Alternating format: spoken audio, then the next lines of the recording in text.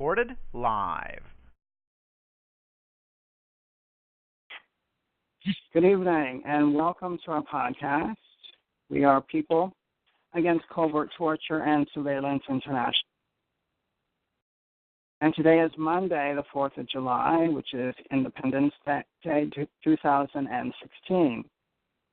We're here on Monday nights at 9 p.m. Eastern Time to educate and assist those who are targets of organized stalking, remote electronic assaults, and more, and to let you know that you are not alone and that there are many thousands and millions of us nationwide and worldwide working together for our freedom. Views expressed during our podcast are those of our callers and not necessarily those of PAX International. I'm Derrick, the moderator. Our guest this evening is Jameel Rawls.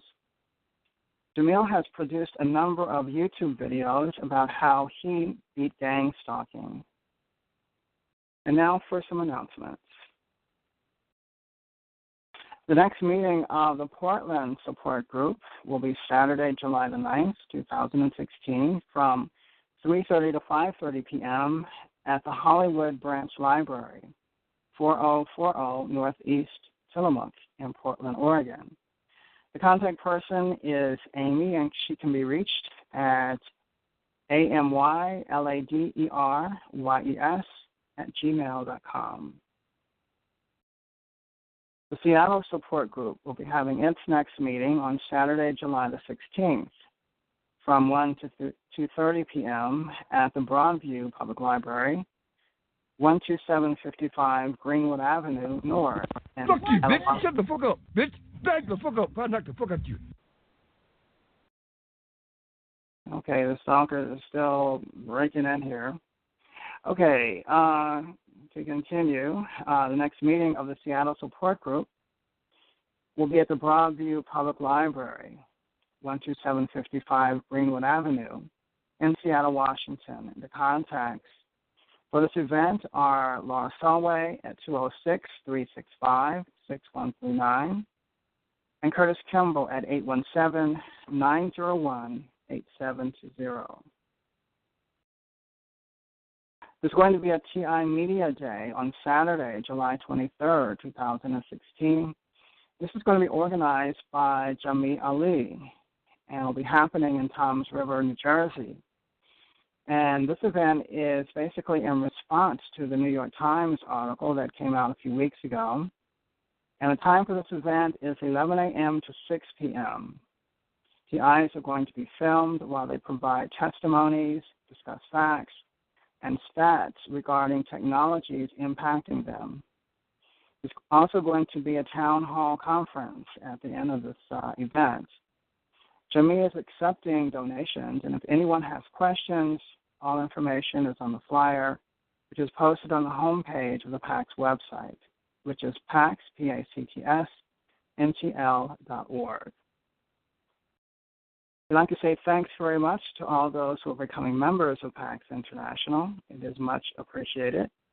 The membership fee is $25, and you can donate by PayPal, and there are 3 methods to do that. You could send your donation directly to info@paxntl.org, or you can click the donate button at our website, which is paxntl.org, or there is a PayPal link, which is paypal.me/paxntl. You may also mail in your check or money order made payable to PAX International. The address is PAX, PACTS International, P.O. Box 5405 in Hemet, California, 92544. Our guest this evening is Jameel Rawls from Michigan. And he caught my attention a few weeks ago with his video entitled, I Beat Gang Stalking and What You Have to Do to Beat Gang Stalking. And while watching the videos, I appreciated his direct yet disarming approach to stalkers. He walked up and addressed them directly in a non-confrontational manner, which diffused the fear and tension they attempted to create around him. He was even able to neutralize some of his stalkers who had been given false information about him. These tactics have made him safer, and he now feels comfortable walking anywhere, near or far from his home, even though surrounded by perpetrators. So at this time, we welcome to our program Jameel Rawls to tell us more about his message and how you can become free from your stalkers on this 4th of July, Independence Day holiday. So at this time, Jameel, if you could, let's see, well, you press star 8, so let me just unmute your line here just a second. Okay, Jameel, are you there?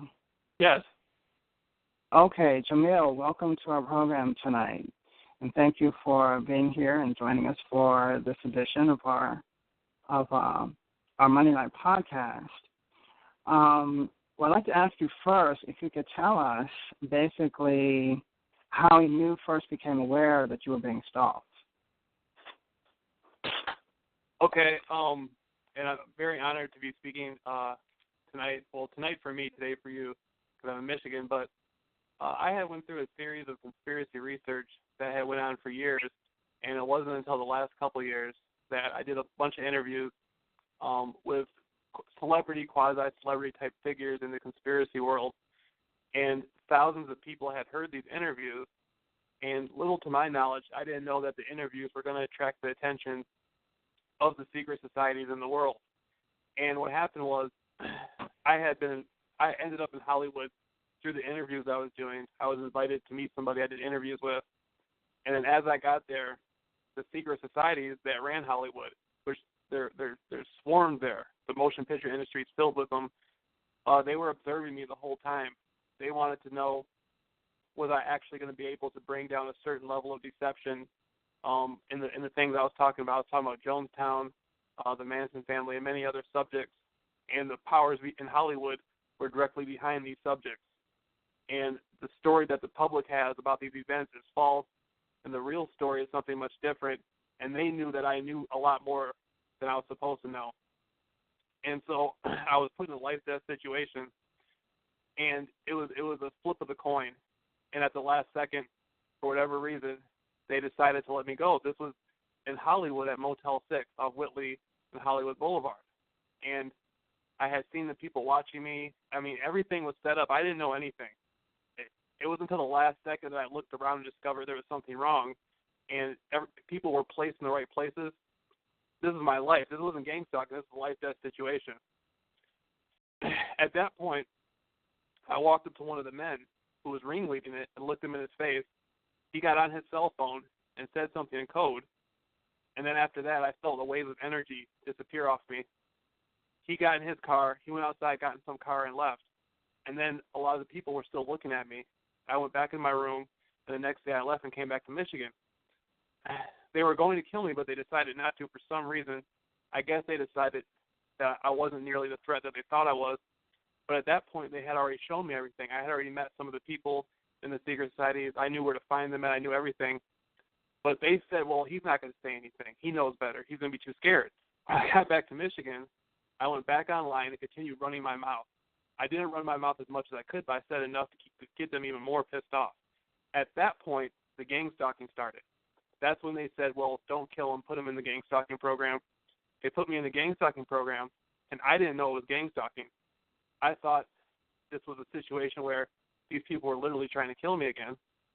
And then I ended up hiding inside my mother's house for a month. And what happened was I eventually went outside, and I realized, well, if they wanted to get me, they would have got me. Why aren't they getting me? They're just following me. And then I realized it was gang stalking. And then it was very uncomfortable, and I came up with a formula. I said, well, you know what, I'm going to get through this no matter what. When I went to stores, everybody would be watching me, the store managers would be in on it, and I just started telling them my name, who I was. I told them I was famous.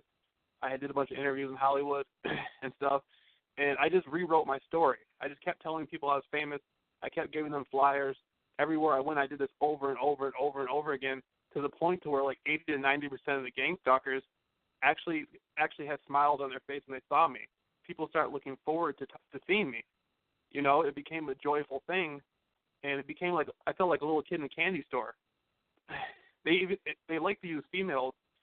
There's certain females I'm attracted to. They'll use those types of females, and they thought that would be a thing where, the female they were paying would reject me. It turned into a thing where I enjoyed it. I started talking to females more and more and more and more, and they started using more attractive females. So I started talking to more attractive females more, giving them my phone number. Now I got all kinds of females I'm talking to. They drug my food at a lot of places. My mother brought home a pizza that was drugged, and me and her got an argument about it. It was a really messed up situation. So I started eating more organic, more healthy. Everything they managed to try to do to me has only made my life improve. It's like my life before gang stalking was 10 times worse than it is now. Now my life is 10 times better. I actually owe it to the gang stalking program. The gang stalking program actually saved my life. I'm a much happier person, much more successful in everything I do. And, I mean, if I could take it all back, I would. And I'm grateful that I got put in gang stalking. And, I talk to people who've been in it for 30 years, and they say, they tell me the same thing. They say, I don't know what you did, but you found a loophole to make yourself better out of it. And so that's what I'm telling people is they can take this experience and they can use it to make their lives better. I mean, this program will actually improve your life. Wow. So it sounds like it has given you a new level of confidence. Jameel, would you say? Oh, definitely. 10 times more confidence. Now when I go to the mall, there's a mall. I live in the city of Norton Shores, which basically is Muskegon, but there's a mall called the Lakes Mall. I go there, and I never kissed a female's hand in my life. And I go in there, and I walk up to the girls and start talking to them. I don't care if they're gang stalkers or not. I'll end up kissing their hand. I'll end up talking to them. I'll do everything I can to get their phone number. If I can't get their phone number, I'll give them a flyer with my phone number on it, telling them about my whole story about, beating gang stalking and stuff like that. And I mean, it's just amazing. I don't know. I can't put a label on it. It's just an amazing feeling. Wow. Have you encountered other targeted individuals during this experience? Oh no, I never. One. There was one younger female, and she said it had happened to her.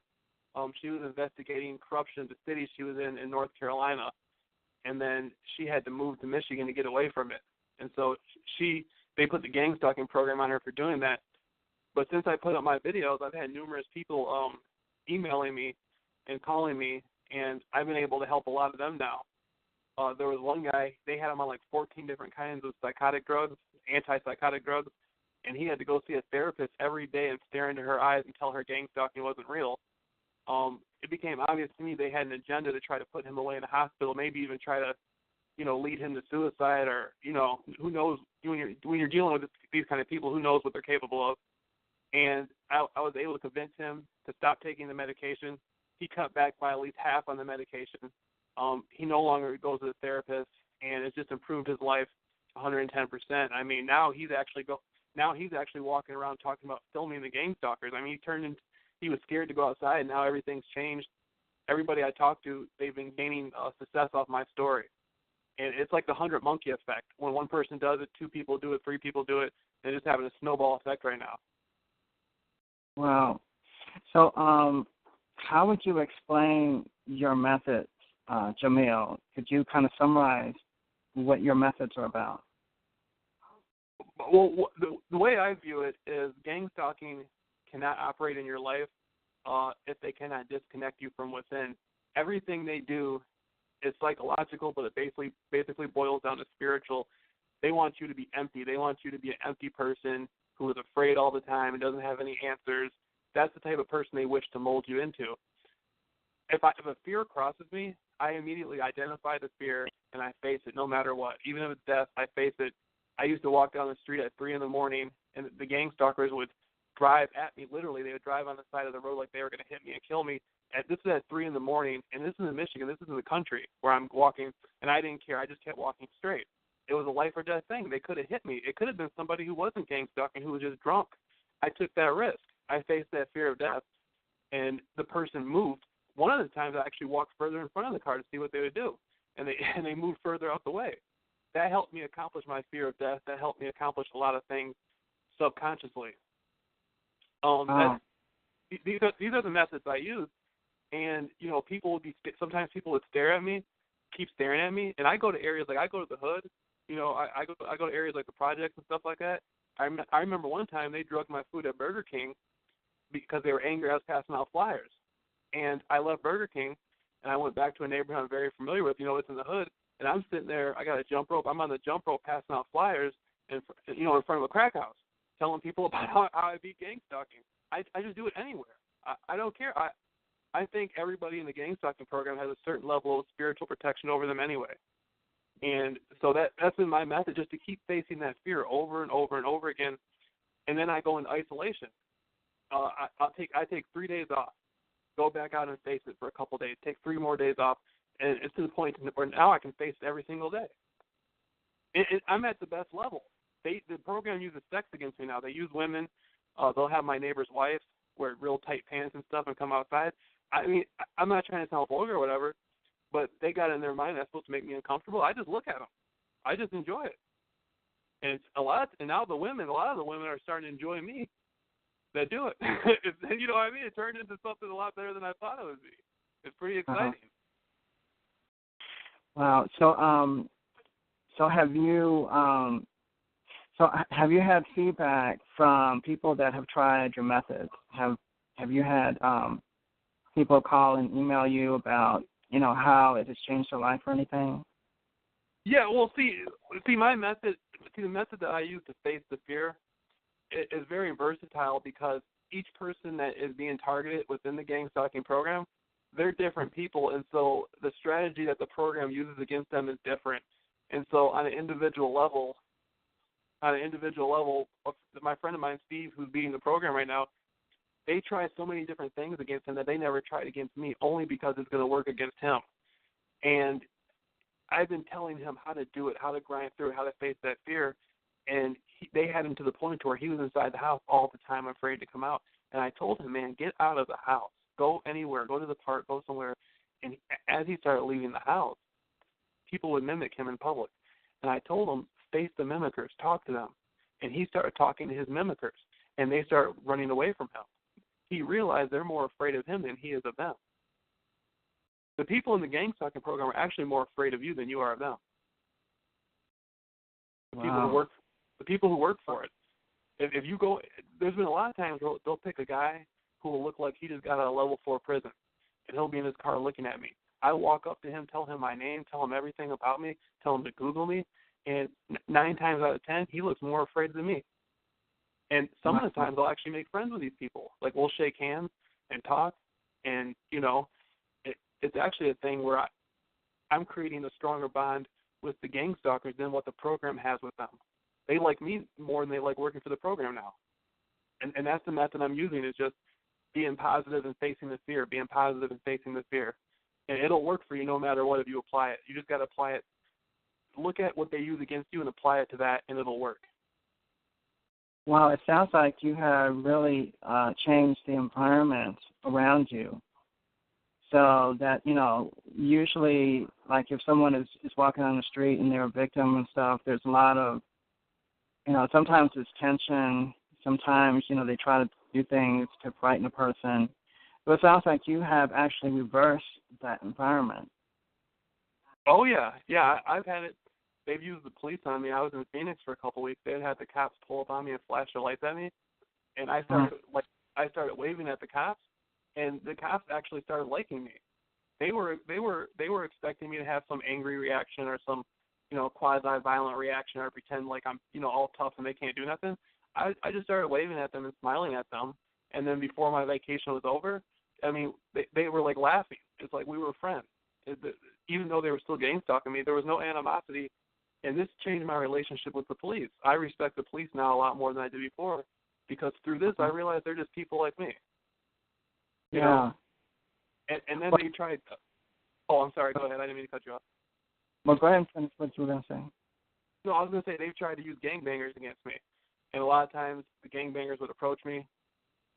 And I realized a lot of times the gangbangers would be more afraid than I was, because they don't know who I am. They don't know what they're getting themselves into.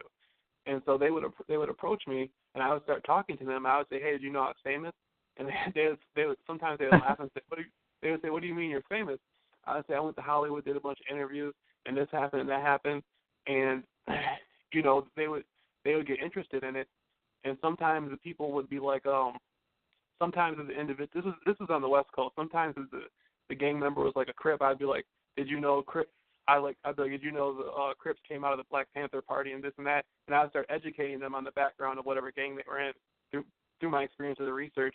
And we would form a strong bond. And sometimes we would trade phone numbers and end up talking later on. I would never talk to them about them gang stalking me, but we would build a friendship outside of the gang stalking.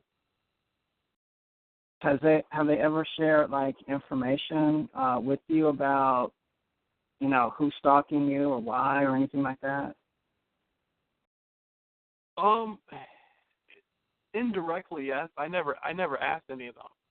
I never once asked anybody, could they tell me who paid them to stalk me or why they were doing it. But indirectly, people gave me clues. People would say things like, did you get yourself in trouble or something? And I would say, no, what are you talking about? And they wouldn't say anything back. But then I would tell them my story. I would tell them everything that happened to me, and then it became obvious to them that why they're being paid to follow me. But I didn't want it, to be honest with you, I've never once asked somebody directly, are you gang stalking me? I've never done that. And to me, if you do that, it's actually giving the gang stalking thing more power. If you acknowledge the gang stalking program and you make it out to be more bigger and fearful than what it is, then it sort of takes more power of your relationship with the person. I never wanted to establish our relationship based around the gang stalking. I wanted to establish our relationship based around, you know, my story or their story and who they are. I never wanted to acknowledge the gang stalking program and give it any type of real power. Oh, I see. Well, that's a good strategy. Well, you know, there are a lot of people in the community that are very leery of the police because, you know, they feel that the police are part of the gang stalking and everything, and maybe some of them have been. So it sounds like you were able to change that dynamic by your just approaching them and talking to them. Yeah, and you know, that's so true. And because of my relationship with the conspiracy world, I had angered a lot of the fraternal orders, and the fraternal orders oftentimes are connected to the professional world, like the police and the medical field and stuff. And so it's sort of a quasi thing. A lot of the local police departments, I think they look at me too full. They look at me like I'm in the gang stalking program, but they also look at me like, you know, this guy, you know, ultimately he ran his mouth about a lot of things that people don't know about police departments and things like that. And so it's a little bit complex. I get watched by two groups. I get watched by the gang stalking, and then I get watched still by the fraternal orders and secret societies. And so sometimes it's hard to tell where do the police fall in it. Are they watching me specifically for the gang stalking program, or are these people more directly connected to the secret society? And that's not the police. That's every professional group. That's the hospitals. That's wherever I go. You know what I mean? The corporate world. A lot of people might not believe this, but one of the groups I had offended were actual real Nazis. After World War II, a group of Nazis had come into the Americas. It's known as Project Paperclip. And I had angered these people. And so a lot of times there's second generation, third generation relatives of these Nazi families who came into America, and they seem to have been extremely agitated by the things I was talking about regarding them. And they watch me closely as well, along with the gang stalking program. So sometimes I don't know if this is a gang stalker or is this one of the secret societies. I mean, it can go both ways. Okay. What about the electronic attacks? Could you share with us your experiences with that? The electronic attacks, it seems that they have 2 or 3 different forms of it. Sometimes it'll be a thing where they want to heat you up, like it's very, you feel like you're hot, like they heat you. Another time, I think it's some sort of attack on your consciousness, like they try to mess with the way you think and the way you interpret information around you.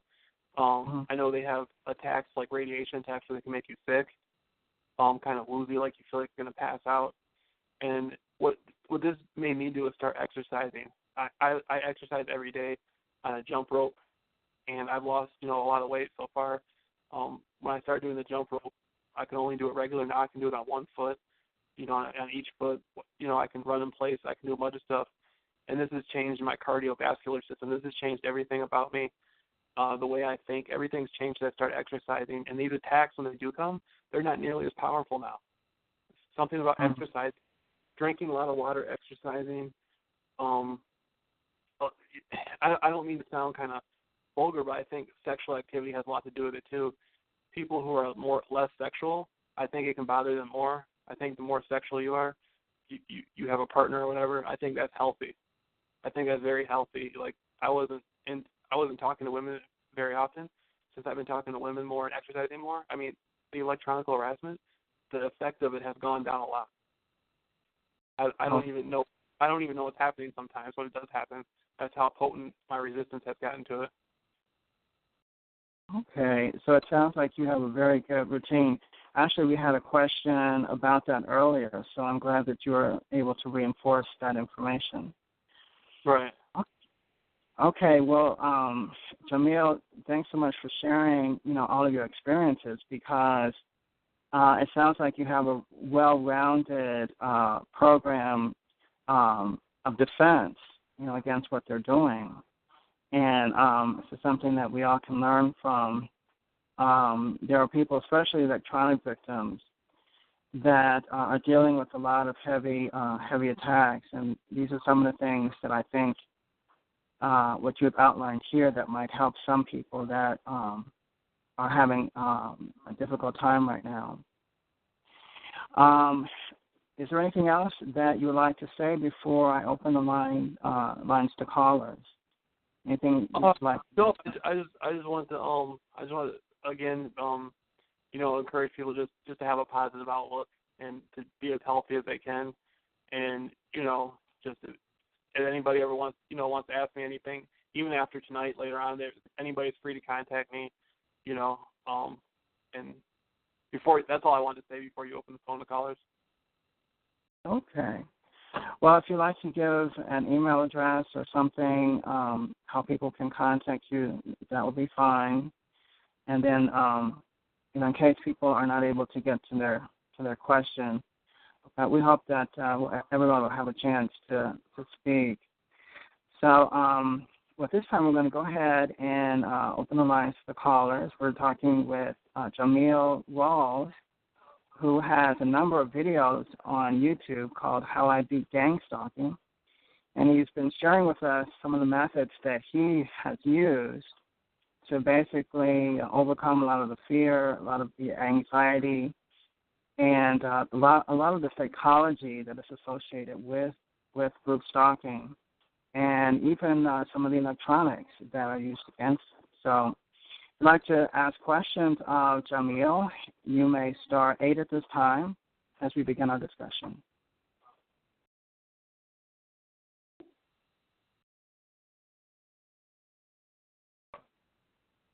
Hi, this is Nina. Can you hear me? Yes, we can hear you. Go ahead. Hi, Derrick. This is Nina. I have some questions. Since I've been around this since 2009, I'm trying to figure out why we didn't get any forensics type of people, because I'll just put it to you somewhat straight. They can infiltrate Vons, Walmart, Amazon, you name it, the local restaurants, the stores, and they've been poisoning, drugging my food. They've been doing stuff to my milk, using animals. This is sophisticated. This is government. It's obvious. And I don't know why, even if I go to the hospital, I can't get anybody to come and just collect this information, because I've kept a lot of the food as evidence. And we've heard the story over and over and over and over and over again, but we need people that are going to it's not the government, going to show what's going on. And it's I have no other terminology for it, but it's kind of like an urban warfare. It's government, FBI. Everybody keeps claiming NSA, NSA, NSA, and nobody else really talks about. I won't say them because they get really pissed off at me. And, their favorite thing is always to, if not threaten you, threaten your family members. And I'm just wondering why we didn't do that. I know it's very inclusive. They can infiltrate anything, everybody, and everyone. It doesn't matter if it's, ACLU, It doesn't matter. They use their badges. FBI will say, stand down, you've got to do this. They have the cops. Everybody knows about it. And then we get stuck with this. I mean, and they even have gang members. So, I mean, they'll have mafia. It doesn't matter who it is. They have them. So, what is your question? Mostly, I think I'm upset because we never talked about it before. I've been around this since 2009, but we never had any experts. I can't get any experts because it will become government. They've messed with my, like, they'll bug my Time Warner. It doesn't matter. I buy stuff from Amazon. They've totally screwed up, and they'll have them or the government. It doesn't matter who they, either one. They're interchangeable. But like when Dr. Hall talked about in his book how people's food, we should have had experts that could not, keep my fingers crossed, be a government infiltrator and collect the evidence so that we'd have something or someone. And I don't know why, but like ACLU is kind of, I don't know why. It perturbs me because I know there's a shadow government and it's bugging the holy hell crap out of me. And we have to sit around here and play games with it. So, I mean, it's not just against us. It's everyone. So it doesn't matter what community. They have it all rigged. It's like a military system. And I don't know what else to do. I mean, except maybe tell people, I mean, you know, you can be positive to what degree depends on what they want to do to you. Meaning, mine have always been pretty much government. But, and I don't I really don't know of experts in this field of group stalking. No, not the group stalking. For the food, when your food is being tampered with, it's being drugged and everything else with it. I can't get anyone. Yeah, I wish we did have experts or people that we knew of that were expert. You know, I'd have them on the show regularly, but I don't know of any. If you do, please let me know. I can't. This is why we have these conference calls, because we're mostly having to rely upon ourselves and each other for information and support, etc. Because this is an area where there aren't people that you can go to and have them fix it and have them tell you what to do. We are having to create that, at least at this point in time. All right. I mean, that's what this is all about. You know, the community has to help each other right now because we do not have professional help designed for us. You know, right. That's basically why we're here for each other. Yeah, I mean, I know we have Dr. Standard, but she's limited, and she doesn't come to people's houses and stuff like that. And not only that, I think she's being also attacked, whatever you want to call it, gang stalking, government organized gang stalking. I don't like to call it anything else because it just goes off into the fantasy land where they want to continuously put us into delusional and discredit us. Yeah, and it's just one of her. Yeah, she's one, but she doesn't come to the house, and if we could get more like her, I think this would be beneficial for all of us as a group. We can collect this, and also possibly some human rights organization that has legal abilities to stand up for us, because we shouldn't be doing this all alone, and we cannot go to the government agencies because they are it. It's the MK Ultra. I mean, we all know it's not entirely the government. There's a lot of other groups involved in it now, which they're contractors. Contractors, underground criminal groups, secret societies, corporations, and so forth. Religious cults. A lot of groups, a lot of players are involved now besides the government, which enables us to go to city officials and say, well, look, this is what's happening. There are underground criminal groups. They're this type and this type and this type. It's not all government, but that allows the city to investigate this criminal activity. If we said it was all government, then they would say, hey, well, that's not our jurisdiction. You'll have to go to the FBI or someplace. So, but fortunately, the criminal element has diversified, so that enables us to seek help with city leaders. Now, they are the ones who will listen to us, and they are in a position to help us, and that's who we've been talking to, and some of them will work with us. The federal officials will not. They will listen to us all day. You can make appointments to see them any time of the day. But beyond an initial visit, they do nothing else.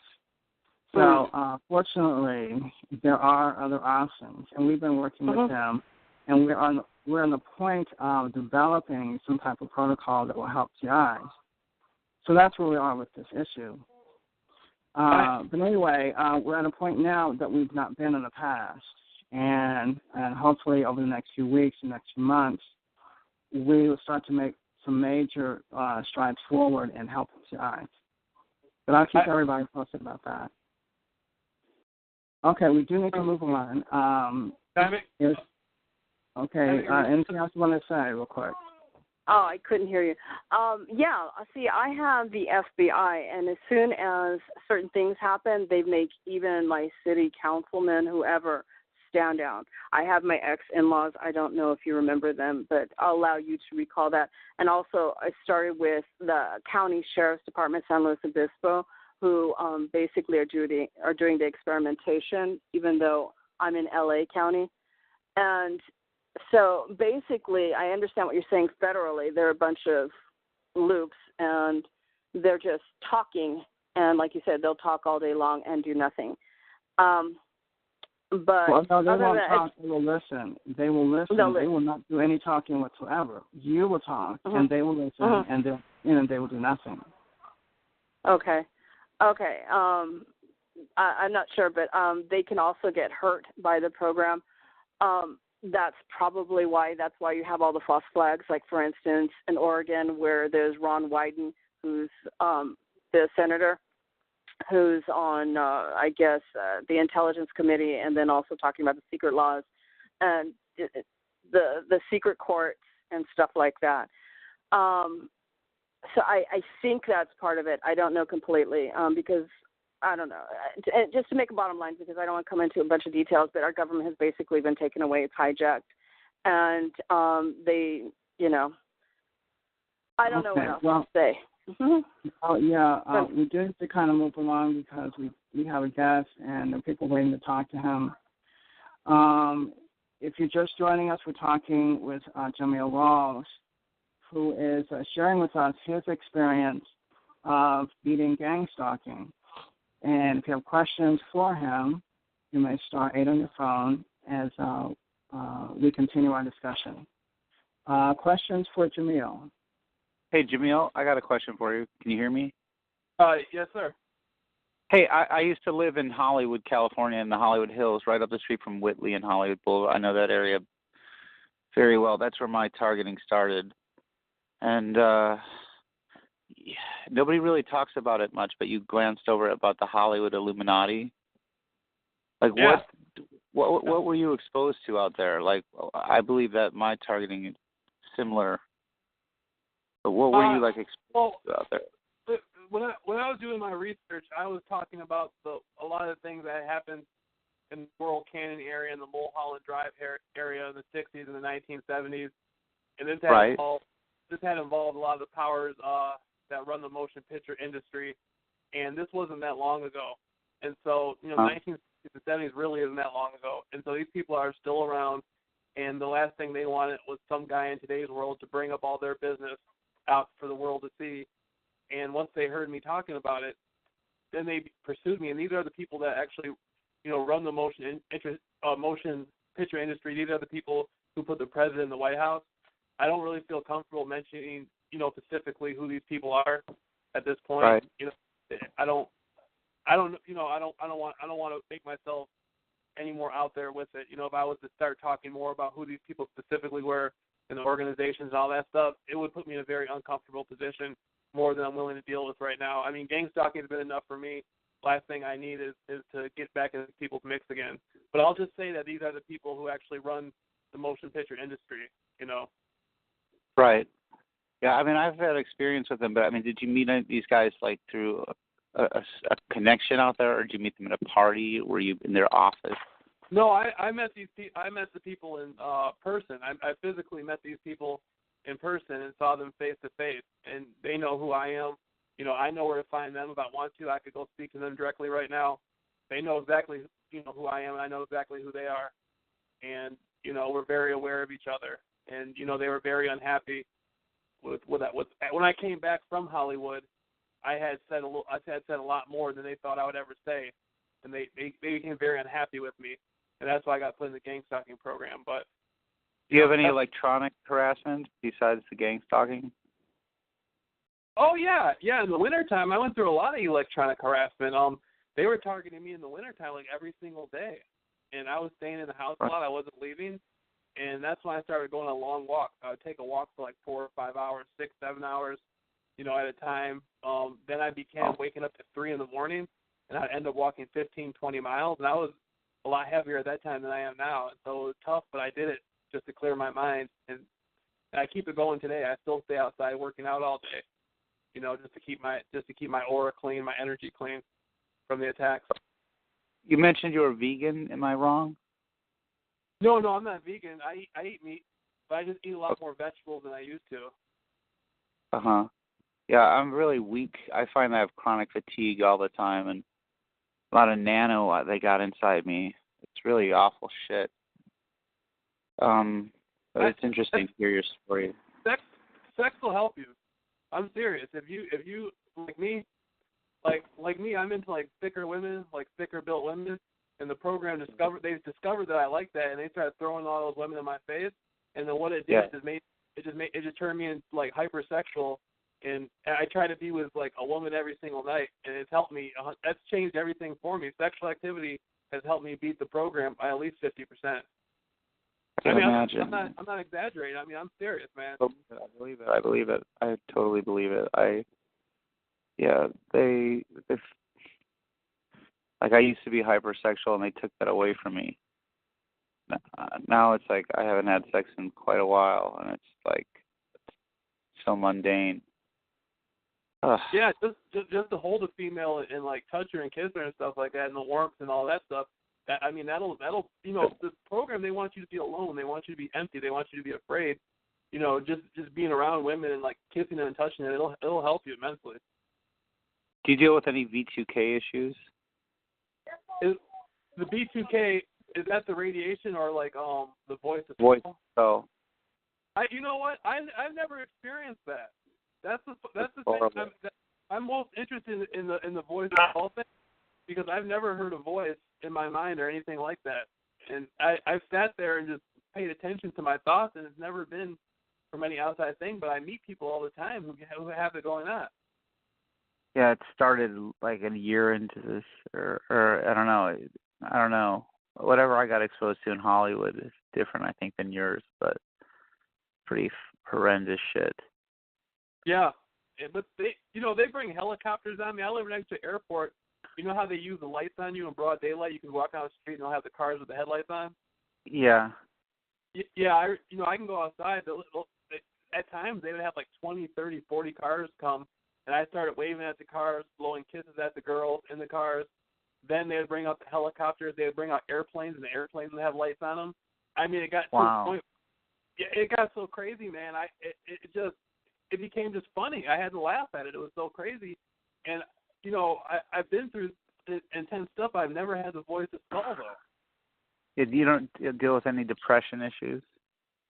I did for a long time. I was very depressed in the wintertime. I was extremely unhappy. And you said they put you on antipsychotic drugs or something, or your friend? Oh, no, not me. I've never been on antipsychotic drugs. It was another guy named Steve. He's going through gang stalking right now, and they had him on antipsychotic drugs trying to make him believe he was delusional. He wasn't being gang stalked. And they tried to do that with me. Yeah, he gets the voice. You got to talk to Steve, man. I'll be able to. You should email me at Jameel Rawls vs. Gangstalking at Gmail. I can hook you guys up to talk. He's going through the voice of skull really tough right now, man. And they told him he was crazy and everything, and they basically were trying to put him away in a hospital. Yeah, I know how that is. I told the doctors I was exposed to nanotechnology, and they put me away in the hospital. It's really sinister. The whole system is designed to be against you. Yeah, and the thing is a lot of people don't know why they're targeted. Like, I specifically know why I'm targeted, But a lot of people get targeted, and it seems like there's no real reason for why they're being targeted. That's the thing that bothered me. Right. I understand. Yeah, I'm in the same boat. It's crazy. Oh, hello. Oh, hi. Hello. Hi. Ask a question or comment? Yes, go ahead, please. No, I'm good. Okay. I have a question. Thank you. Thanks, Derrick. I have a question, Derrick. Yes, go ahead. Hi, Barb. Welcome to the call. Hi. Jameel, is that how you say it? Okay. I realize, I definitely agree that exercise is good. It produces, the good hormones, and so does sexual activity and diet. And I do lots of vitamins, and they help me. But here's my question. It's my experience that the more reactive I am, the worse the attacks feel. So do you think it's possible that the fact that you've cut down on your anxiety and your fear, that you have actually made your attacks feel less powerful because of that? Yes. Well, that's exactly correct. The anxiety and the fear has went down tremendously, so the attacks feel like 10%. They feel a tenth of what they're only a tenth of what they used to be. And what I do is I take back my own power from these people. If they're in a car, they used to sit in the car on the corner all the time. I would just walk up to the corner and talk to the people in the car. And a lot of times they would pull off like they were scared. I took the power away from them. They put people out there. They use people against me to make me afraid. And I don't let it. I walk up to them and directly face them and talk to them about it. And it's a situation now where I've taken so much power away from these people, it doesn't even bother me anymore. Because I know. I agree with that. I think that has definitely, I do that in my own way, made the attacks less powerful, feel less powerful. Who knows if they're actually less powerful or hurting my body the same, but it feels less powerful. Okay. Right. Thanks. Okay. Well, thanks, Barb. Do you have any further questions? Nope. Okay. Thank great. you. Yeah, the physical exercise, as you were saying, Jameel, I have heard this from a number of other people that, that do things like work out at the gym. I haven't heard anyone say that sexual activity was helped them a lot, but I don't know. But anyway, a lot of physical exercise, workouts, and, running, even walking, it fortifies your system against these electronic attacks, from what I understand.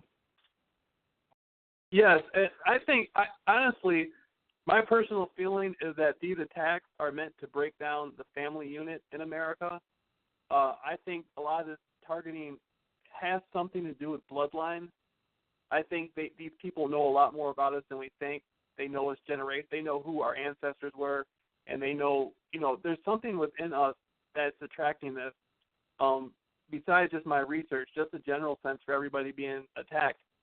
And they want us, we live in an era where people don't talk to people anymore. There used to be a time where you go to the park and meet people and hang out. People don't do that anymore. And then when you get gang stalked, it just enhances it, times 100, and nobody's social anymore. And it's breaking the family unit apart. Gang stalking is breaking society apart. It's isolating individuals, and anything you can do that creates physical activity, like going up to somebody, just express your heart to that person, tell them how you really feel. I mean, I went up to this woman. I saw this woman at the Foot Locker. She was really beautiful. I walked up to her. I told her specifically, I said, the same power that created the universe is the same power within you. And then she started smiling. I never seen anybody smile like that. She was so happy. And no one ever communicates with people like that anymore. I mean, I just come up with, like, the craziest lines, but, they're true. And I just talk to people, and I try to get a female and, have physical contact with her and stuff. And as humans, we have to, we're animals. We have to be around each other. We have to touch people. We have to have physical love and help and assistance. And without these things, there's no way we can get through gang stalking. I mean, we have to be emotionally involved with people, and they're trying to turn us into zombies, pretty much. Well, that's true. I agree with that. Yeah, they are. They're trying to break down the social structure of society. And you're right, we are social beings, and they're trying to take that, from us. So having a social life is very important to an individual. Whether, friends, even strangers, having a social life, having an impromptu conversation, like you say, with someone that you meet on the bus or, on the street or something like that is rejuvenating, basically, So, I agree with everything that you are doing there. So, yeah. Can I ask you one more question? You made a comment about your feeling was it had something to do with bloodline. Can you expand on that? I know somebody that seems to think that German background has a lot to, a lot of people who are targeted have a German background. Yeah. Well, I can see that being true because, the German people have a Viking line, and the Vikings were one of the people that were extremely rebellious to the Vatican, to the Catholic Church, and so maybe there's something there where they feel that German people are more prone to being rebellious to the social structure. Basically, anything that's going against the New World Order, their agenda, their vision for humanity, anybody who's going to be a threat to that, they target. And they look at bloodline. Some people are just more complacent, are going to go along with it and not really notice anything different. Other people want to live a real humanity, and I think we're the people that want a real humanity. We don't want to live in some fake plastic corporate world where we just sit there and, zone out to television every night. We want a real life, and they know that, and so they're targeting us, and I think it has to do with genetics. I think genetics are heavily involved. These people are involved in occult science. They're into some dark stuff. The people who run the corporate world, the billionaires, they're deeply into spiritual stuff. They're not Christian, angelic, or good Muslim people or good Jewish people. These people are deeply involved in the dark stuff. And I'm not trying to give that any power. I'm not saying these people have any spiritual power over you. That's not what I'm saying. But their mindset is so anti-human that it's frightening. And for people like us who are fully human, there's something about us that's terrifying them. And I do think it has to do with our genetics, our genes. And that has to do with spirituality. I don't know how to break it down. I haven't really studied it. This is from years of my conspiracy research and from years of, listening to different perspectives in the alternative research field and then going through gang stalking. And there's something very terrifying about us to these people. Like we're a threat to what they're doing. They have this big agenda, and we're a threat to that. And it looks to me like genetics and spirituality are the key. Okay. Well, you have an excellent strategy, Jameel, and that it basically is a reverse of their strategy. And I think if more of us would adopt this program, we'd be a lot better off. Let's see. More questions for Jameel Rawls that we're talking with tonight. Let's see, someone from West Washington, someone from New York. Hi, questions. Welcome to the call. Questions for Jameel Rawls. This is Washington. It's Lonnie. I came in late, but I heard the last 30, 40 minutes. I'm wanting to ask Jameel, with sexually transmitted diseases notwithstanding, have you considered monogamy? Because you're talking about the family unit. I just wondered, does any of that enter into your plans or your desires for life? I'm sorry, I'm not sure I understood the question correctly. You're saying because of sexually transmitted diseases, what would I think about monogamy? I'm just saying that might be there are a lot of considerations that speak well for monogamy. But I'm just wondering, do you not think you're exposing yourself every night to these women who they put in front of you? As it could be a danger. Well, I'm 30 years old. I'm a man. I went through 5 years of just sitting. I live in my mother's house. I went through 5 years of never bringing any females here to my mother's house, just using the computer day in and day out, studying conspiracies.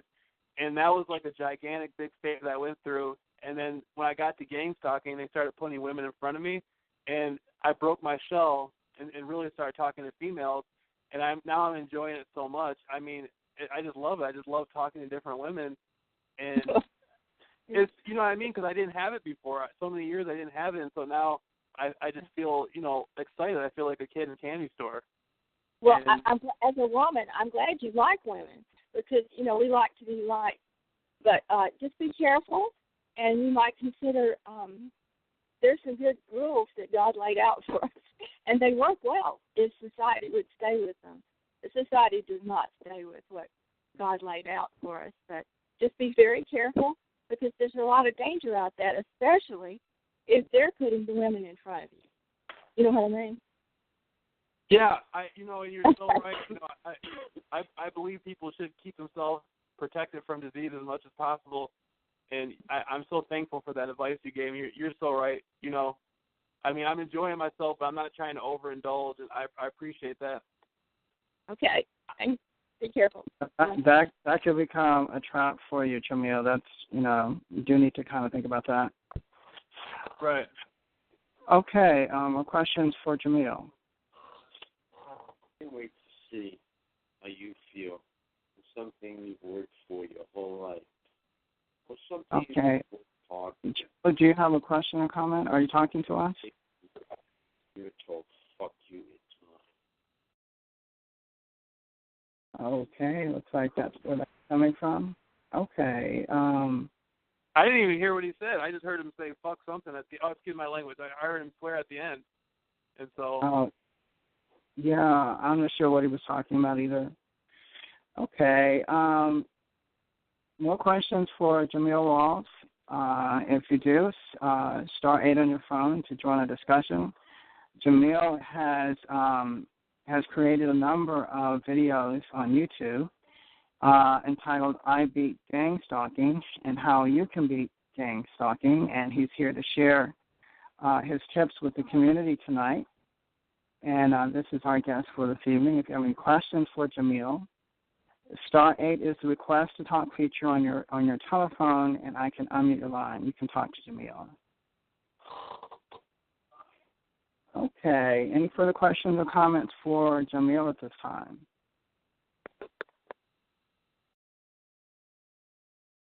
Okay, someone from Minnesota has a question or comment. Hi, we're talking with Jameel Rawls. Do you have a question or comment? Yeah, hi, Derrick. This is Mike. Listen, so, Jameel, when you get, like, mobbed on the street, or what do you call it, theatrics, or when they, you know, come around you, what do you do? When the gang stalkers come around me, what do? Yeah. I just start talking to them. I tell them, my name is Jameel Rawls. I'm famous. Only person in the world to ever be gang stalking. I went to Hollywood, did a bunch of interviews, got set up to be killed, beat that, Google me. I just got like a routine I do, and depending on how the person looks or whatever, I'll say different types of stuff. I'll give them my phone number. I just embrace them. Like, I'm not afraid to embrace anybody. You know, there's nobody I'm not afraid of anybody. No. I agree with you. I beat mine too. It's been like a lot less anyway. Because right. if I seen one on the side of the road and I knew they were a perp, I'd pull over and help them. I mean, I know it sounds crazy, but it's like I just act like I don't even care anymore, you know, about what they're trying to do. And it kind of just eased off. But I was wondering how you had done that, because I don't get the street theater anymore. Now it's just more of they try to gaslight occasionally, and that doesn't work. But I think I watched 2 of your YouTube videos. Yeah. You said something about you only surrounded yourself with successful people. Yeah. I even right now, the people who are being targeted, there's a guy named Sid Jackson. He's like he's an extremely talented martial artist, and right now he's covertly having his food drugged to keep him from competing in martial arts. I mean, he's extremely successful. You know, I'm in contact with him right now. Anybody I can talk to, I get a lot of emails from people who still look at my research, and some of them are doctors, some of them are lawyers and stuff that want to talk to me privately. I think once you place yourself around a circle of success, it motivates you to be better. You know, I don't go to people. I know people who sit around and smoke weed all day and drink beer all day. I don't want to be around those people. I want to be around people who are trying to, you know, going to college, people who are trying to excel in life, people who are going to keep me committed to being a better person. I don't like to be around people who don't have a plan. Okay, I like that. Right. Okay, thank you. Okay, thank you, Mike. More comments for Jameel? Questions? Okay. It looks like we're wrapping up this portion of our call for this evening. And Jameel, I just want to say thanks very much for joining us. And it's been very informative. And I'm sure that those who are listening have gotten some ideas for their own situation. So I appreciate your being here and sharing with us tonight. Yeah, thank you so much. I just want to say I don't really have anything going for me that somebody else can't do. Anything I'm doing, anybody else can do.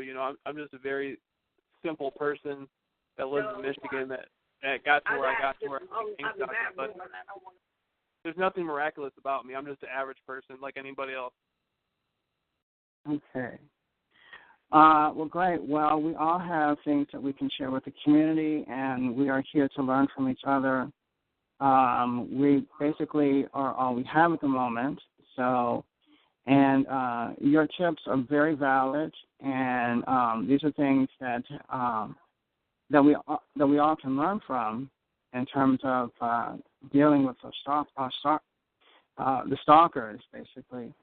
And it's given me some things to think about in terms of how I react to what they do and stuff like that. So I appreciate, all of your videos, all of the advice and the tactics that you shared with us tonight. Very helpful, I believe. So thank you so much for joining us, Jameel, and please come back in and be with us, join our community, and we can still learn a lot from you. So I appreciate everything that you're doing. Oh, yeah, and I thank you so much, and I'll definitely stick with it and keep in touch with you guys, and hopefully I can come and listen next week when you do it. Or, anything else you guys are doing, I like to stay associated and be in contact and support and help in any way I can. Okay, that would be great. Okay, we've been talking with Jameel Rawls from Muskegon, Michigan, and he's been explaining to us his methods for how he beat gang stalking, and we appreciate his information and his tactics that he shared with us tonight. So at this time, we'd like to segue now into general topics. If you're just joining us, if you have any questions or comments about anything concerning your targeting, feel free at this time to star 8 on your phone as we continue our discussion.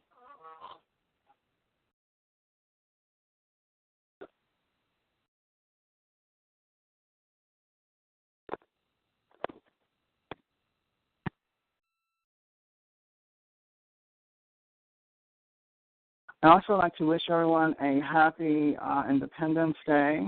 This is the 4th of July. And I think it's ironic that we're talking about ways that we can become free of the gang stalking tonight. I think it's a very appropriate topic for the 4th of July, Independence Day. So I hope that everyone had an enjoyable holiday today. And I would say that I did. It was enjoyable. Got to do some walking, and I didn't encounter any stalkers. At least not directly. But it was an enjoyable day today. So if anyone would like to share what they did on the holiday, hopefully you had a pleasant one, feel free at this time to star 8 on your phone.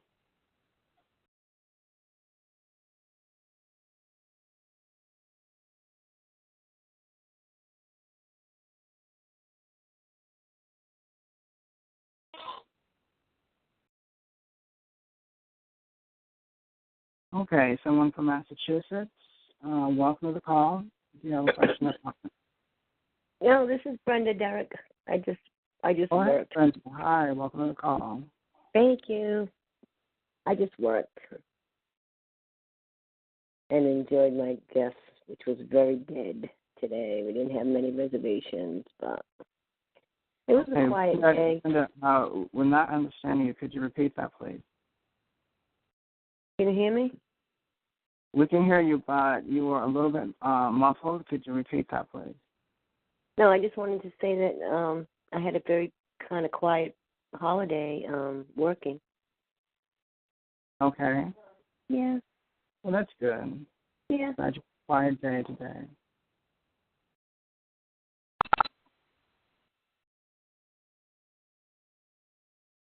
I hope everyone else did as well. I haven't had any emergency calls today or calls, in distress. It's been rather quiet here on the front. You know what I would do? Is simply do a little research, find out what they're using on you, and just reflect it right back at them. And wait until you hear them shit in their pants. That slows them down a little bit. I found that to be very useful. I don't know if I could do that.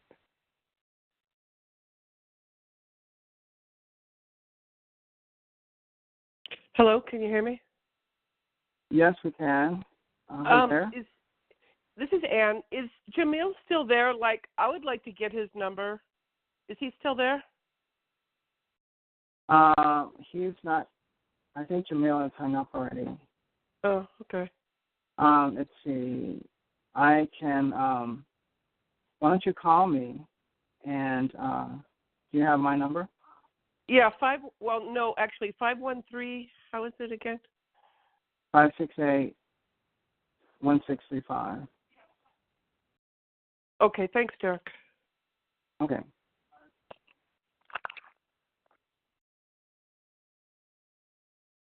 Oh, well, Derrick, I talked to this guy in a restaurant, and he was retired. He had worked in military for, I guess, his whole life in intelligence. And so when I ran the usual list that makes most people's eyes glaze over, like, V2K and remote neuromonitoring, he knew them all. And I asked him, is it government or is it criminals? And he said both. And he said they are chipping babies now. And he said he said when you work for intelligence like that, like he can speak 3 different languages, but he knows all about the weapons and gang stalking. And he said when you work in that department, he says, I used to be part of the military industrial complex. I used to have that attitude that all this is okay to do to people. And he said, but then I just kind of woke up and realized this is horrible. But he said he could never let on while he was working. And I said, because they'll hurt you. And he just kind of nodded slightly, like, something, or throw him out, or, do something to him. But I know it's not saying much, but somehow he knows they're chipping babies. I don't know where or who's doing it, but he said they're doing it. But I'm going to try to talk to him more. I've never talked to anyone so informed before. He knew all about it. Oh, yeah, he sounds very well informed, and that's, he's correct in what he's saying, and that it's both. Yeah. Well, yeah, it's both. Government and other groups.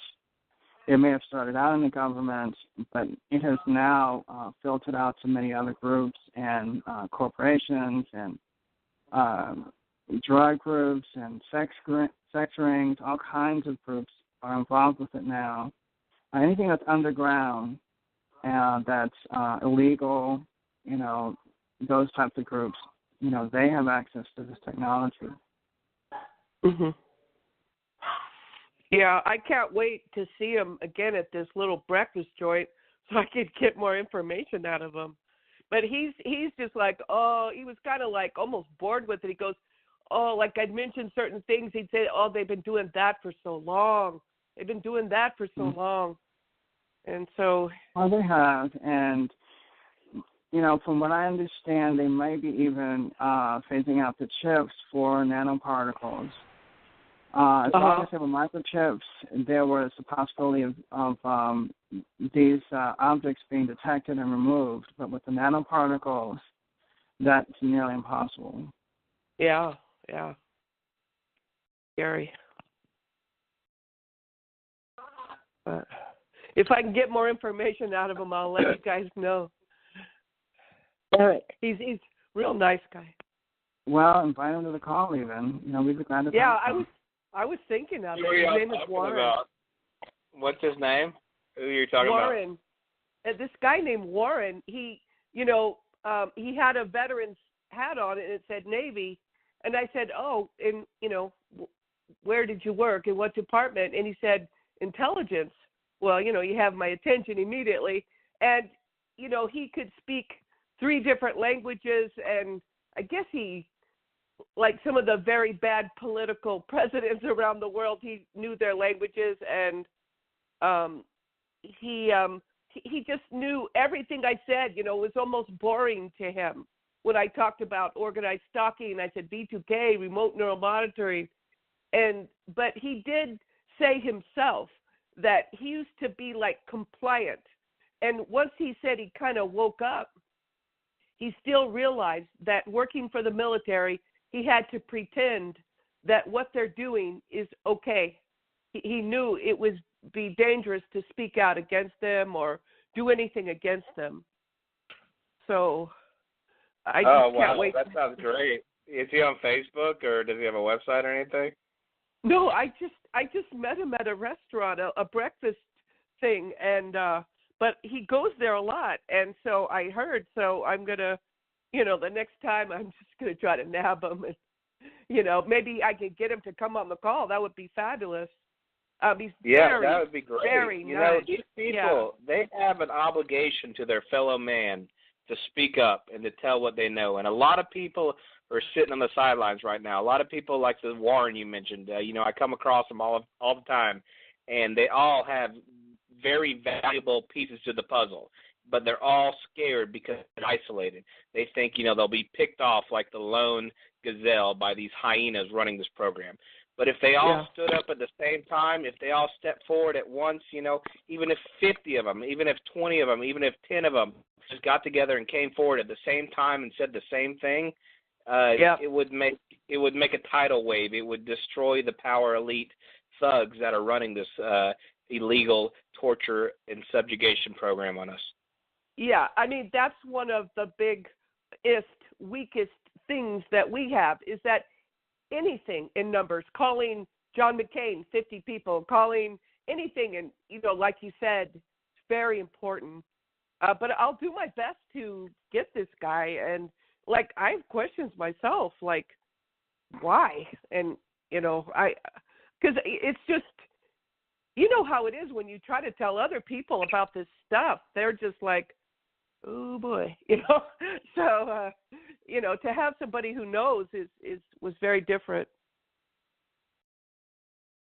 Yeah, I mean, there's so many ways to go about it. You just got to pick and choose. You got to get an elevator speech, and then we've got mountains of supporting evidence. So yeah, people, but numbers is very important, like you said. If we anything need in numbers, experts. We need military veterans, we need psychologists, we need psychiatrists, we need doctors, we need all those people with credentials stepping forward at the same time because they won't be called crazy if they do it in a large group. Right. Oh yeah, we don't encounter those people very often. However, if they were to come together as a group and do something similar that Stephen Greer did in 2001, a disclosure project, conference, press conference, or just coming together and in any type of conference setting and sharing the information that they have, I think that will be vital for the group. It's just that we so rarely encounter these individuals. So if you can bring them to sure. a conference call, that would be great. If you can encounter them again, that would be fantastic. So. Yeah, I'm going to go there every day and try to, see him again. His whole family is military, and they're pissed about things like his sister was there and her husband fought in, I can't remember which war, but when he got back, he was treated so poorly, so terrible, and she couldn't get treatment for some reason, him being a veteran, and then he died. And then like a year later, they said, oh, we can get him the help now, and he was already dead for a year. And so they're pissed. They're just regular people, and they were pissed about it, So, Well, I'll do everything I can. I'll do my best. Okay, thanks. Appreciate it. Okay. We have segued officially into general topics. If you have a question or comment about anything, feel free at this time to start 8 on your phone. And Spencer, welcome to the call. Hey, thanks, Derrick. I joined just now. Did y'all have a speaker on tonight? Well, yes, we did, and I wish that you had heard him because he had some very interesting things to say. Great. I'll listen to the recording for sure. He was talking about, his name was Jameel Rawls, and he lives in Michigan. And he was sharing with the group about how he beat gang stalking and described some of his tactics, which if everyone were to employ these tactics with their stalkers, it would pretty much really wipe out the gang stalking program because it is so proactive. And the thing about gang stalking is it plays on, let's see, how can I put this? It plays on our ingrained and unspoken societal norms that one, you don't talk to strangers, and especially those that you come to understand are lurking about trying to cause you harm. So they play on people's fears of these individuals that are unknown to them. And he basically kind of broke the fear barrier and went up to them and started talking to them, just struck up conversations. And he does that everywhere he goes. And what that does is that that eliminates the fear, and he basically makes friends with these people. He talks to police that drive by and are stalking him, and basically he makes no differentiation between stalkers and regular people. And it has definitely changed his outlook on his stalking situation. And these are things that we can all learn from. So, but anyway, for those that have severe stalking issues, I think this is a very important conference call. Yeah, that's a good strategy. You've got to remember that we have a constitution in this country, and we have human rights on this planet, and no matter what they say or what they do, you're the good guy here. If someone's committing a crime against you, no matter what their excuse is, you're the good guy. So, handle yourself and handle the situation like you're the good guy. And, keep your composure and, take these tactics that guy is talking about and approaching them and, being proactive and standing up for yourself. So I like that. That sounds good. Oh, yeah. Be sure and listen to the recording of this. I think you would find it interesting. Hey, Derrick? Yes, go ahead. This is Wes from Washington. I want to speak in favor of Jameel's tactics. I was constantly being followed by somebody at work who was sent in by somebody else who was being paid to mess with me. And I got his first name on one occasion. The second time or third time I asked him what his last name was. And I said, oh, hey, you just reminded me of somebody I know. And so he gave me his last name, and I said, well, you remind me of a certain person with the last name of Smith, for example. And ever since then, I've never seen him again. And then I confronted a neighbor's son who was in on some obscene knocking and sleep deprivation. Those are my perps. And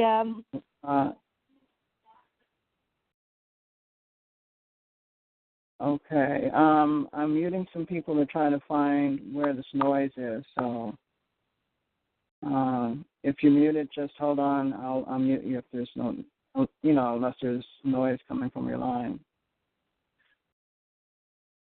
Okay, Deborah, are you still there? Yeah, this is Western Washington, and I just wanted to say that I confronted my neighbor's son after he and all of his friends were knocking on my door at all times of the night. And I just asked him a general question, and after that, I never had the knocking extent that I had been experiencing, which was as many as 6 times a night. Really? Wow. Yeah, so I think that my way of friendly confrontation in the first case was very helpful, and in the second case, I just confronted a young kid. He told his parents, who are helicopter parents, and they just told him to cut it out. But I still have to deal with his parents, who are, I believe, the cause of all my issues. Right. Well, there are many aspects to the stalking, that's for sure. Yeah, and so I just want to say my first approach was to, hey, how you doing? My name's Deborah. What's your name? And then the second time was, what's your last name? And then I go, well, okay, you remind me of somebody I know. Do you know this person? And with that, I never heard from them again. Okay. Well, it's important that we share tactics, and that's how we learn from each other. Mm-hmm. Well, thanks for sharing that, Deborah. Thank you.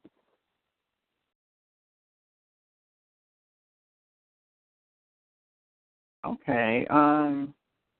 Just muted somebody from Arizona if you have a question or comment. Oh, no, that's me, Derrick. I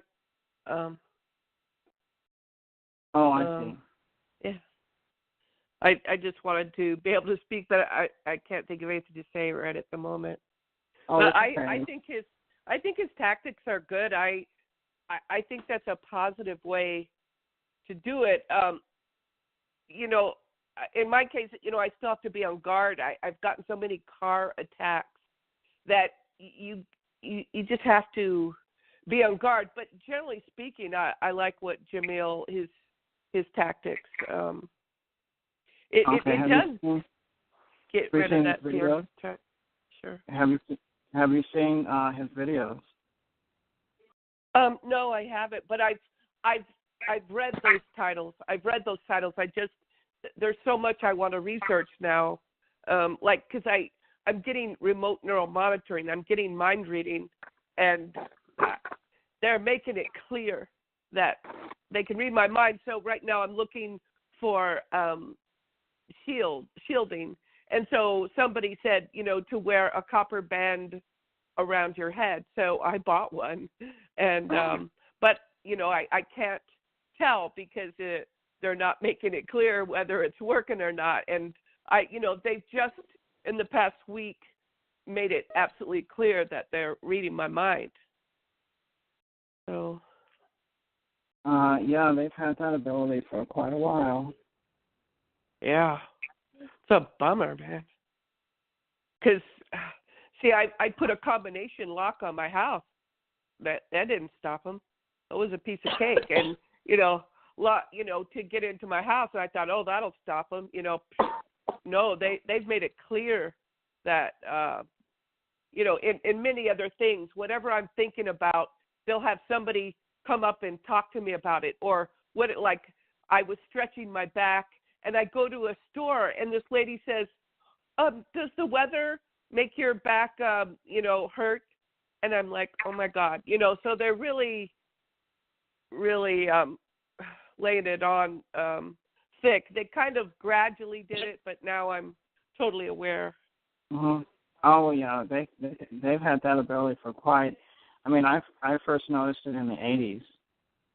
Yeah, and see, I can look back now, and now I know they had it then. But I would just say, hey, look at that happened. I was noticing this, and and then this happened, and I thought, God, well, somebody must have been watching me, but I would agree. They've had this on me a long time. They just made it clear for whatever reason they want you to know. But they didn't make it blatantly clear back then. But I can tell now that they've been mind reading a long time. Mhm. Yeah. When it first started, they did things to flaunt it, just to let me know that they had this machine or technology, and it could pick up everything, the slightest thought, innermost thought that you don't even think about. They will let you know that they heard that. Yeah, and now I'm getting weird dreams, and I've been gang stalked for 40 years, and they're kind of increasing the dream weirdness and intrusion, I guess. Oh, well, yeah, they see all those as well, and they flaunt that information. Yeah. And they even, there is dream manipulation. I'm not sure to what extent, but there is that as well. Yeah. But you're right. They can, they talked about this one little thought I had, and, that just was a slam dunk for me. There's just no question.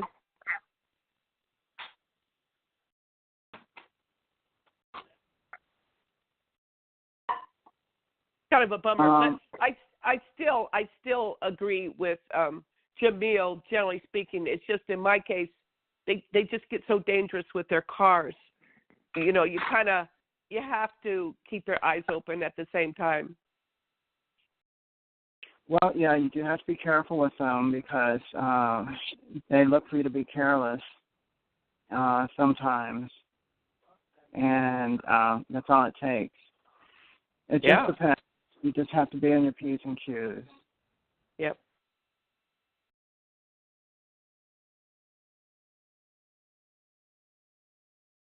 I was wondering, Spencer, are you there?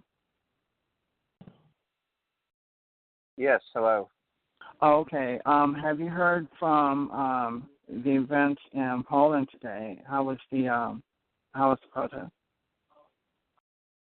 Yeah, okay. I haven't gotten the exact tally, but I did hear from Tomas, who is one of the organizers with StopZet.org, the Polish TI group, that the mainstream media, like the Polish equivalent of CNN, came out to the event, and he posted a link to the video, and I made a link to that on my profile page, where they interviewed some of the targeted individuals and displayed some of their signs regarding the Poland protest. So I would say that's positive. I haven't gotten my translator to give me an English transcript yet, but based on the footage and based on Tomas's mood, it seemed like it was a positive experience. And you can see the video yourself, either through StopZet.org or on my Facebook profile, Spencer Carter. So I'm not sure the exact number of people that came out yet, but as I said, the CNN of Poland came out and interviewed a lot of the targeted individuals and did about a 2-minute and 30-second segment on the protest. So I'd say thumbs up. Okay, we'll see what happens with that. Yeah, and we have the NATO, the Worldwide NATO Summit, coming to Warsaw, Poland as well, from June 8th, from July 8th to through July 9th. So I think they're planning one or two more demonstrations because all the world leaders from every country will be in Poland this weekend discussing military affairs affecting the planet. And as we all know, this is, this technology that's being used to subjugate us derives from the military, derives from their shell contractors. And the more pressure we can put on them to address these abuses of this technology, the better for all of us. So I think there'll be more protests and more demonstrations to come in Poland in the next couple of days. Okay, excellent. Yeah, it's very good.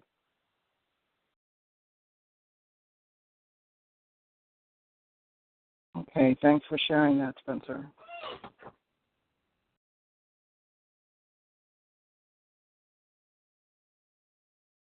Hey, and Derrick, back to the gang stalking topic. Have y'all watched any of Webster Tarpley's YouTube videos? No, I haven't. That's a good idea. He just posted a couple from the speeches he gave at the forum. You can find it by searching COINTELPRO 2016. I found out about this from Todd Giffen, and he's a Princeton PhD who specializes in political science. Very smart, respected, mainstream academic who verifies that gang stalking is real. And he gives, in his speech, he gives the historical basis for it, the history of it, how it came about. He tells about its roots in COINTELPRO here in the U.S. and its systematic development in spy colleges of East Germany under their name of Zersetzung. And he does a really good job just confirming that it's real. And this is a Princeton PhD saying this. And he talks about how it's modeled on just the spy network that the Soviet propaganda artists and the Soviet KGB bosses created throughout the Cold War era. We basically adopted that system. The intelligence agencies in the U.S. basically modeled this whole targeted individual program off of the Soviet spy networks that came about in the Cold War era. Okay, does he call this group stalking or gang stalking? And does he use terms like targeted individual, that kind of thing? He defines it. Every word he uses to describe the victims of what he calls COINTELPRO 2016 matches the words we would use to define a targeted individuals. So, okay. He has been a victim of electromagnetic harassment and torture. So, as we all know, it's hard to grasp that aspect of this subjugation program if you haven't been tortured with the electromagnetic aspect of it. But he's, from what I can tell, he's experienced the gang stalking side of it, and his research focuses on that, and he calls it COINTELPRO, which is basically what it is. Yeah, COINTELPRO 2016. That's, if you study that stuff, that's basically the scientific name for what's going on with us during the gang stalking. This is just an evolved version of it. It's even you could even call what's going on with us a high-tech version of COINTELPRO. They have electromagnetic weaponry at their disposal. So now, we have this Princeton PhD, confirming everything we say is real, that it's rooted in history, that it's rooted in the court records.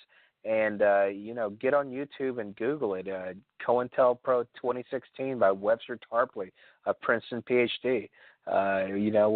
It's just another good stepping stone, another good piece of ammunition to use in our arsenal. Well, it sounds interesting. I would like to have a listen at that.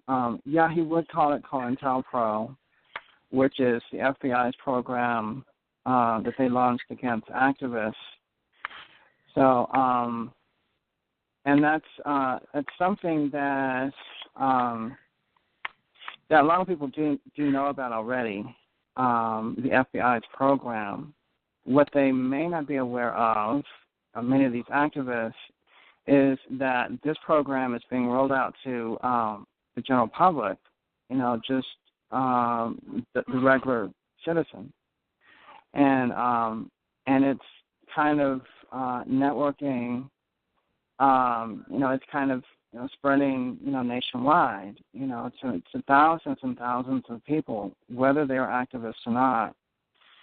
So I think that's the important thing that they need to realize, and maybe after Todd and Dr.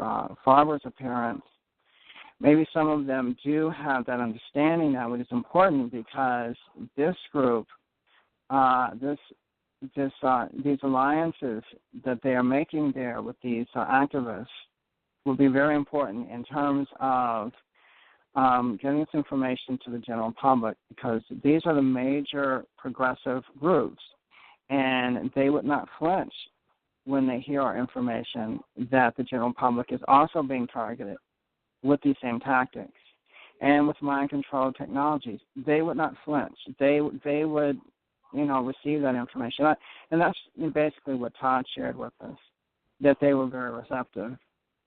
So, and the same was true when some years ago, when the Occupy movement started. Many of our members went out to also protest and occupy along with the occupiers, and shared our information with them. They were very receptive, and some were familiar with the group stalking, with the electronic attacks, and those that weren't, they said, "Oh, okay, well, we will look into this." So either way, they were fine. So this is a very receptive audience, and in that particular setting, they received, they would be very receptive to the information because it does not cost them anything. It would not jeopardize anything for them to have that information and to maybe act on it as a community. If we were to approach any one of those organizations with this information, which we have many of them, they would tell us that there's nothing that they could do. Like gosh, what is the name of that group? Let's see. It's something about the fence. I'll think of it in a minute. But the ACLU and all of the leftist groups that help society, those that were represented there, many of them we've been to already, and seeking help, and individually they will tell us that they can't help us, but collectively they will stand with us and would join together to help us. So hopefully we can be present at more of these conferences, and so that together the leftists, the progressives, can make a stand in regards to this issue. So yeah, I will be glad to have a look at that, and look at those videos, and hopefully he can join with us and support our efforts at disclosure. So we'll see. Hopefully, in sometime in the near future, all these groups will join with us to publicize this issue. Oh, hi, Derrick. Oh, hey, Cassandra. You have a question or comment? Well, yeah, I wanted to remain anonymous, and you just called my name. Oh, okay. Oh. Oh, I'm sorry. Well, I will not call your name, but I will. If you don't want me to. Let's see. How did you? Maybe tell you what, Cassandra. Maybe in a couple of hours, when everyone has forgotten all about that you were here, I'll make your announcement, and no one will be the wiser. Okay. Well, I didn't dial in until 9:25, and I'm hoping that I did not miss what we talked about earlier. If you have brought it up.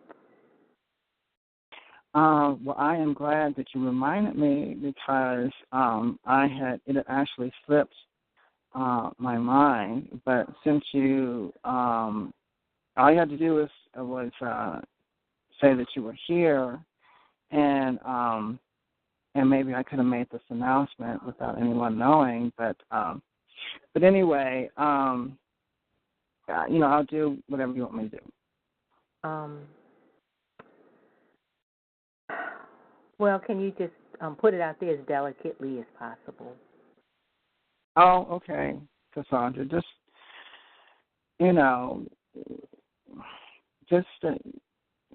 Anyway, it'll be okay. Okay. All right. So basically, what we're talking about here is Cassandra needs some help with something. And for those of you that are dealing with rape issues, Cassandra would like some feedback from you in terms of how the stalkers, what the attacks were like, basically. And for those of you that are dealing with those issues, if you could share with Cassandra, particularly if there were multiple individuals involved, she would like to hear from you, because she is, although this has not happened to her, she has been placed in a position to where she feels like it could happen to her, and she would like some guidance. So if those of you have had an experience with this in this particular area, if you could star 8, or if you want to give me a call, if you'd like to remain anonymous, you can give me a call, and I can pass your information on to Cassandra, because she needs some support at this particular time. Her stalkers, they may be, just trying to frighten her, but she feels very threatened with this particular situation at this particular time. So if anyone has any suggestions for her, please feel free at this time to star 8. My advice on psychosexual torture is to remember, that it's just a remote directed energy weapon assault. That's all it is. Whether they're stimulating your private areas or what. It's just a directed energy weapon assault. This is something that she feels I think she feels that they are trying to prepare her for like some type of a physical assault. Yeah, but you can't let your mind go that way. You can't let them defeat you mentally. Okay. I mean, they're creating physical sensations in your body, and they're real, and it feels like you're being raped with the directed energy weapon they're hitting you with. But that's all it is. It's just electromagnetic weaponry. So you've got to stay mentally strong and just tell yourself that these ridiculous. Spencer, she is talking about. She feels that these are going to be actual, men coming forward somewhere. That's what's frightening her. Oh, okay. So that's part of their threats. Interesting. Well, that's when you just have to rely on, common sense and the rule of law. If they come at you physically, then you have tangible evidence. Keep a video camera, buy a surveillance camera. go to the hospital if you get raped. That's tangible evidence. You can put in jail for that. Yeah, the only suggestion I can make is there's a book called The Gift of Fear, and the author says, please pay close attention to that fear. It's real. It's talking to you. It's telling you something. So, don't try to suppress it or back away. That's basically what the whole book talks about. Go with that intuition. Guard yourself. Protect yourself. Trust your feelings. So that's all the only idea I have.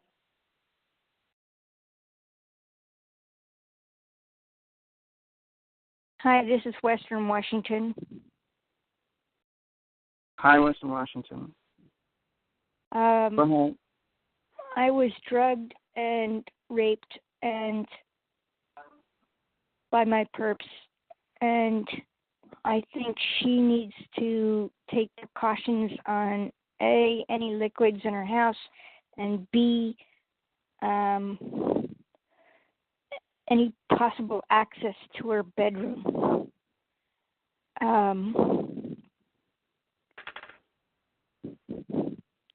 And if she experiences any kind of rape experience or sensations, she needs to go get a rape kit from the local hospital.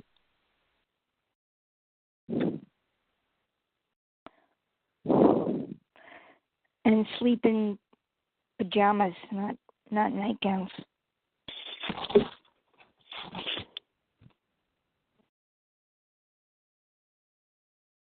Well, that's an interesting thought. Well, all I have to share.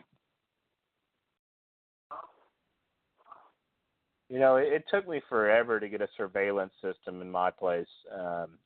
They're cheap these days. They're $500, but it's worth every penny.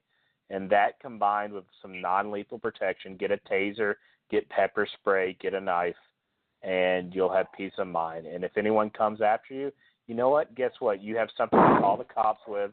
You have a police report to file. You might even have physical forensic evidence. So either way, you're in. Just remind yourself of that, and that'll give you mental confidence you need to go through your daily life. Okay. Can I respond to that? One has a dog in the background. Whoever has a dog, could you please star 6 on your phone? Okay, it's not me for once. I'd like to respond to the guy who said to get a surveillance system. Can anyone hear me? Yes, we can hear you. Go ahead. My surveillance system was easily jammed, and the whole surveillance alarm system industry is a big bogus farce. Unless it offers second-party authentication and various other ways of identifying you, it's a big farce. There's a case in Washington State Superior Court against ADT, and I followed it, and the entire industry is a big farce. So anybody who's a home alarm is subjected to somebody coming along with a $20 jammer device who can, A, not only upset their alarm system, but B, upset their video surveillance.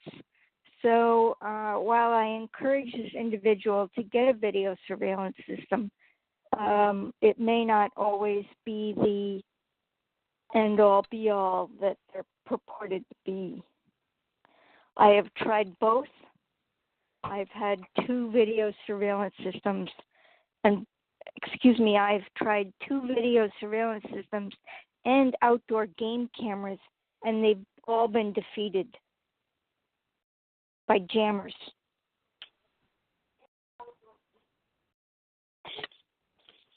Wow, were they hardwired or were they wireless?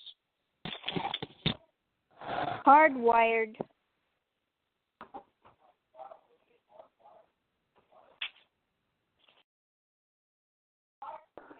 But if they get a hardwired system that is not wireless, that would help. But in my case, I had a hardwired system, and it still was defeated. somehow. I haven't figured it out yet.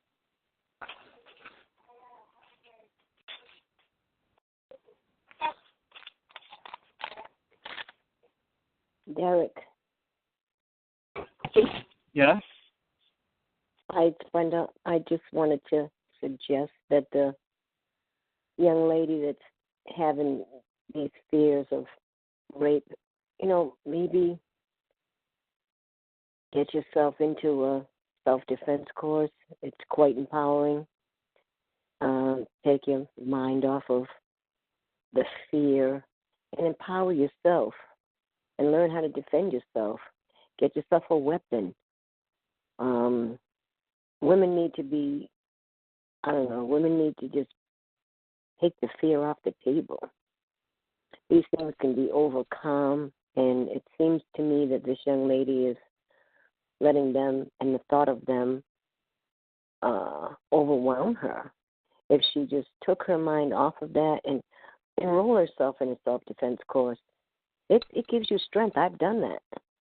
It just gives you strength. You just are not fearless anymore. When you realize you can take down a man, it is simple, very simple. There are pressure points that you need to be aware of that you can just press on. Unless there are 5 men, unless there are like 5.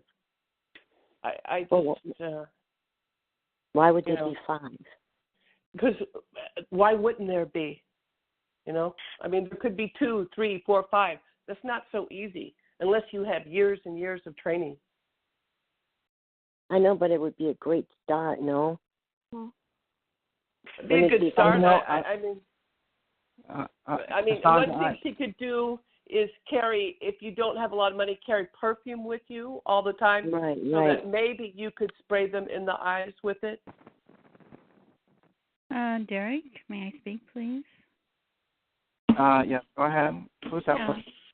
This is Becky from Ohio, and hi, Becky. Welcome to the call. Thank you. I've had this experience, and this is really something that I would like at some point in our unveiling, I guess. I would like to have this addressed because I think it's a very serious problem going on with this situation, and it's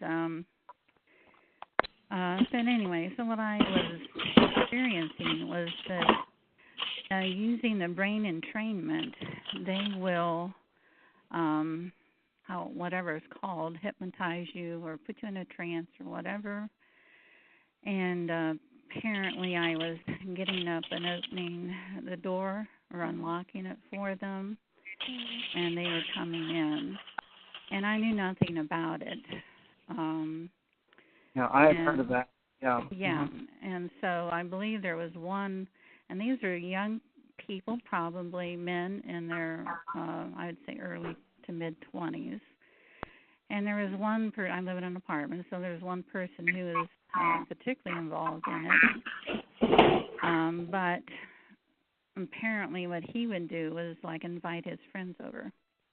And so, it'd be like, young guys go out for a beer or whatever. Hey, what are you going to do? So we'll just go over here and gang bang this lady, and she won't know anything about it. And it's lots of fun. Becky, hold on, please. Hold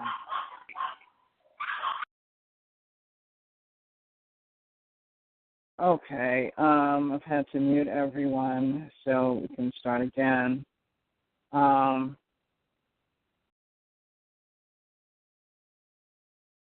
Hey, Becky, I want to thank this lady because Derrick, she is getting at what I am feeling may happen to me. So I am so glad that she came on to talk.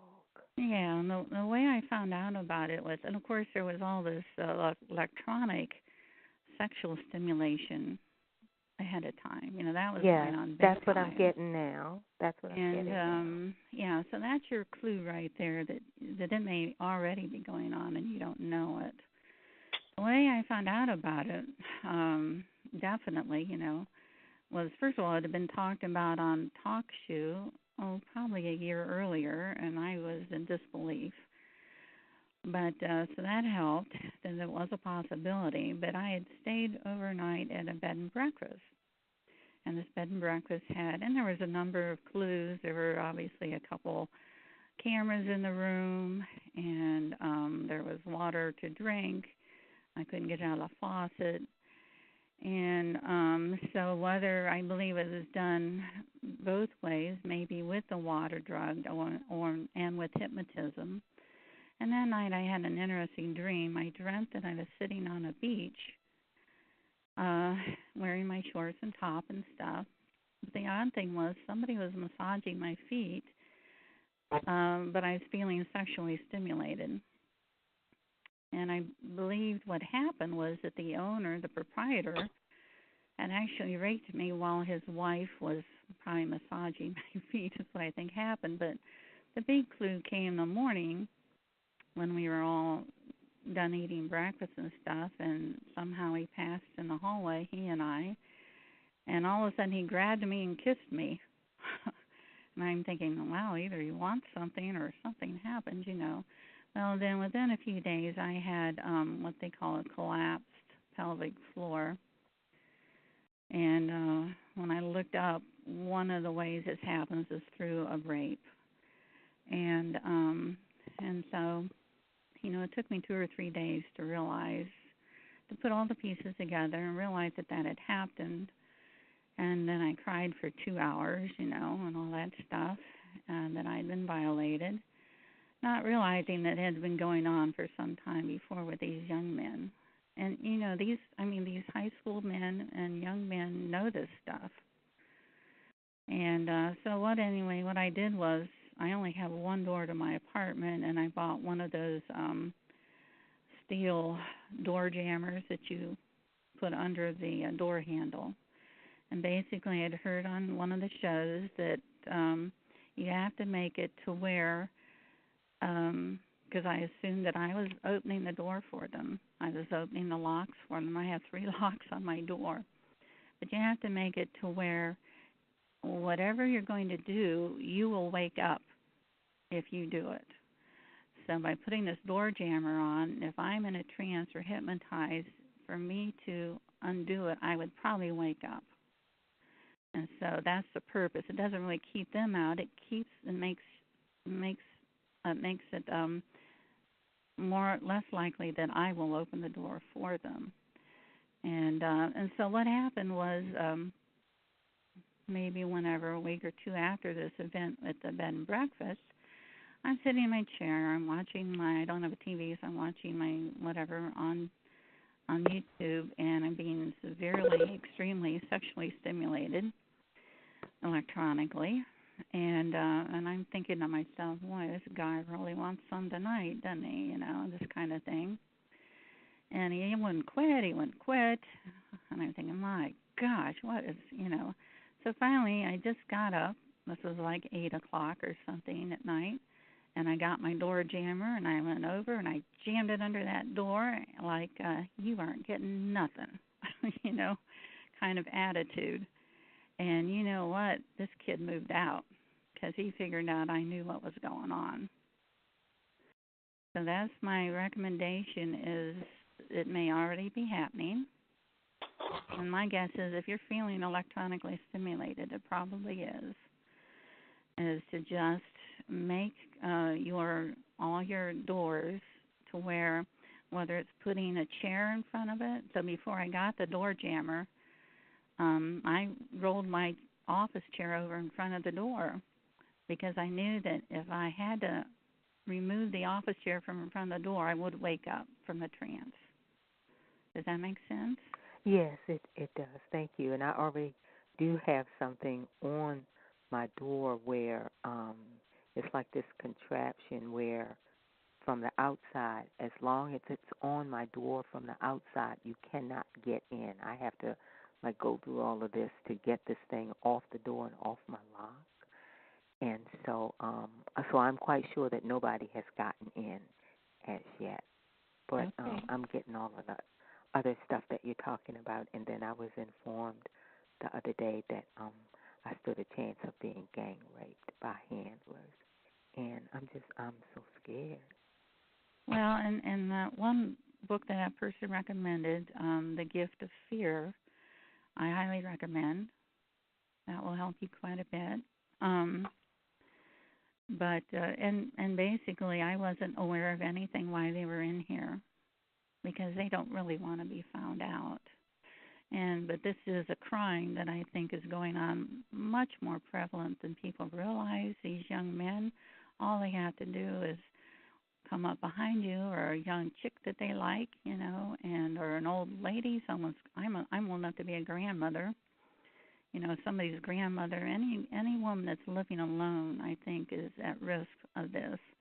And they just get your brain waves, and they know how to, put you in a trance. And and there's been times where I've heard them talk to me, and I was awake. They thought I was in the trance. So I know that that's what was going on. And somehow they know right away I was awake, and they stopped talking. So I think this is very serious. I think there's a lot of women that are.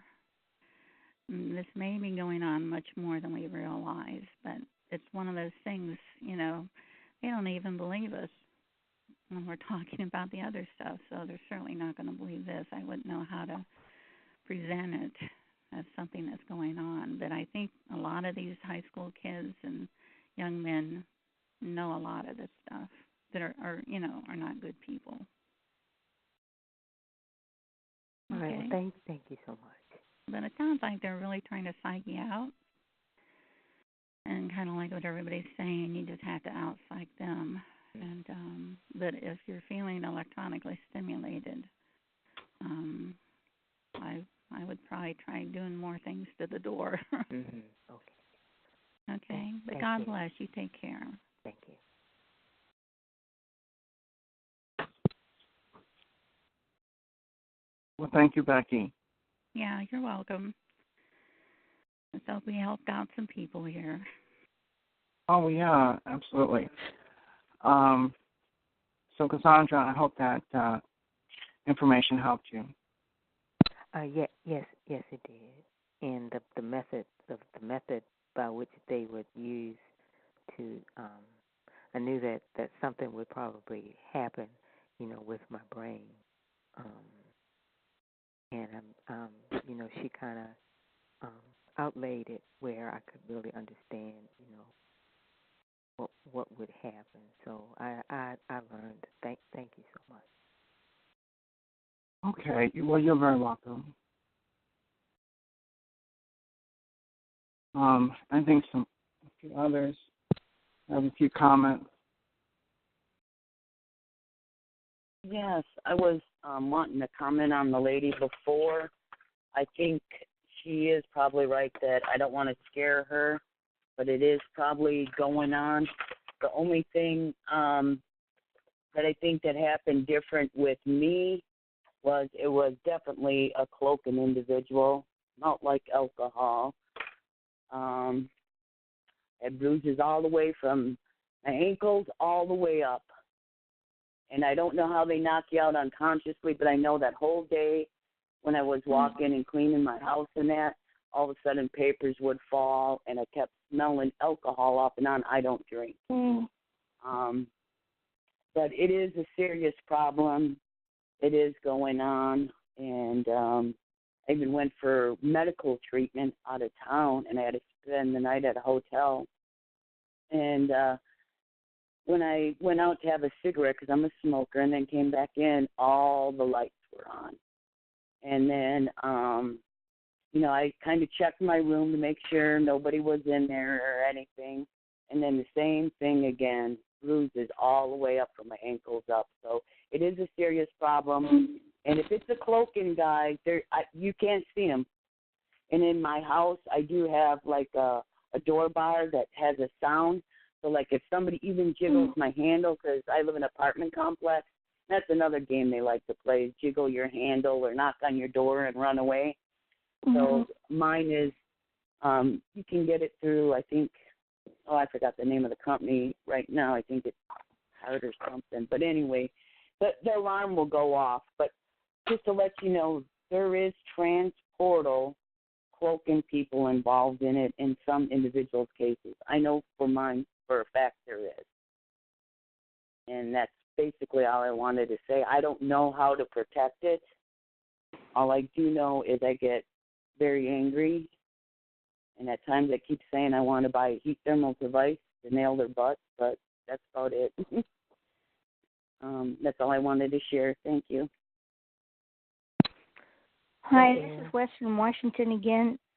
I used to be a domestic violence counselor, and what I wanted to add to my previous comments was that the day before I had my home alarm system installed, I was drugged and raped, and these people wanted to know the make and model numbers of my alarm system components so they could screw with it. And unfortunately, I didn't react to the rape thing appropriately. But even the alarm system installer told me that he has 3 dogs, and he knew that the police weren't going to respond in time to his complaints, so he has 3 pit bulls.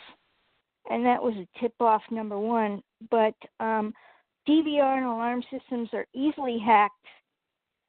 Don't waste your money until they have authentication and third-party, or I guess second or third-party authentication, and 2 other factors. Don't waste your money. You need to put a bar across the door and get a big dog. These things that are called jammers that go under the doorknobs. In my house, they just slide across the door and do nothing.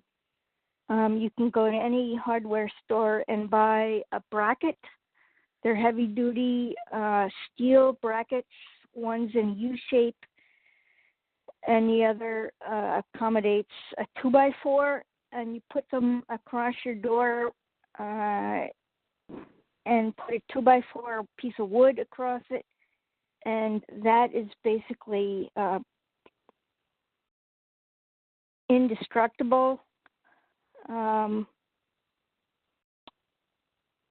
But I would recommend large dogs. Get large, nasty dogs in your yard, and put this bar across your door. The home alarm systems now are just not reliable. Anything wireless is superbly not reliable, and even if it's wired, it can be tampered with. And so that's all I have to say. Yes, I agree also with the alarm system. That was a waste of time and money. I thought that the alarm company and even the locksmith, I think the alarm company was in on it. I think the locksmith was aware of what was going on, because I actually had one of the locksmith people come out, because I had the lock changed a number of times with all the super fancy locks, so forth and so on. But he looked out at my back patio, and he made a comment, which is kind of interesting. He said, and you're a nice person, too. So I'm thinking, oh, so you're used to seeing this, and you find it strange that they would do this to a nice person. And so eventually I got rid of the alarm system, because that's just one more game that they like to, a challenge that they like to overcome. And it's I have high security locks, and they still seem to come through that. And I haven't met a lock that they haven't been able to break through. I also rekey my own locks. They seem to come through those. Yeah. Yeah, I heard one night, I didn't write it down, but one lady was talking about how she had gotten these, she mentioned 3 different kind of locks that she got from overseas. And they specifically had said that they could not be keyed or opened in any way. But I didn't write down the one she mentioned, because right now I'm in an apartment, and I'm really, I have to go with the one I have. Mm-hmm. When I get home, I will, if I get home, look into that. Well, if you have a Schlage lock, you can replace the core with a Medico or something more serious. Yeah, I did all that before when I had a condo, and it was a waste of money. I'm highly dubious that any kind of lock could not be broken through, particularly if you're being harassed by the police. Yeah, and they're involved, yes. Yep. Can you hear me? Yes, we can. Yes. Who's there? This is Eileen. I just Hi. wanted to mention there's also what they call a lock on QVC. You get 2 for $30. I use that besides the bar. It's only good when you're inside the house. Right. And how the Adelock works is there's a metal piece that goes into the door jamb where your bar from your door handle goes in. So when you're putting the Adelock in the door, you have to put this little metal piece in before you close the door. That is what and I then have. Once you... I have an Adelock. That's what I use. That's what I have. Okay, yeah, and that's only good for when you're in the house. Right, exactly. Okay. Yeah. I do know about that. Thank you. Too. Yeah, maybe for someone else too. Okay, a lot of good suggestions. And it's good to hear Becky. After so many years, finally hear your voice. Mm-hmm. Thank you for joining the call tonight. Well, I just had to help out that lady. Okay. Can I say one thing that's a little different angle, and this is a horrifying conversation, by the way. I've had experiences where I've been in bed. I have a big tent, so I can't see outside or inside, but I have had the experience of them projecting voices that sounds like they're whispering right outside my tent or walking around it, and nobody's there. Mm. So I am gonna throw out that they do have that ability. They were kind of threatening the same thing to me. I honestly don't believe it happened, but I'd be in the bathtub, and boy, I would feel the sleaziest person. I swear he was in that room, all sleaze. But then I went to that scene around the tent. So I think they were trying to get me, but I had been forewarned that voices can be put in your room to make you fearful. So I'm just throwing that out. I'm sure that you guys are in a whole different arena than I've ever been in, and I'm really so sorry to hear this.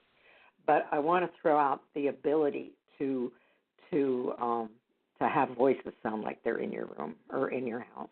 Okay. Well, not only voices but sounds.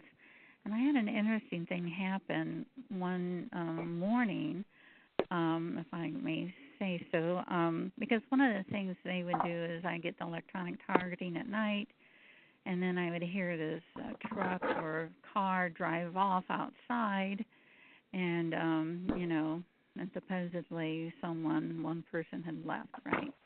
So one morning, I got up about 4:30, and we had like a good 3 to 5 inch snow, and and I got up because the truck had already left, and all this kind of stuff. And I thought, well, you know what, I might as well just sweep off my sidewalk and get that all done right now. So I went ahead and put some clothes over my pajamas, my coat on, went outside. I'm sweeping off the snow, and I look out in the driveway, and there were no tire tracks. There had been no truck, but there was the sound of the truck. Mm-hmm. So I knew a guy that actually heard helicopters above his house, and he went outside, nothing. Right, so they can project all the sounds. In fact, I'm one of the people that they practice on, and a lot of times they use this barking dog, and sometimes who's ever learning to do it, they like to put the barking dog in my nose, and sometimes the sound of it, and sometimes if they're learning it, they'll get it in the wrong place, and it'll come, the noise will be somewhere else on my face or something. And it's like, oh, well, you missed, didn't you? Yeah, so noises, sounds, voices, can all be projected from different areas. Now, I think the V2K is done differently. Well, one of the things I keep in mind is that all these things take money and they take manpower. And, there's times when it seems like, I think for the first 3 years I was targeted very heavily with money from my mother's estate. But once that ran out, things weren't as extreme.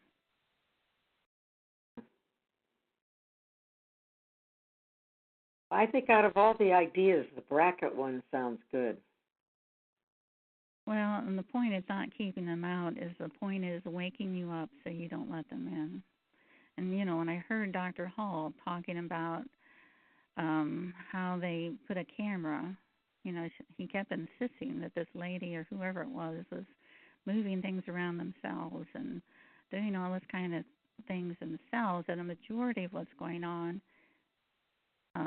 is done by us through and I'm not sure what it is, whether it's the hypnotism or the trance or whatever it's called. But then they actually put cameras in there and showed how this person was getting up and opening the door. Mm-hmm. And that was pretty eye-opening for me. That's frightening.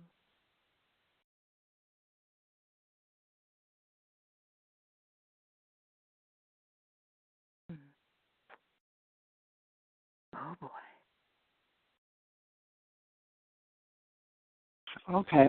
Thanks, everybody, for sharing, because this is obviously a very important topic, and I don't really recall us talking about this specific issue at the call. Cassandra's a little shy about actually even mentioning this, but it's something that a lot of you have experience, and you do have information to share that helps the community, and that's what really this is about, because there's really nowhere else that we can talk about these type of things.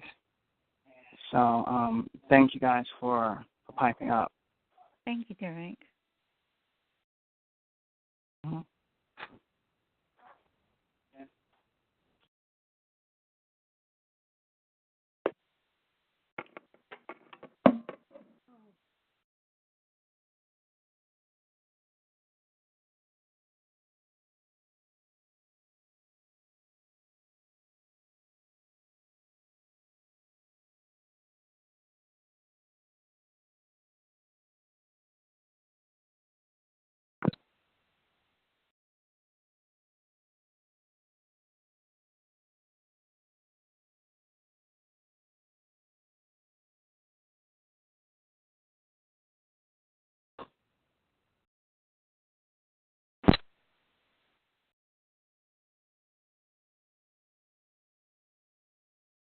Okay, if you're just joining us, this is the PAX International Monday Night Podcast, and we have kind of segued into general topics at this time. If you have a question or comment, feel free to star 8 on your phone and begin a discussion.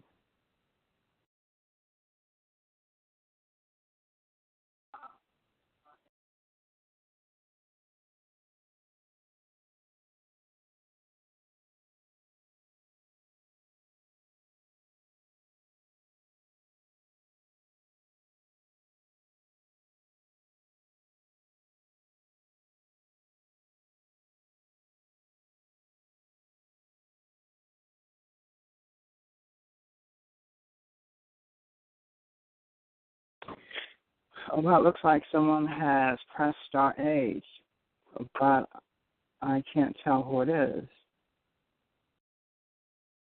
That's interesting.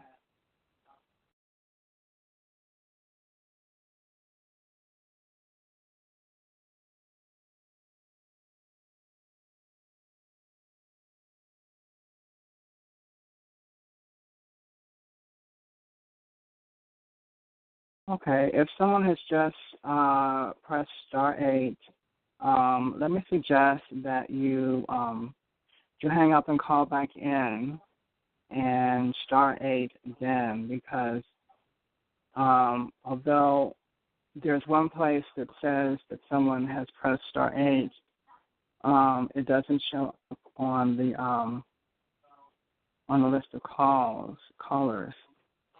So if someone has just pressed *8 and has a question or comment, then if you would please call back in and try that again.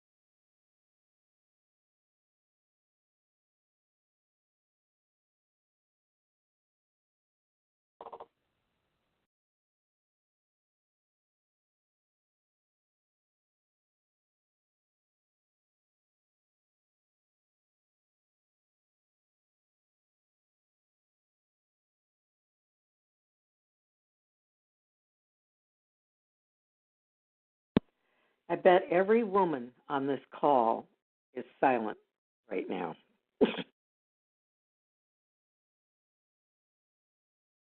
Okay.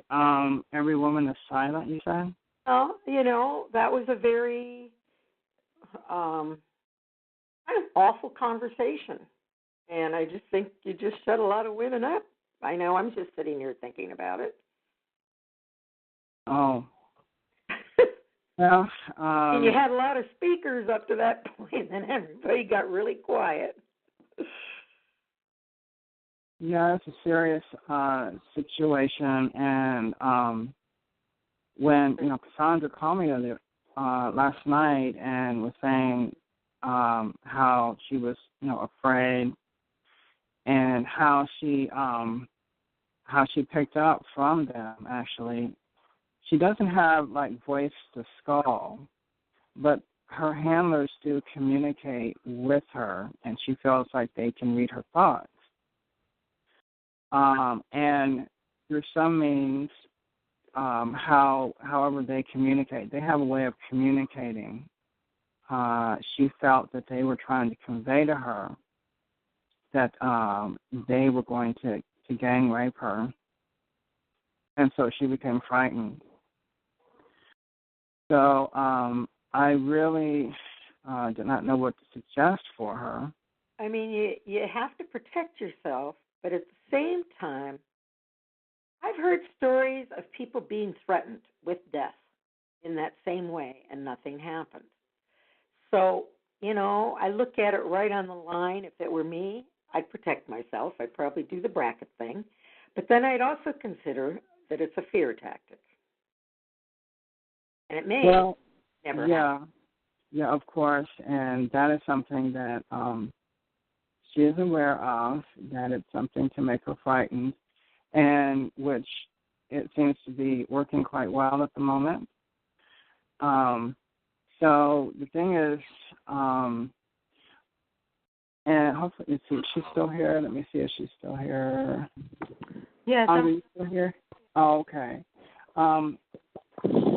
You'll also do well, Cassandra, to listen to the beginning of the call. Listen to the recording, because our guest this evening had some very good experiences with how he overcame the fear of his stalkers. And this might be of some help for you as well. Okay. I will. Thank you.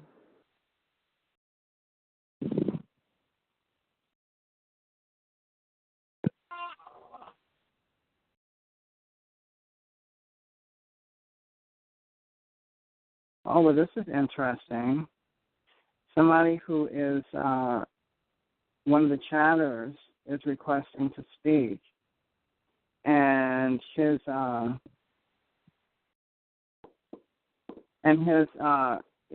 name is Aladale Gets Paid to Perk, and he wants to speak. Well, that's interesting. I wonder what he would have to say.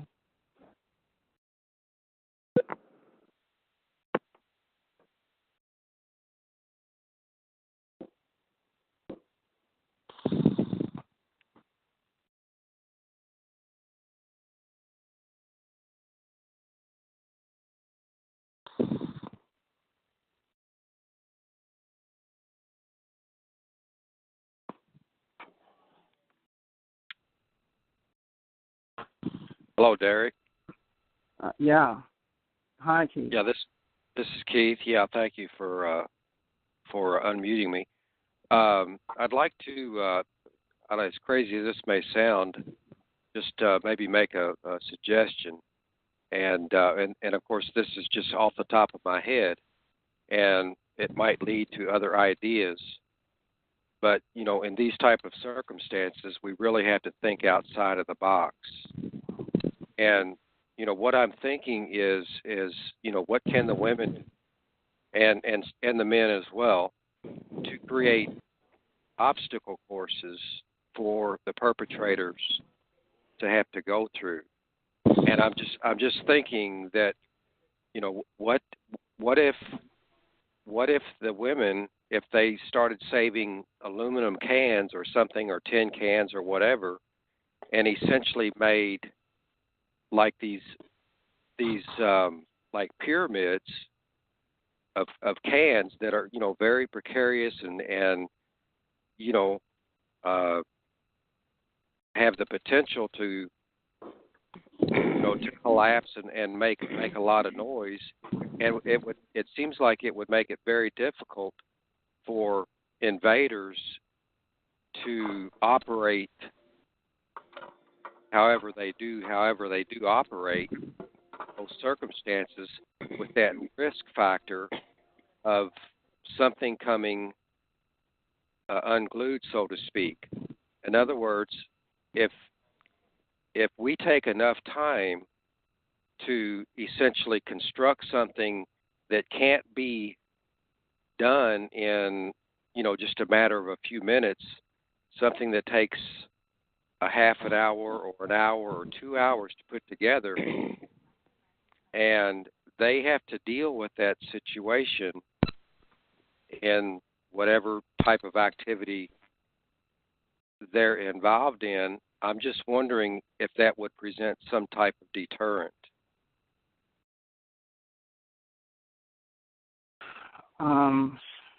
Well, that's an idea. Particularly if there is hypnosis involved. As Becky had pointed out earlier, she needed to do something to kind of wake her, because she was being hypnotized to open the door for these guys. So something like that could, be useful in that particular situation. Do you feel that, Cassandra? Do you feel that you're being hypnotized, or is anything like that happening? No, I can be put to sleep. I can be put to sleep, but as far as hypnosis to my perception, I don't think that has happened to me yet. Okay.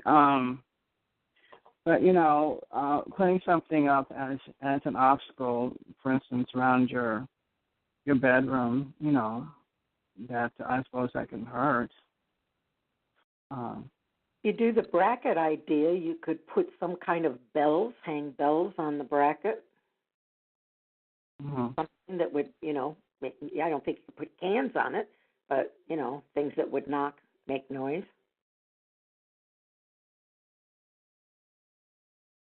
Well, another idea, or maybe kind of what led me to that idea, is that we really need something that is unpredictable. We need, I'm thinking, and of course it can't be electronic or digital. It almost has to be somewhat mechanical. But if there were some way, or if there was something available, some type of alarm that you could actually set, that you really didn't know what time this alarm was going to go off, but you were willing to deal with that. In other words, hey, listen, I don't care if it wakes me up at 3:30 in the morning or 5:30 in the morning or whatever time it is. But if the perps know, if they don't know when this alarm is going to go off and they don't have access to it, then they have to worry about that alarm going off and waking me up at the wrong time. And I'm just throwing that out there for maybe some of the somebody that's creative and might be able to run with this. But I think that's I think unpredictability is the thing that these perps fear more than anything, is unpredictability. And that really, I really believe that cramps their style.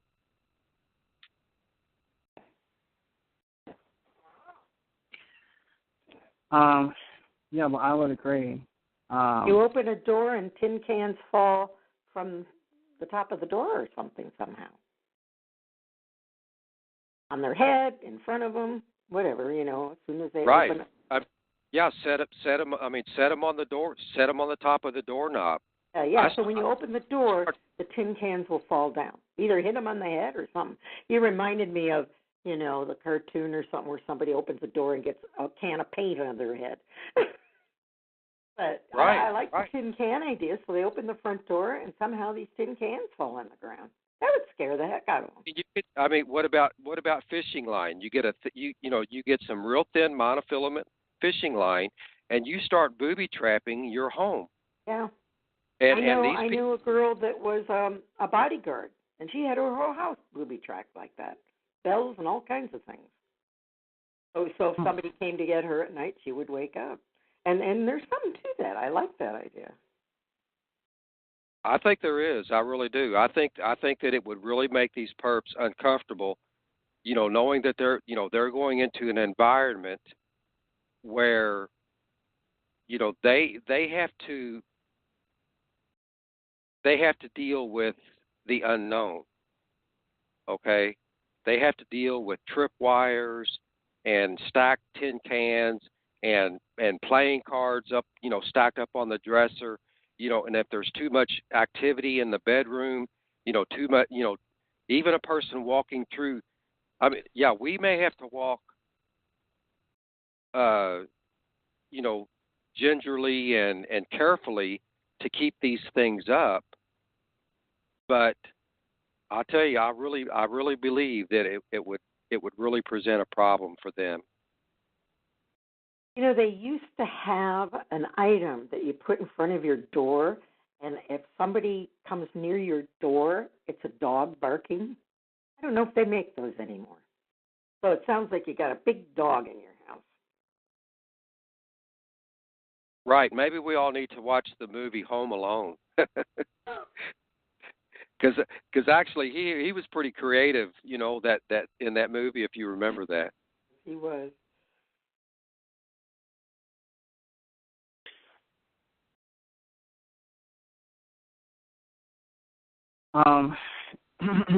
There might be the fear also that this could happen outside of a home. Cassandra, were you considering that as a possibility? I had tried to get it communicated to me whether or not it would happen in my home or whether I would be taken out of my home, and I was not given a response. They would, Oh, I see. He would not give me a response to either one. Okay. Well, she doesn't really know where it would happen, and so that's kind of why she's that's part of the fear.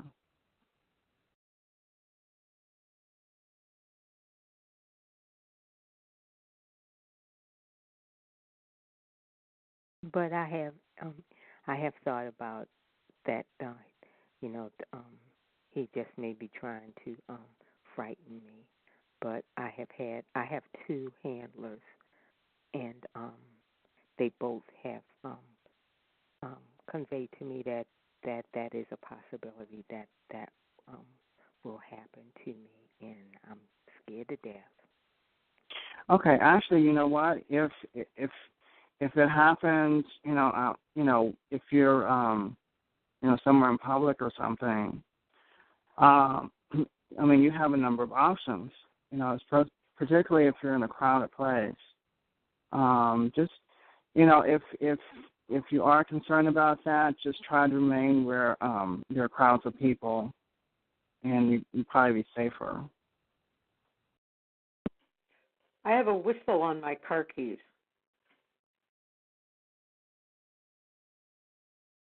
Okay.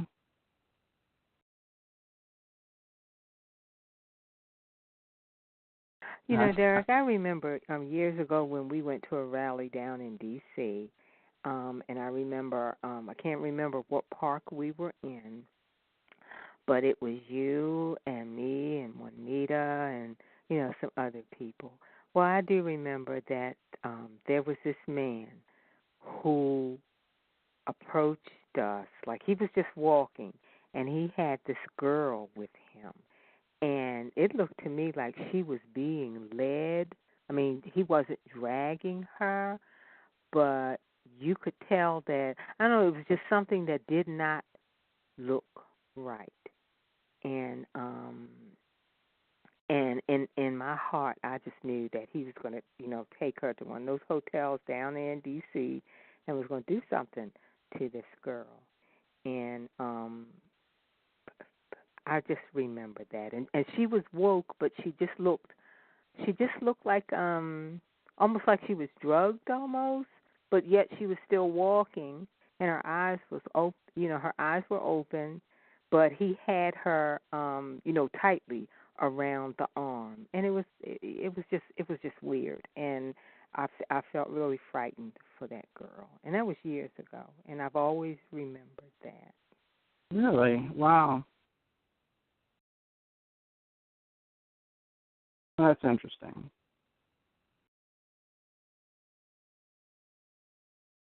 And so it was during one of our protests, about this. And I remember we had, it wasn't a confrontation, but there were these guys that were not far from us, and they were, we were bantering back and forth, and you could tell that these were stalkers, these were perps. And at the same time, this man comes walking up, like pulling this girl with him, and it was eerie, and I just felt sad for her. And so now, I hope something like that doesn't happen to me. Oh, well, yeah, I think if you take certain precautions, that I think you'll be okay. We've looked at a number of scenarios, so hopefully, you can take precaution in each environment. They also have that you can put on your keychain. What you want, if you go this route, is you want the combination of pepper spray and mace. Because some people don't react to pepper spray and some people don't react to mace. So if you have the combination, I've been told. And you can, they make little ones that you can also put on your keychain. That sounds good. However, if you are under what the lady who has come forth, and she's given me what I thought was the best advice as what pertains to me. I'm not saying everybody else, what they were saying, did not have good information, but this one lady who came on talking about brain entrainment, and that is, that's what I'm really afraid of. So if you are, if you're under this brain entrainment, doesn't matter whether you have mace or what, you're being led to open your door, and so I heard someone speak earlier about a copper headband and she was speaking. She was talking about the mind and reading your thoughts. That is what is happening to me. So I'd also like to find out more about this copper headband, and I'm hoping she's still on the line and she could tell me where she got it from. I have the same thing going on with me, too, the subliminal messaging and all that.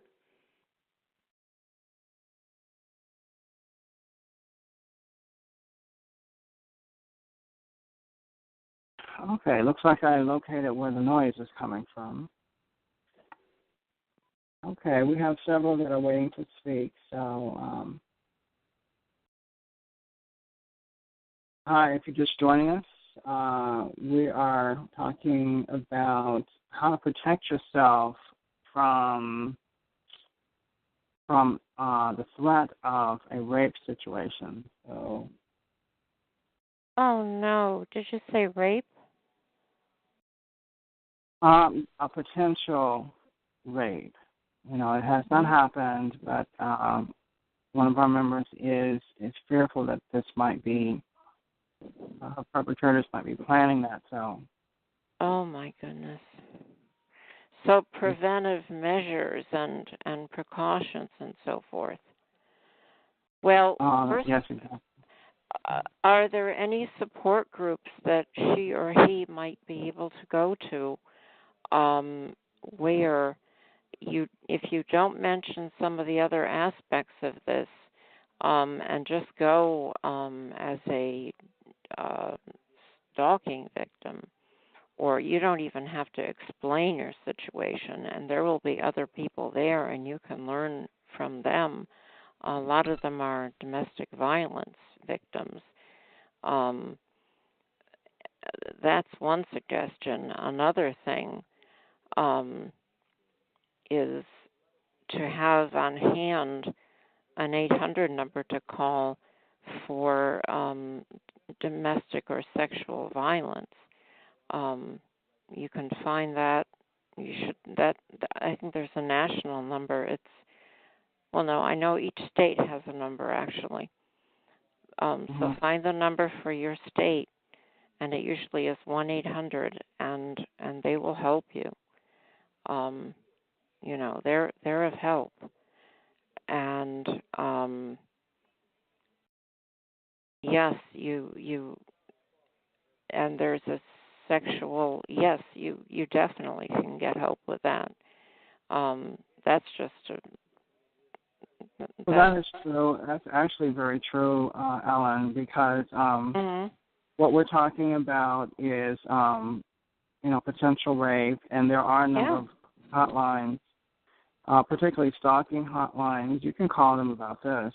And groups, Derrick, too, that she or he could go to, where they're support groups, and call, have he or she call the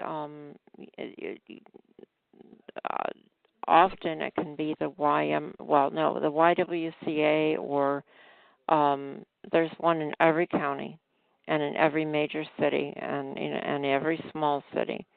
Someplace a support group, and you go anonymously, and you maybe fill something out for their funding, but you don't have to give a lot of information or any, and you can go to the meeting, and you can just listen.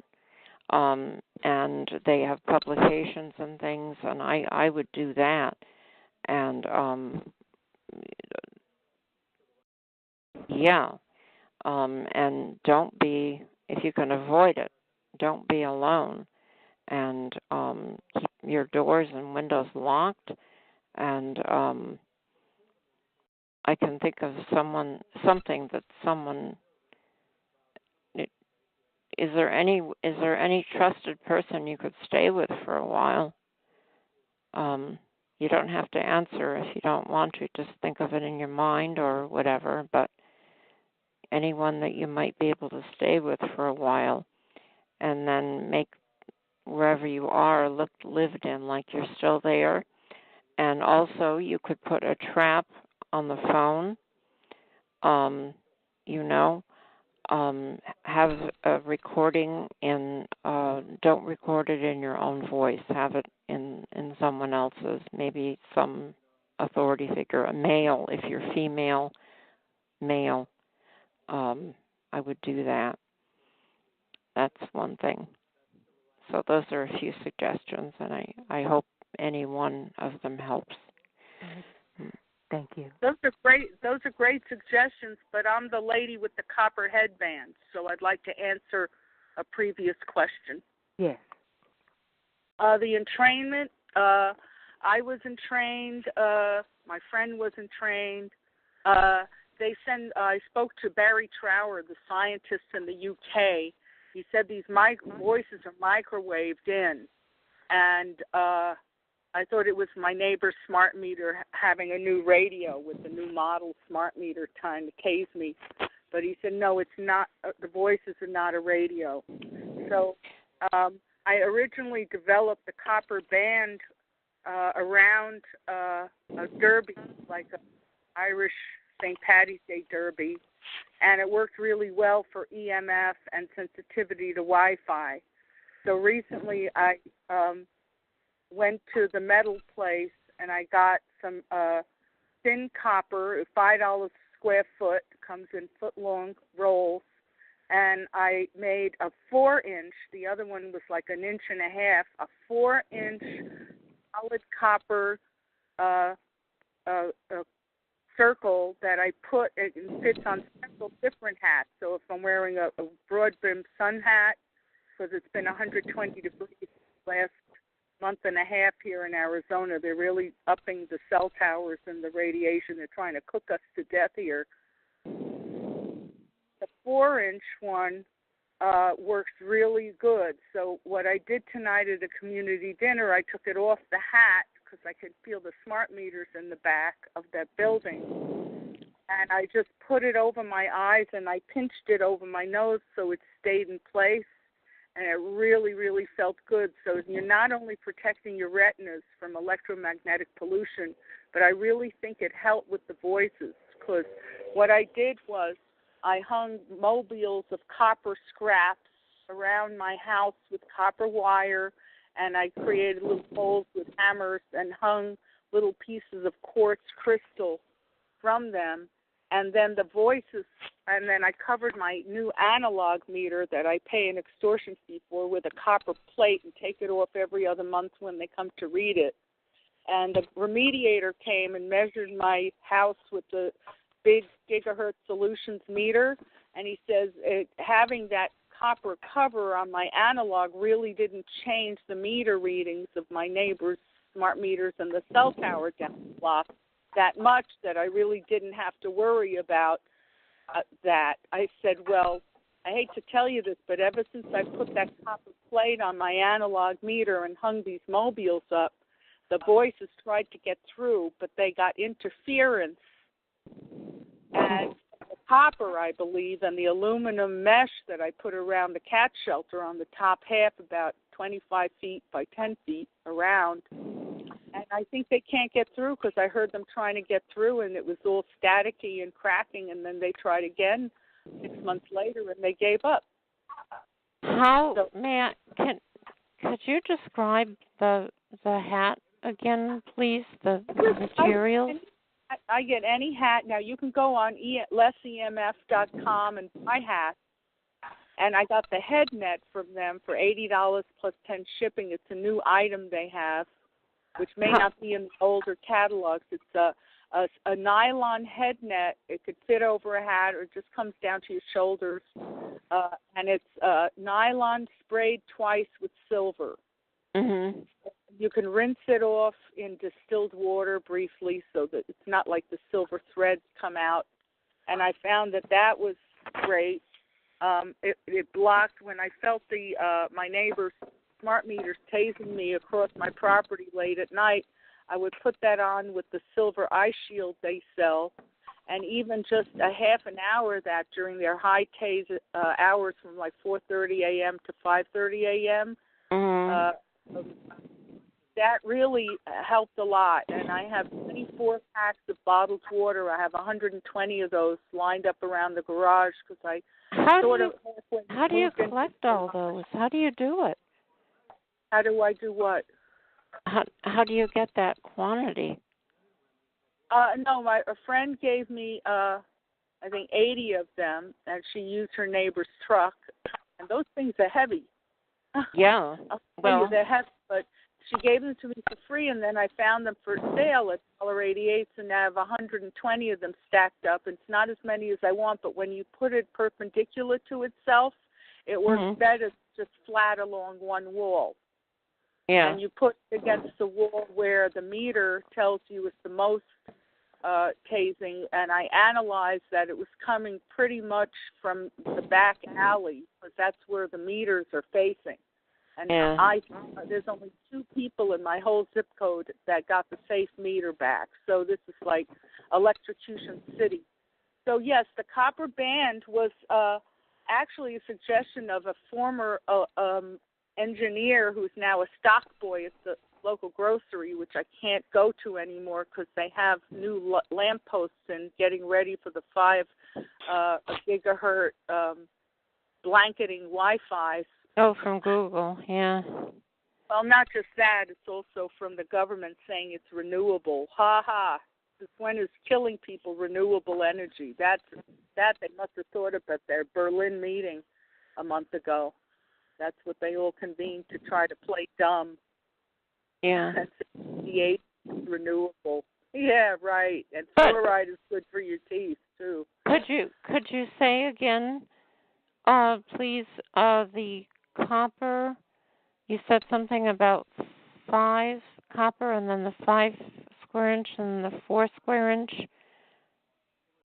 Well, I had a 2-inch copper band around a little hat that I found, for $1 after St. Patty's Day. It's not quite my size, but it kind of just fit right on it. And then I went to the metal place called Industrial Metal, and I found out that I didn't have to go to the scrap pile. They had rolls of copper. They had different thicknesses. And then I found that it doesn't have to be the thickest. It could even be a less EMF sells copper mesh screening. Yeah, and that's nice, but if you're on a budget, maybe to get that industrial metal, you might be able to go to a scrap place and get it. You just need like 2 feet because it works better as a continuous band rather than the one that I had in 2 pieces of scrap kind of pushed together. But you can get some scrap, and then I duct taped it in the back so it wouldn't come loose and it wouldn't cut me, because the thinnest copper is so sharp that you have to handle it with care. The one that's a little thicker that I have covering my cell phone case to some of the radiation, that is has a thicker edge so it doesn't cut me, you see, but it's $10 a square foot as opposed to $5. Yeah.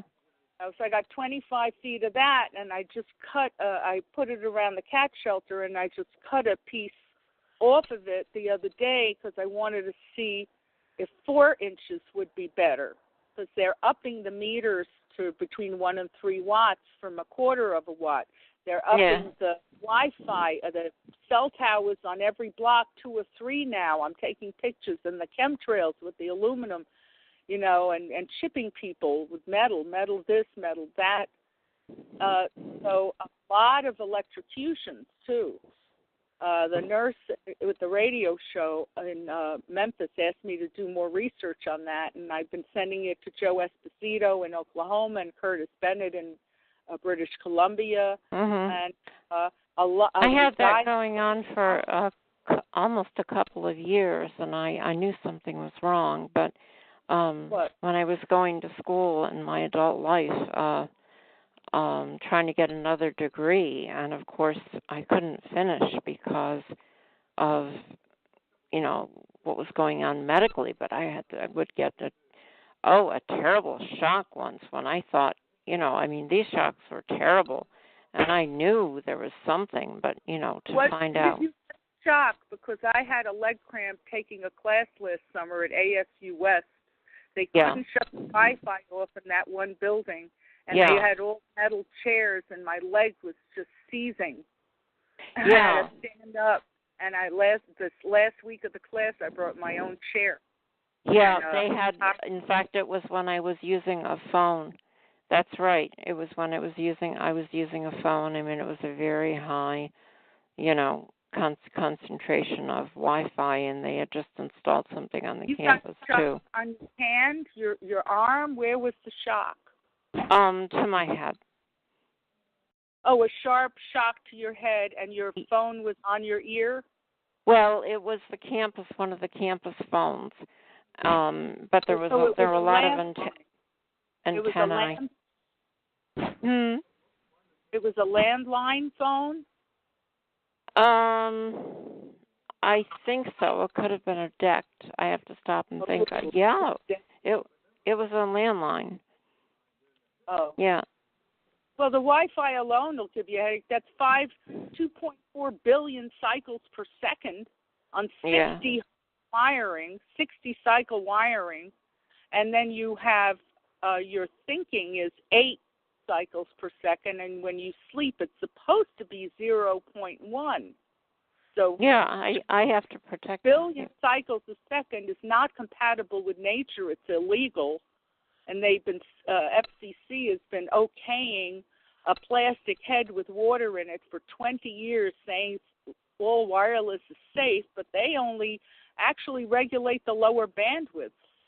They have nothing to do with the upper bandwidth. But the health departments in all the states were never told that the testing for wireless devices and technology were done using a plastic head with some kind of fluid in it. Yeah. And circumventing all regulations using building codes from the 1950s, where you didn't even need a fire extinguisher in the kitchen. All you needed was a bucket of sand. That was the only requirement for a fire code at that time. And the asbestos issue was taken care of, for the asbestos and the lead for children. It's the fibers that, when the fibers got loose, that's what you were breathing in that was bad. The little fibers, like the sawdust that they're claiming, and the talc, the lead and the powders. It's the little things that get in, the nanoparticles. It wasn't really the asbestos itself. In fact, it's so tinily shredded. Anyway, let's get back to the copper band, because, yes, I do believe... Maybe you could email me something on that. Possibly, but maybe we should let other people talk, or maybe, for the situation. There was a lady who asked specifically about the brain entrainment. And okay, go ahead then. If Derrick agrees. If she had her question answered or not. Yeah. If Derrick agrees, and the other, if everyone, sure. I mean, if I don't hear anyone else on the line, so. Hi, this is Deborah. I wanted to speak up again because I'm a former domestic violence counselor, and at a minimum, this woman should call the National Association Against Domestic Violence. The hotline number is 1-800-799-7233. Oh, good. She needs to work up a safety plan with her local domestic violence agency, And contrary to someone's former comment that every state has one, they don't. Montana and a lot of Midwestern states do not have any domestic violence agencies. So the national number, then, yes, I'm sorry. Yeah, I thought every state had one. No way. And she needs to call this number and get hooked up with somebody that could help her. And the other number that I wanted to give out loud was... Cassandra, are you hearing this?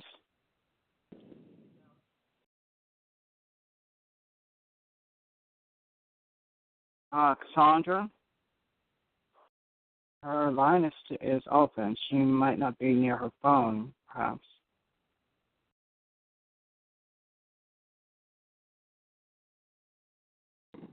Wow.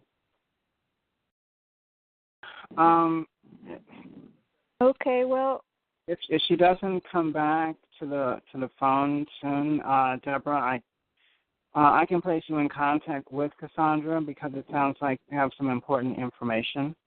Yeah, I wanted to give out one more number, if you would, please.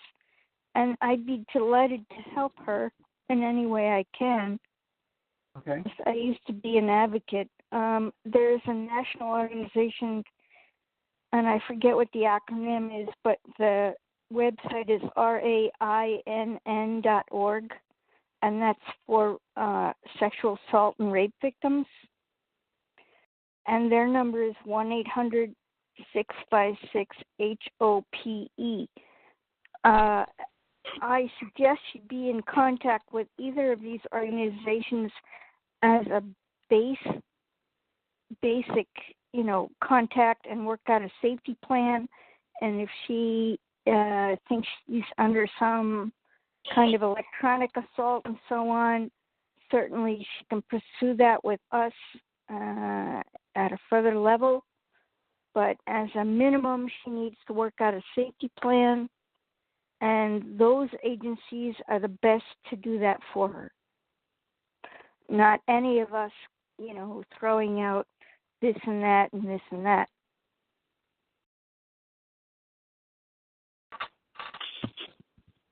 Okay. Thanks, Deborah. Mm-hmm. See,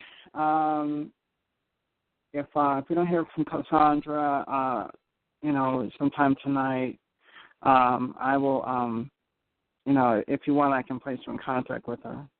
Absolutely. Please do.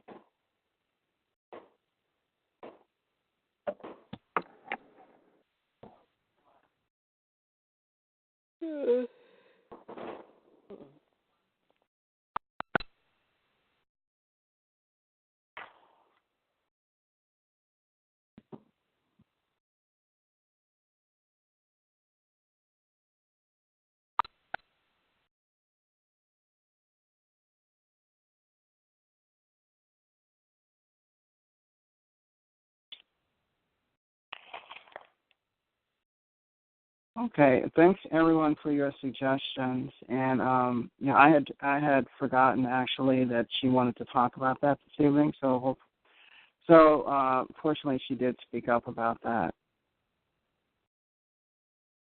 It's very important that we help each other because, as I said earlier, there are very few other resources that we have. In this particular case, there are some alternatives.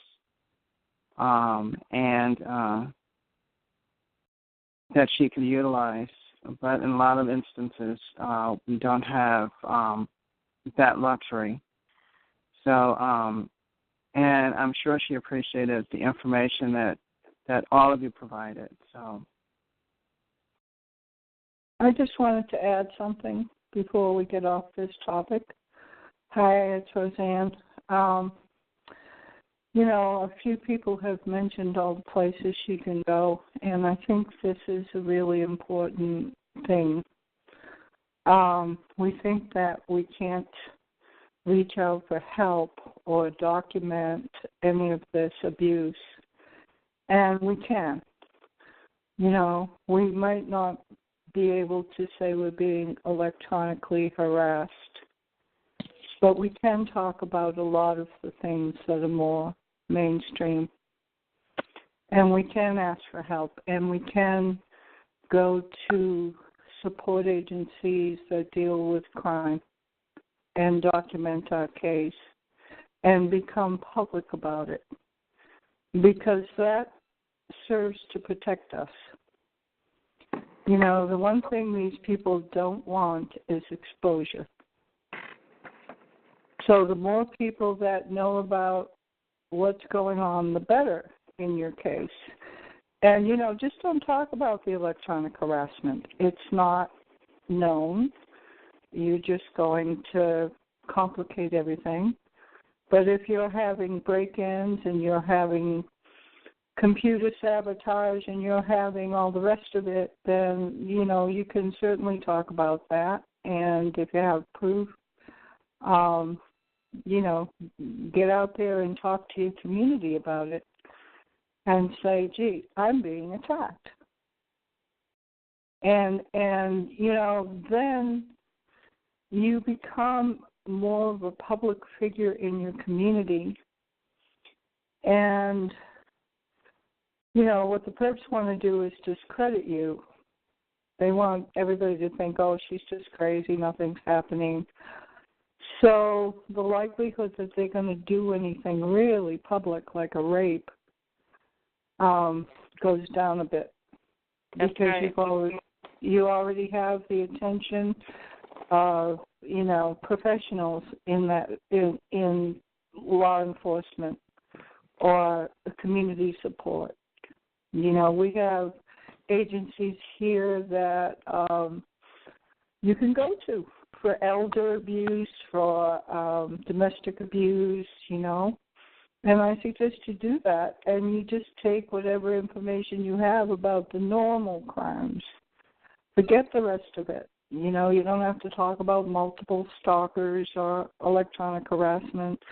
Talk about your house being broken in, or your things being stolen, or your personal property being destroyed.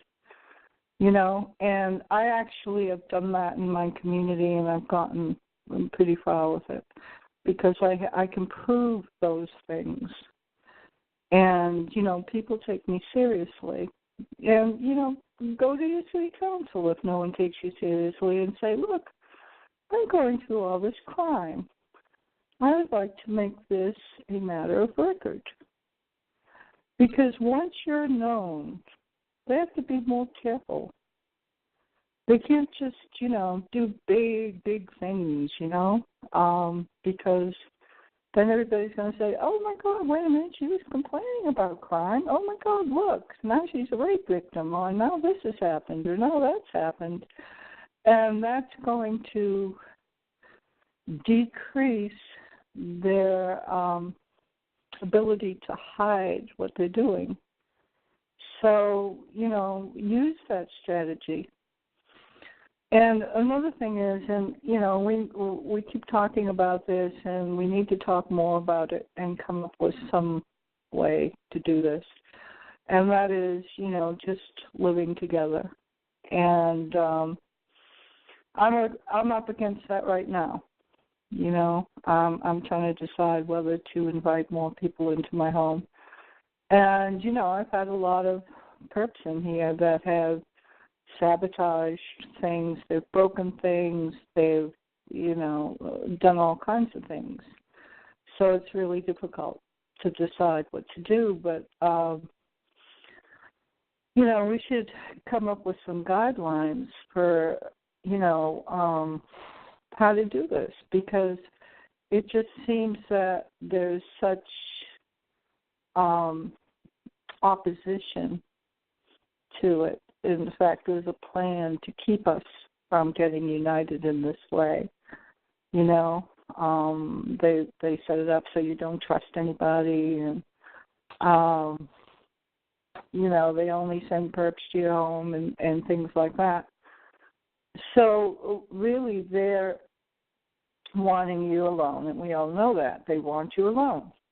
You know, but in reality, if you're living with people, what they can pull off is greatly decreased, because you have witnesses. You know, they're not going to come in if there are 3 people in the home and rape a woman, So we really need to figure out how to accomplish this. And, I know that they can mind control people to fight and distrust each other and all that kind of thing. And, that's really difficult to deal with. I've gone through a lot of that in my own life. I'm going through it right now. But if you know that's coming and you're just sort of sharing a home in a complete business way, which is we don't have to be friends. We know they're going to try to break up a friendship. What we have to decide is how we're going to protect ourselves. And then even if we don't speak to each other, those rules are in place. For instance, the house is never left unattended, period. Just certain rules that you decide upon to protect yourself. And then, realize that any kind of friendship is going to be compromised. And don't even go there. Just you have it a straight business agreement of mutual protection and what it takes to achieve that.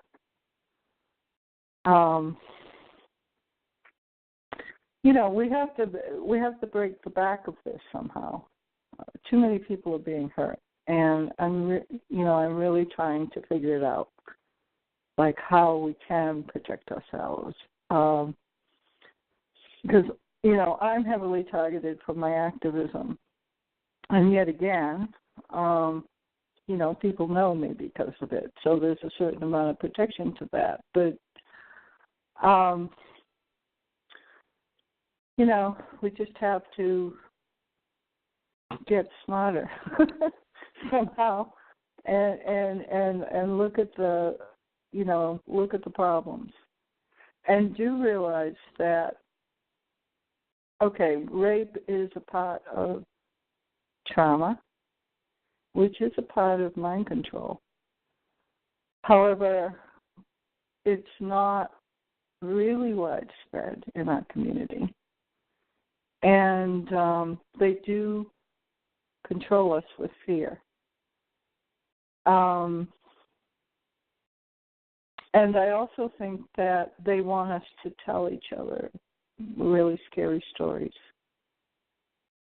to heighten that fear, so that we will not step out of line, so that we will not challenge them, so that we will just be in a position that's beneficial to them, which is cowering in our homes, afraid to do anything. And, so keep that in mind. Yes, this happens, and we all should take precautions, but it's not that widespread. And the last thing is they've developed a rape defense in Africa, which is sort of a condom that's put inside of you, which destroys a man's penis if he tries to rape you. And they're having very good results with it. It is stopping rape because it's hard to know when you're wearing this, and a few men have been mutilated, and it's gotten a lot of attention in the press. So I don't know if this is commercially available or anything, but I think it's a really interesting story, because this has always been a threat to women. And, it's just interesting that someone's taking that approach. I'd like to ask, what search terms would I put in Google to find out about this device that's deterring rapes? Oh, boy. Let's see. I'm not sure. I saw it a while ago. I'm trying to remember the words. try rape condom destroys penis.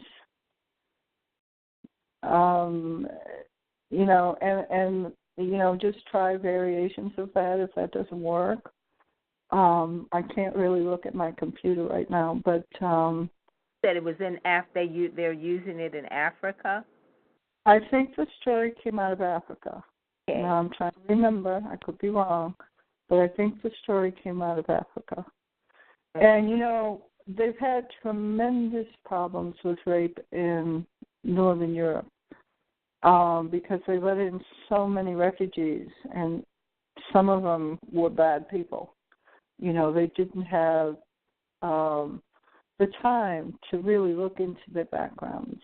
And especially in Sweden, the rapes were going through the ceiling. I mean, women were afraid to come out. They were getting attacked on the streets. And women were afraid to come out. And the men in Sweden actually banded together, and they started patrolling the streets. I forget what they called themselves, but the men took it upon themselves to get into groups, and they were armed. It's, you can have a gun in Sweden, no problem, and they were armed, and they would just patrol the streets to stop this. And they were doing a good job of it. And that sort of militia approach, for lack of a better word, started going on in England as well. But, it was just like, no, we're not going to let women be raped. And so, there's a lot going on about this issue right now. I would do a general search, too, about rape defense, maybe. But look for, rape condom destroys penis. That's all I can think of.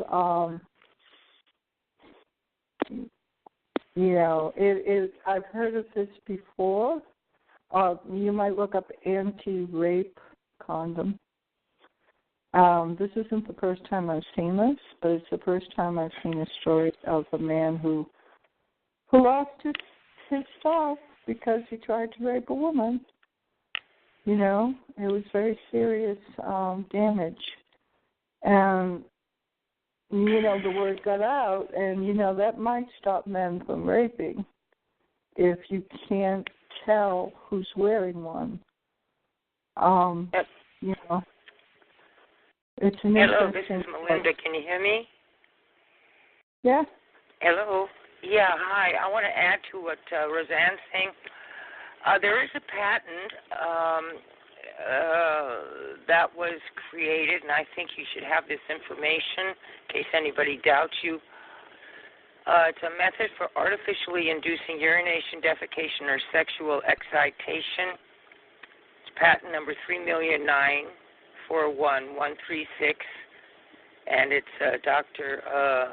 Bucalo, March 2nd, 1976. What's the patent number again? Yes, it's a patent 3,941,136. 349,316. 3,941,136. It's 3,900,041. And it's too late. Anyway. Spell Bucalo? Yeah. Bucalo, Bucalo, at the Neuronx Corporation in Albrook, New York. What? And spell his name. Yes, spell it. B as in Bob, U, A as in cat, B-U, C as in cat, A, L as in Larry, O. First name Lewis. And if they are doing it electronically, there will be no forensic remains. If they are not doing it forensically, if there's an actual human being there, there is always forensic. And boy, if you could just get some tape and have tape available and just tape all over you for hairs, Now, assuming he's wearing a condom, there won't be fluids, but there'll be something. There'll be some stuff. Just have big, thick packing tape and just tape everywhere. Okay, and it was called Method for... Let me see. Method for artificially inducing urination, defecation, or sexual excitation. And one more time, the patent, please. Sure. 3,941,136. And the person who's really looked into this is Helena. So, do you have, how to get a hold of Helena? She's not on the call tonight. I will email her, and let's see, maybe have her on Karen's call tomorrow night or something, so you guys can get in touch with her. She really has studied this, and all the different sensations and things like that. And if you have that in your purse, just say, oh, by the way, you think I'm nuts, it's patent number blah, blah, blah. That's great. Because if you say I'm being raped electronically, they are going to get you ready for the loony bin. But if you pull out a patent and say this is going on, blah, blah, blah. Right. Thank you. Well, there certainly is there's a difference between the rape as the face-to-face kind of rape. Well, that's what I said. If it is vis-a-vis and with a human being, you got to get out tape and pick up forensic evidence. Sure. They always leave it. If you watch CIS, there's always evidence. You just have to find it. Now, unless he shaves his body from head to toe, which most men don't. Yeah. I would like to interject a real estate precaution. Is this a good time?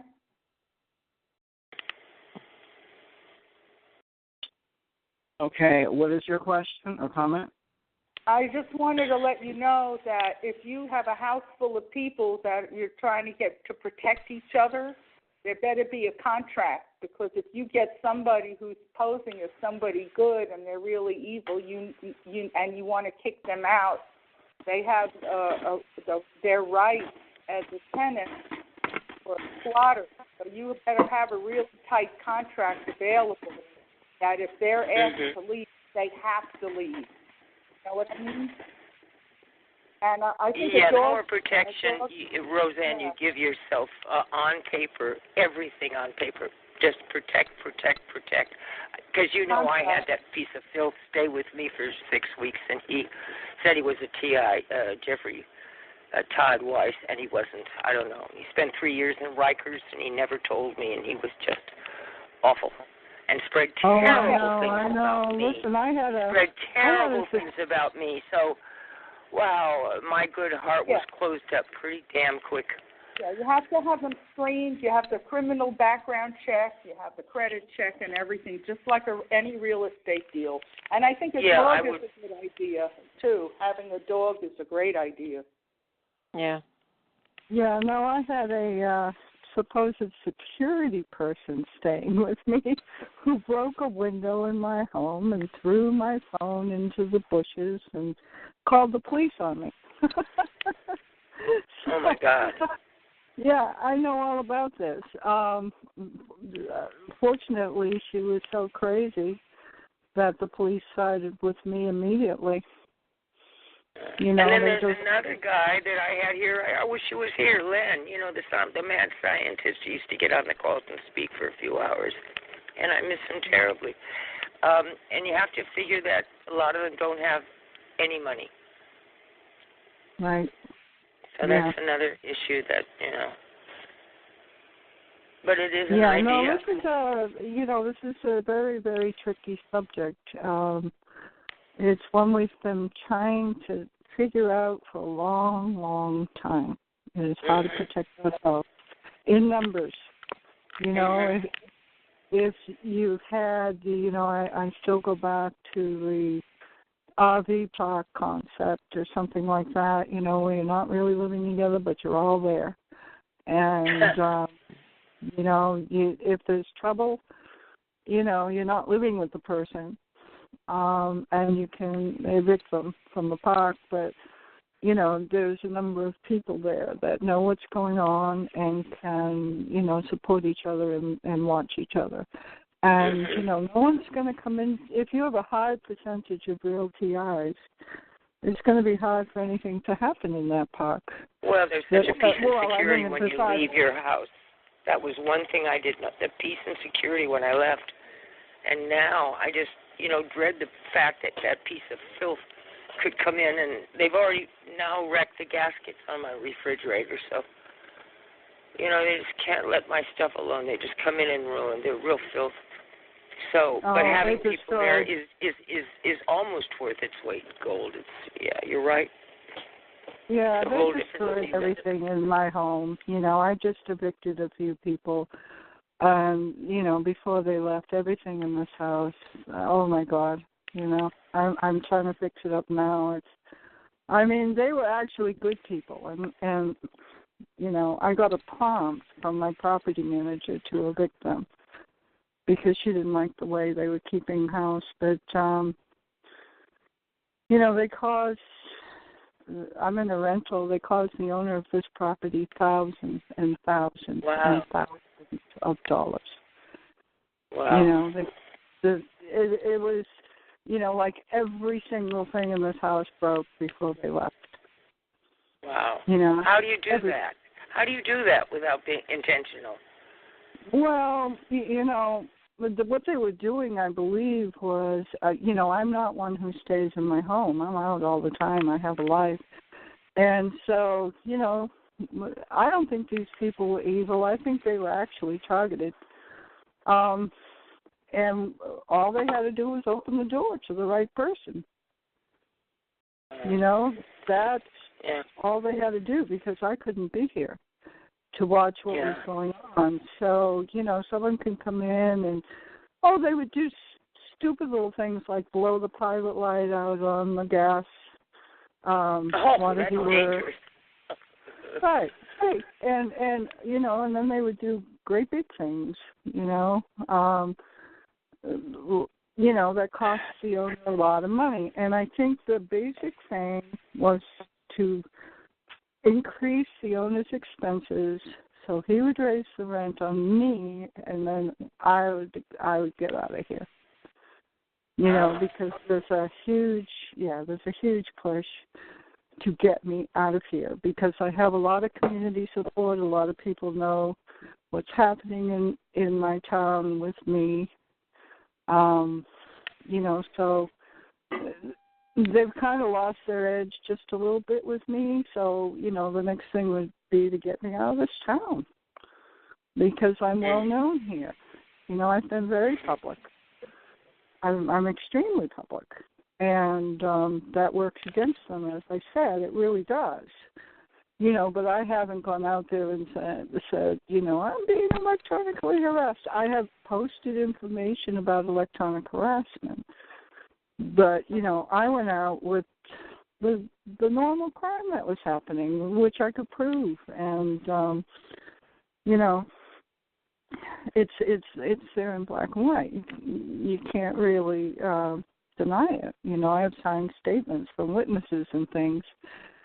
And so, I'm a difficult case for them. And I'm sure they would like me in another town. They would like me far away from here, so that they can, harass the hell out of me without people already knowing that I'm a crime victim. So, that's the latest is, So, now I'm trying to figure out, do I let someone else in?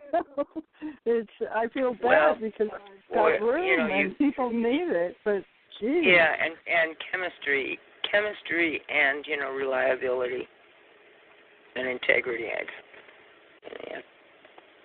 Yeah. That's so important. Yeah. Yeah, well, that's hard to determine up front. I mean, you can check background. But I've had really good people in here, but they were still playing a role. You know, they were still letting people in the house. You know, and Well, maybe you can have the 24-hour camera like they do in parking lots. Just have it run. So, the camera's on, Tommy, so you don't have to let anybody in. Or you give me a call before you let anybody in.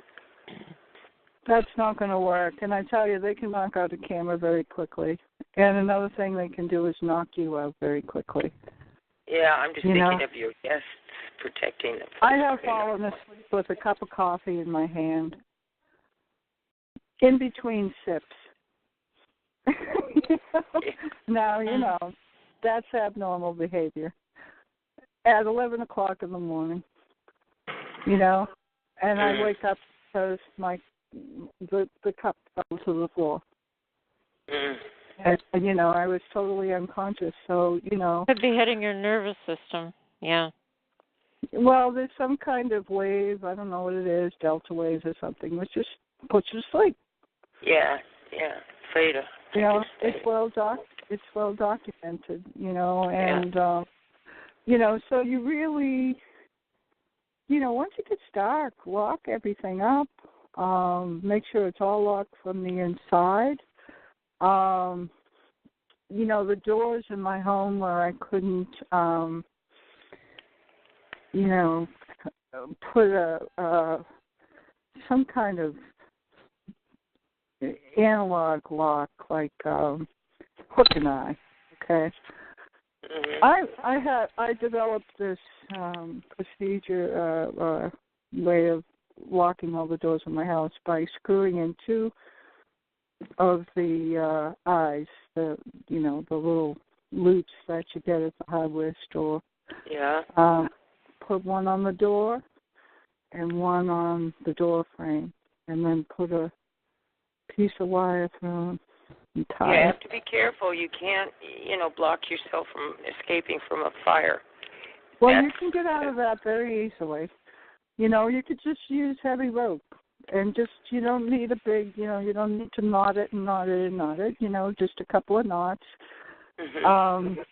That door cannot be opened from the outside. Well, I put shims. I have 4 shims in my door spread out.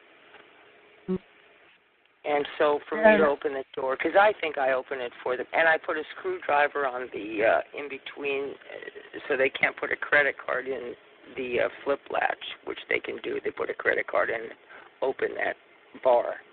So I put the screwdriver and 4 shims. Really attractive when I go to bed. And I tell you, I have not slept in pajamas since I've been targeted. I sleep fully clothed, and I have pepper spray. So, I'm looking at this as reality. We're in a war. We're being attacked. We're in a war. And you got to, I like to say, soldier up. You can't pretend life is just the way it used to be, because it just isn't. And so we're being attacked. We're in a war, and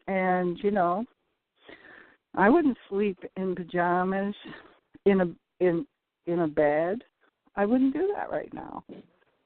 I don't do that. I sleep fully clothed. I have pepper spray. I'm aware of my surroundings. I've got a screwdriver jammed into the garage door, so you can't possibly open it. I've got wood in all my windows, so you can't slide them open. But even if someone gets in, I'm kind of ready. Don't mess with this lady. But the biggest way in which I'm ready is that so many people in my community know what I'm going through. That's the biggest way in which I'm ready, which is why they really want me out of town. The push is unbelievable to get me out of here, because too many people know.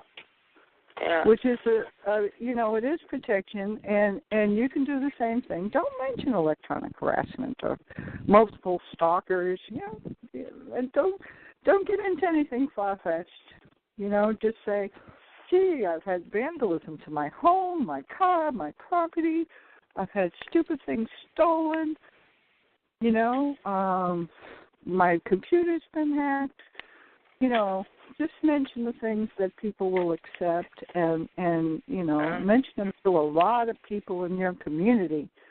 And if you have proof, you do. And and then I had the police over initially, but no evidence. So I haven't had them back. I don't call them.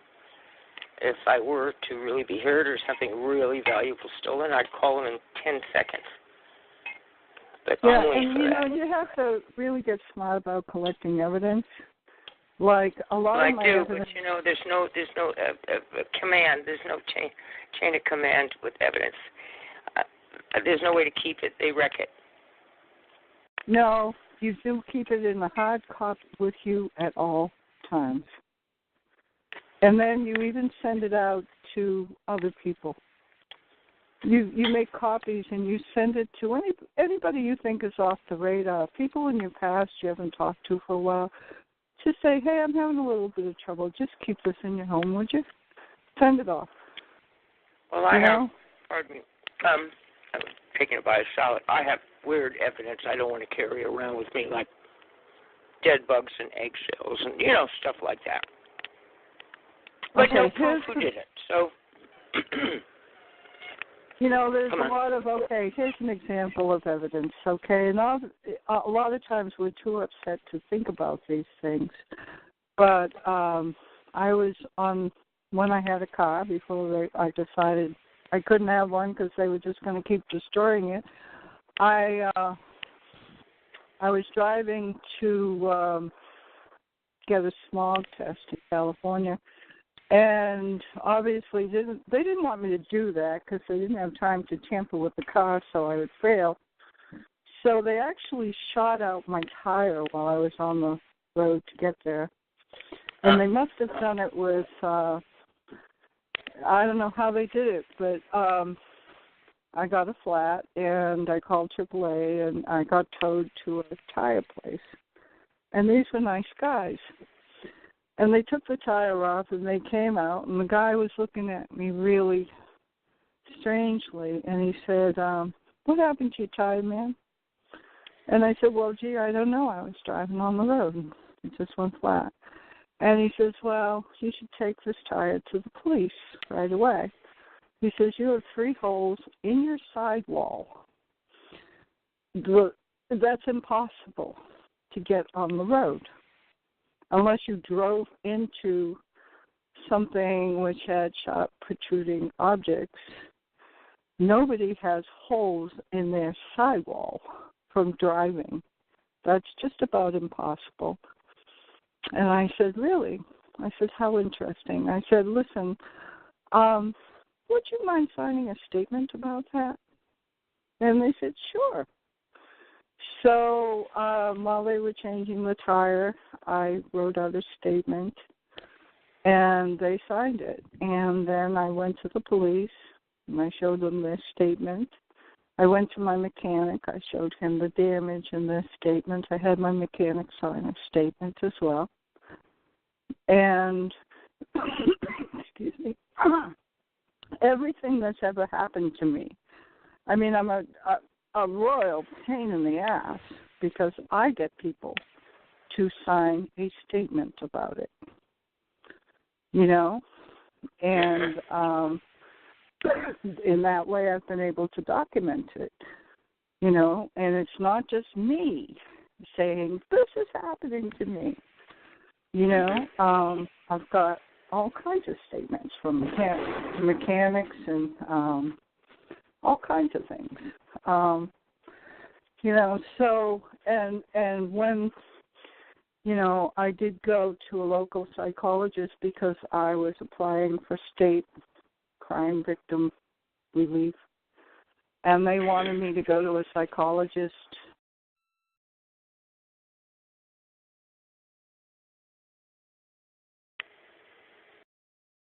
Hello.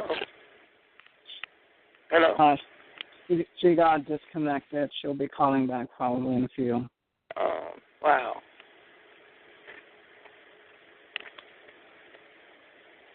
And one more pause here. We have just about 50 minutes, 50 minutes left in the call. And if anyone has a call-in number they'd like to offer after this call automatically closes in about 50 minutes, feel free to come forward at this time.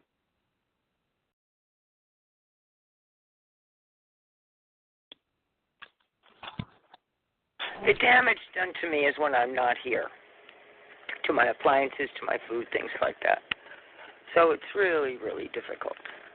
Plus, electronic at night. I mean, like they're hitting me in the back right now, really bad. It's, just not provable stuff at this point for me.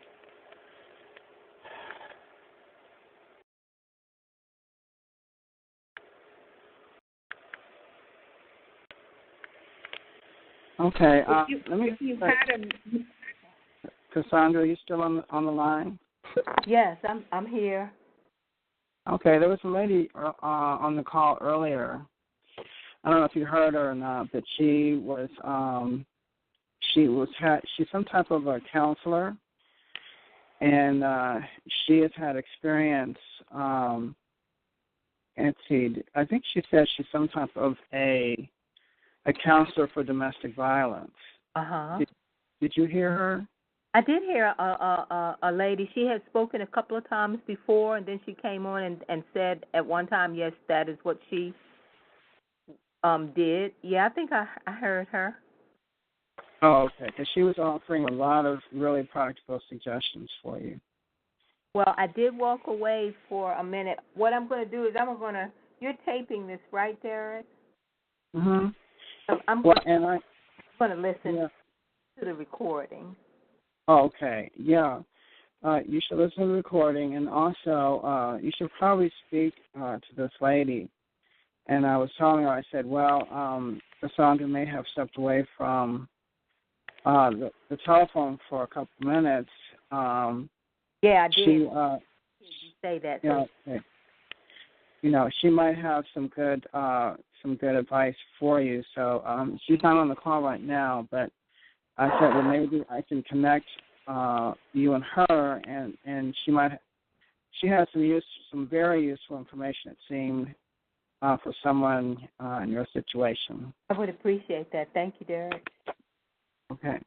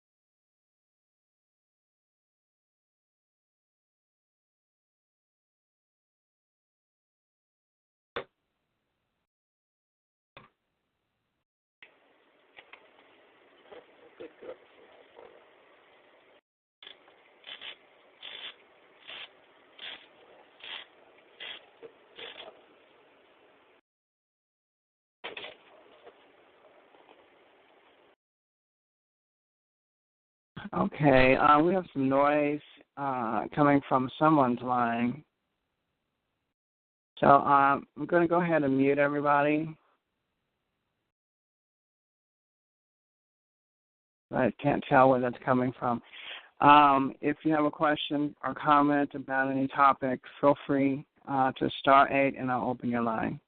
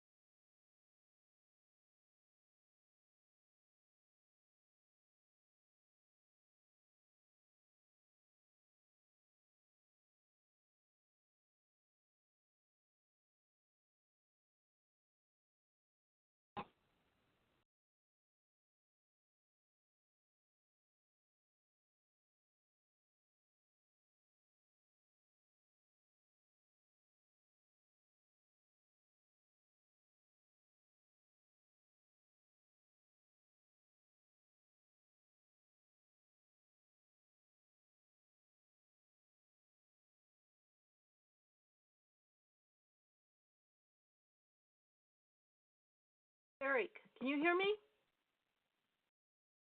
Yes, who's there? It's EMF Linda. Oh, hi. How are you tonight? Good, I'm good.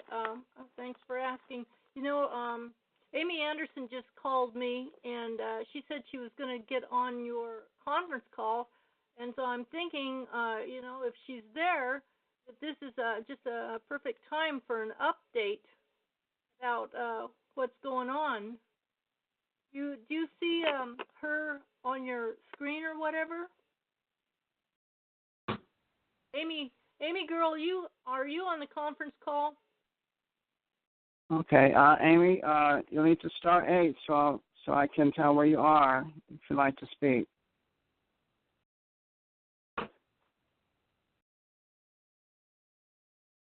Okay, I see a couple of people here in California, but they haven't *8'd. Oh, I wonder if she remembers you got a *8.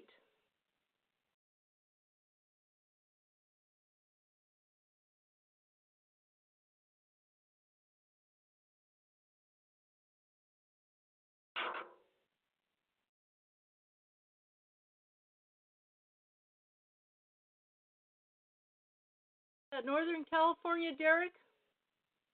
Oh, hold on. Looks like. Okay, Amy, is that you?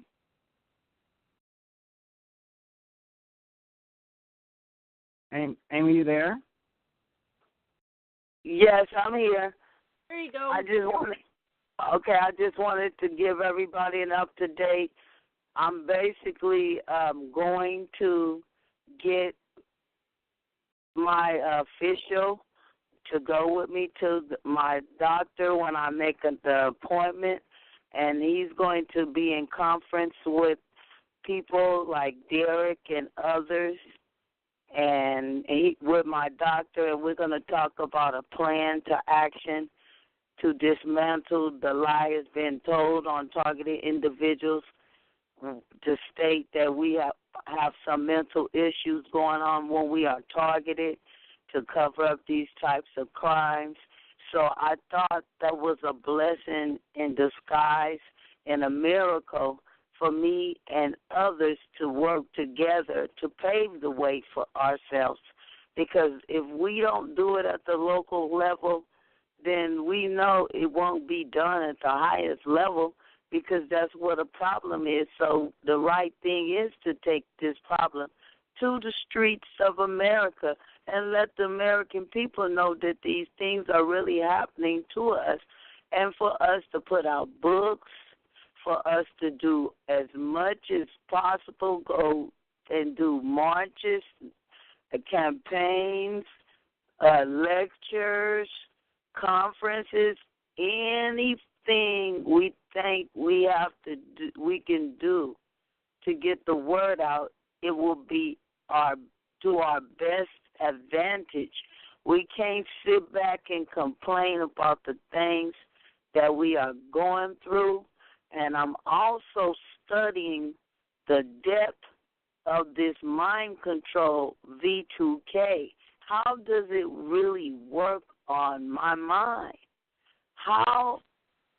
What is the difference with my thoughts than a generated thought coming in that causes confusion in my mind that does not add up to logical thinking, that has me speaking a long time and repeating myself, where it appears like people don't understand what I'm saying.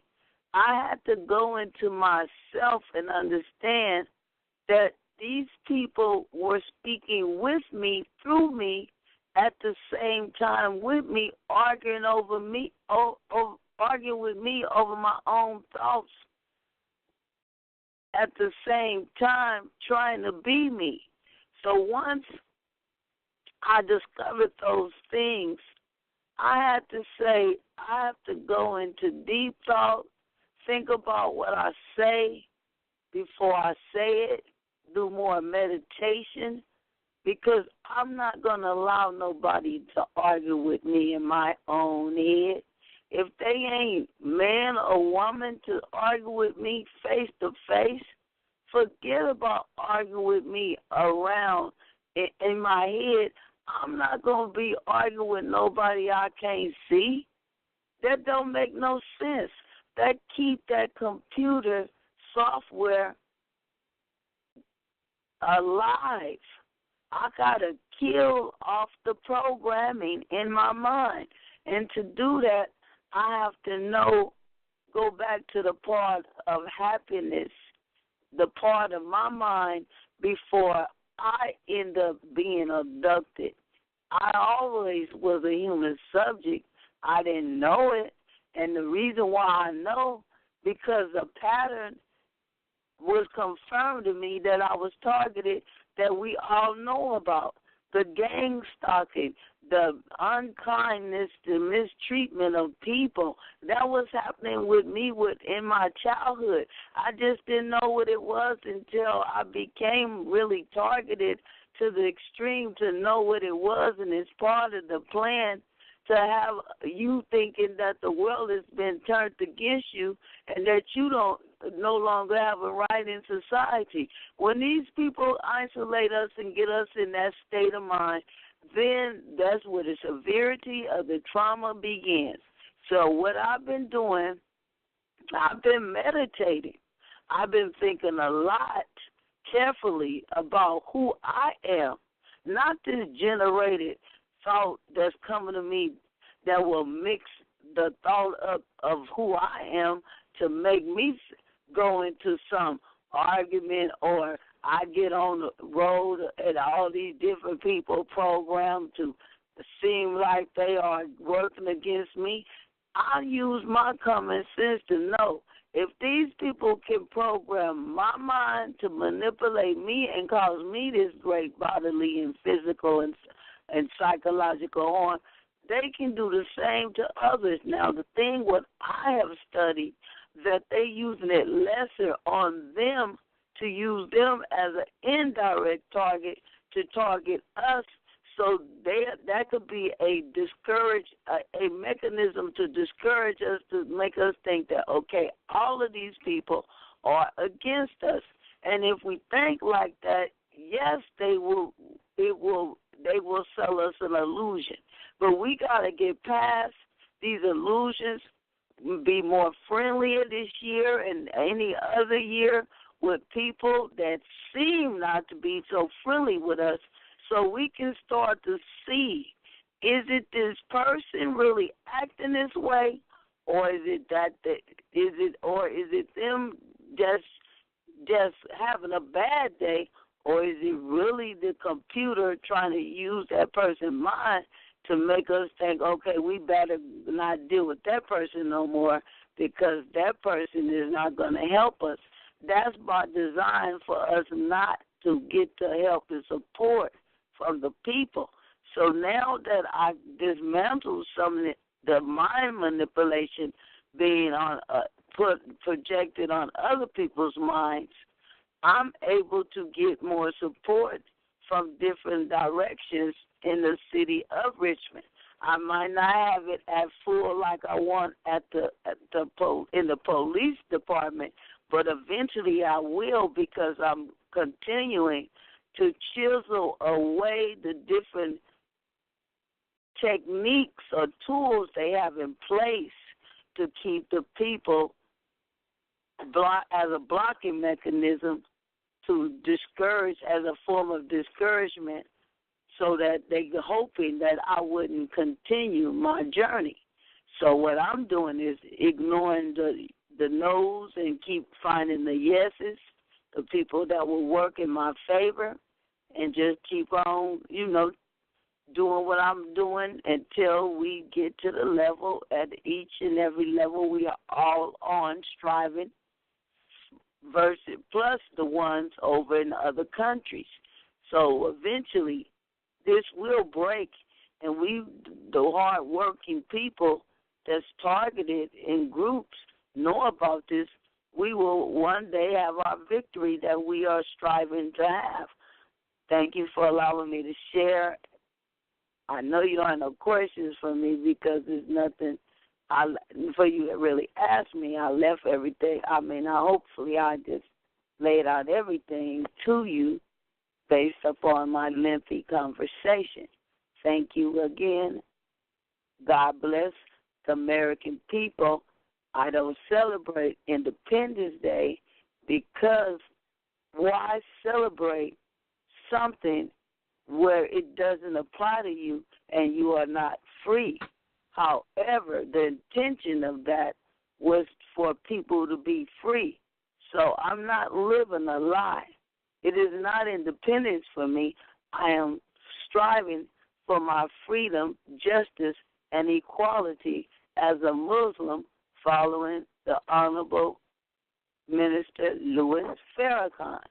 Thank you.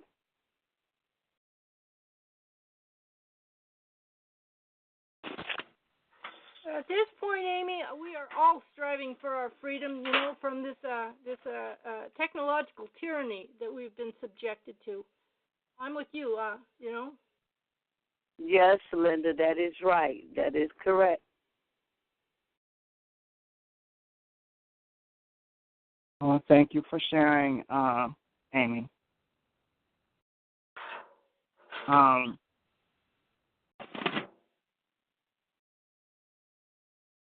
But as far as I'm concerned, I feel like we have a lot to celebrate and to rejoice about, in terms of freedom. We're not completely free like lots of people are, but I do appreciate the amount of freedom that we do have.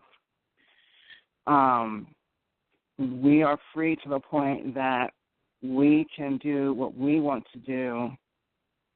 It's the perps, really, who are not free. They are the ones that have to slink in the shadows to do what they do. We have the freedom to go what we want and do what we want to do, but they have to keep their stuff secret. I agree They are the with ones you. that have to slink in the shadows and do what they do in secret, and they have to remain secret because what they are doing is illegal. And if they were to do what they were doing in the open, they would be caught, arrested, and prosecuted. So we are more free than they are.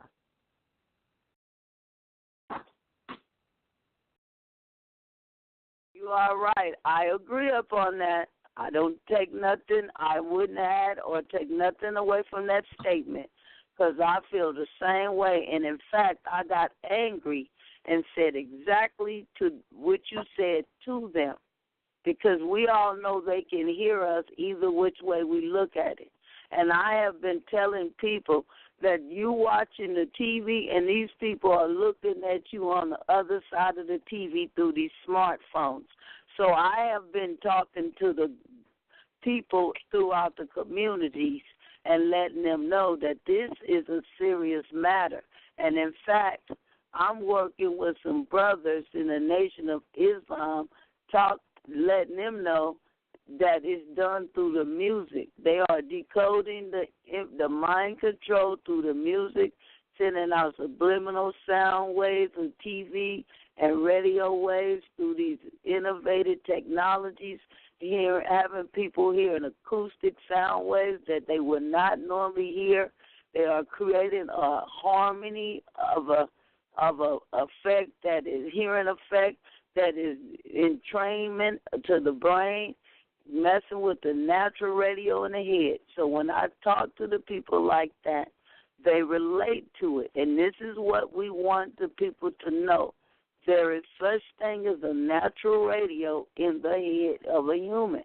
Now, what is happening to that? These people are tampering with it and saying that the people tamper with the head, the radio in the head, and messing with the sensors in the body, causing the body to act awkward, strange, and work totally incomplete and opposition. And I tell the people that it works in complete opposition to, contrary to what a natural function of a human function, So when I share these things with people, they start to open up to relate. And some of these people start to wonder, are they targeted? So those are the kind of conversations we want to talk to the people about, because then they even wake up even more so. And Ken Rose had printed me up some DVDs. It was like a 40-minute segment with Peace and Telly, my interview. So I'm going to get that out to you all through different ones, and you pass them out. And it talks basically about the government patents. And I also want to share that anybody come into contact with those who are targeted, they some type of way be victimized. And that's one of the things I think that happened to Pete Santelli. And as a matter of fact, I know that's what happened to Pete Santelli. That also happened to Reverend Pinckney. That also happened to former Mayor Shogwe Lumumba and the one that connect us up with them. You got to think about these people do not want to get this operation up because they are some sick people that's also some control freaks. When you get somebody that wants to control the minds and the body of people and treat them like a doll or mannequin and feel like that's their job and duty to do to people like that, we need to hang these people out to dry.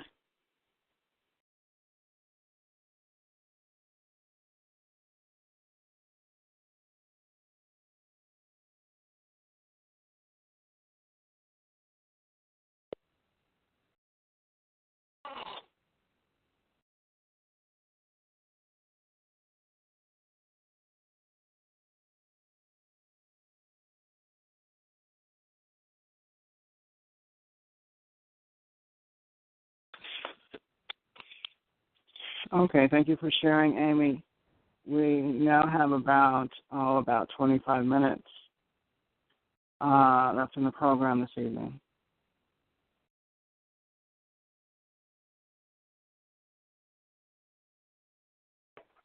Derrick, have you talked to Jesse or heard any of the work that Jesse Beltran is doing? Because he kind of dropped off the map. I know he's doing his own thing, but I haven't heard of him. I haven't heard from him and others. Do you know what these other activism people at, like, who is it, Eleanor White, and what's her name? What's the other lady's name from the Bay Area did that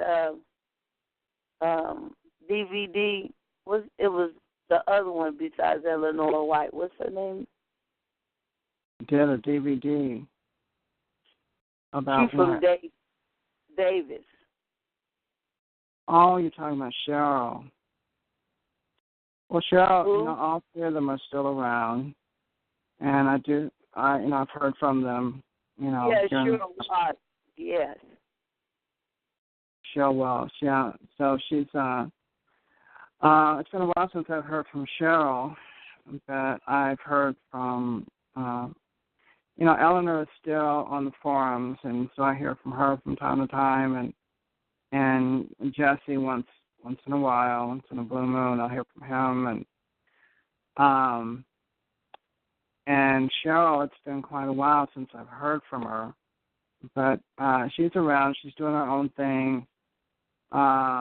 She basically has taken up the role of a researcher, and I would like to hook up with these people. See if you can connect them up with us.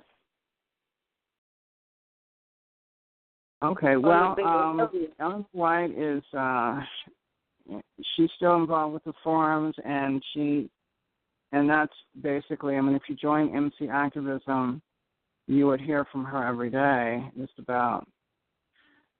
So she's still doing what she's been doing for the past few years. As far as Jesse, he's very active on Facebook, and I see his posts from time to time. And I want to hook up with Cheryl Wash. Oh, Cheryl. Well, Cheryl is still around, and actually someone has contacted.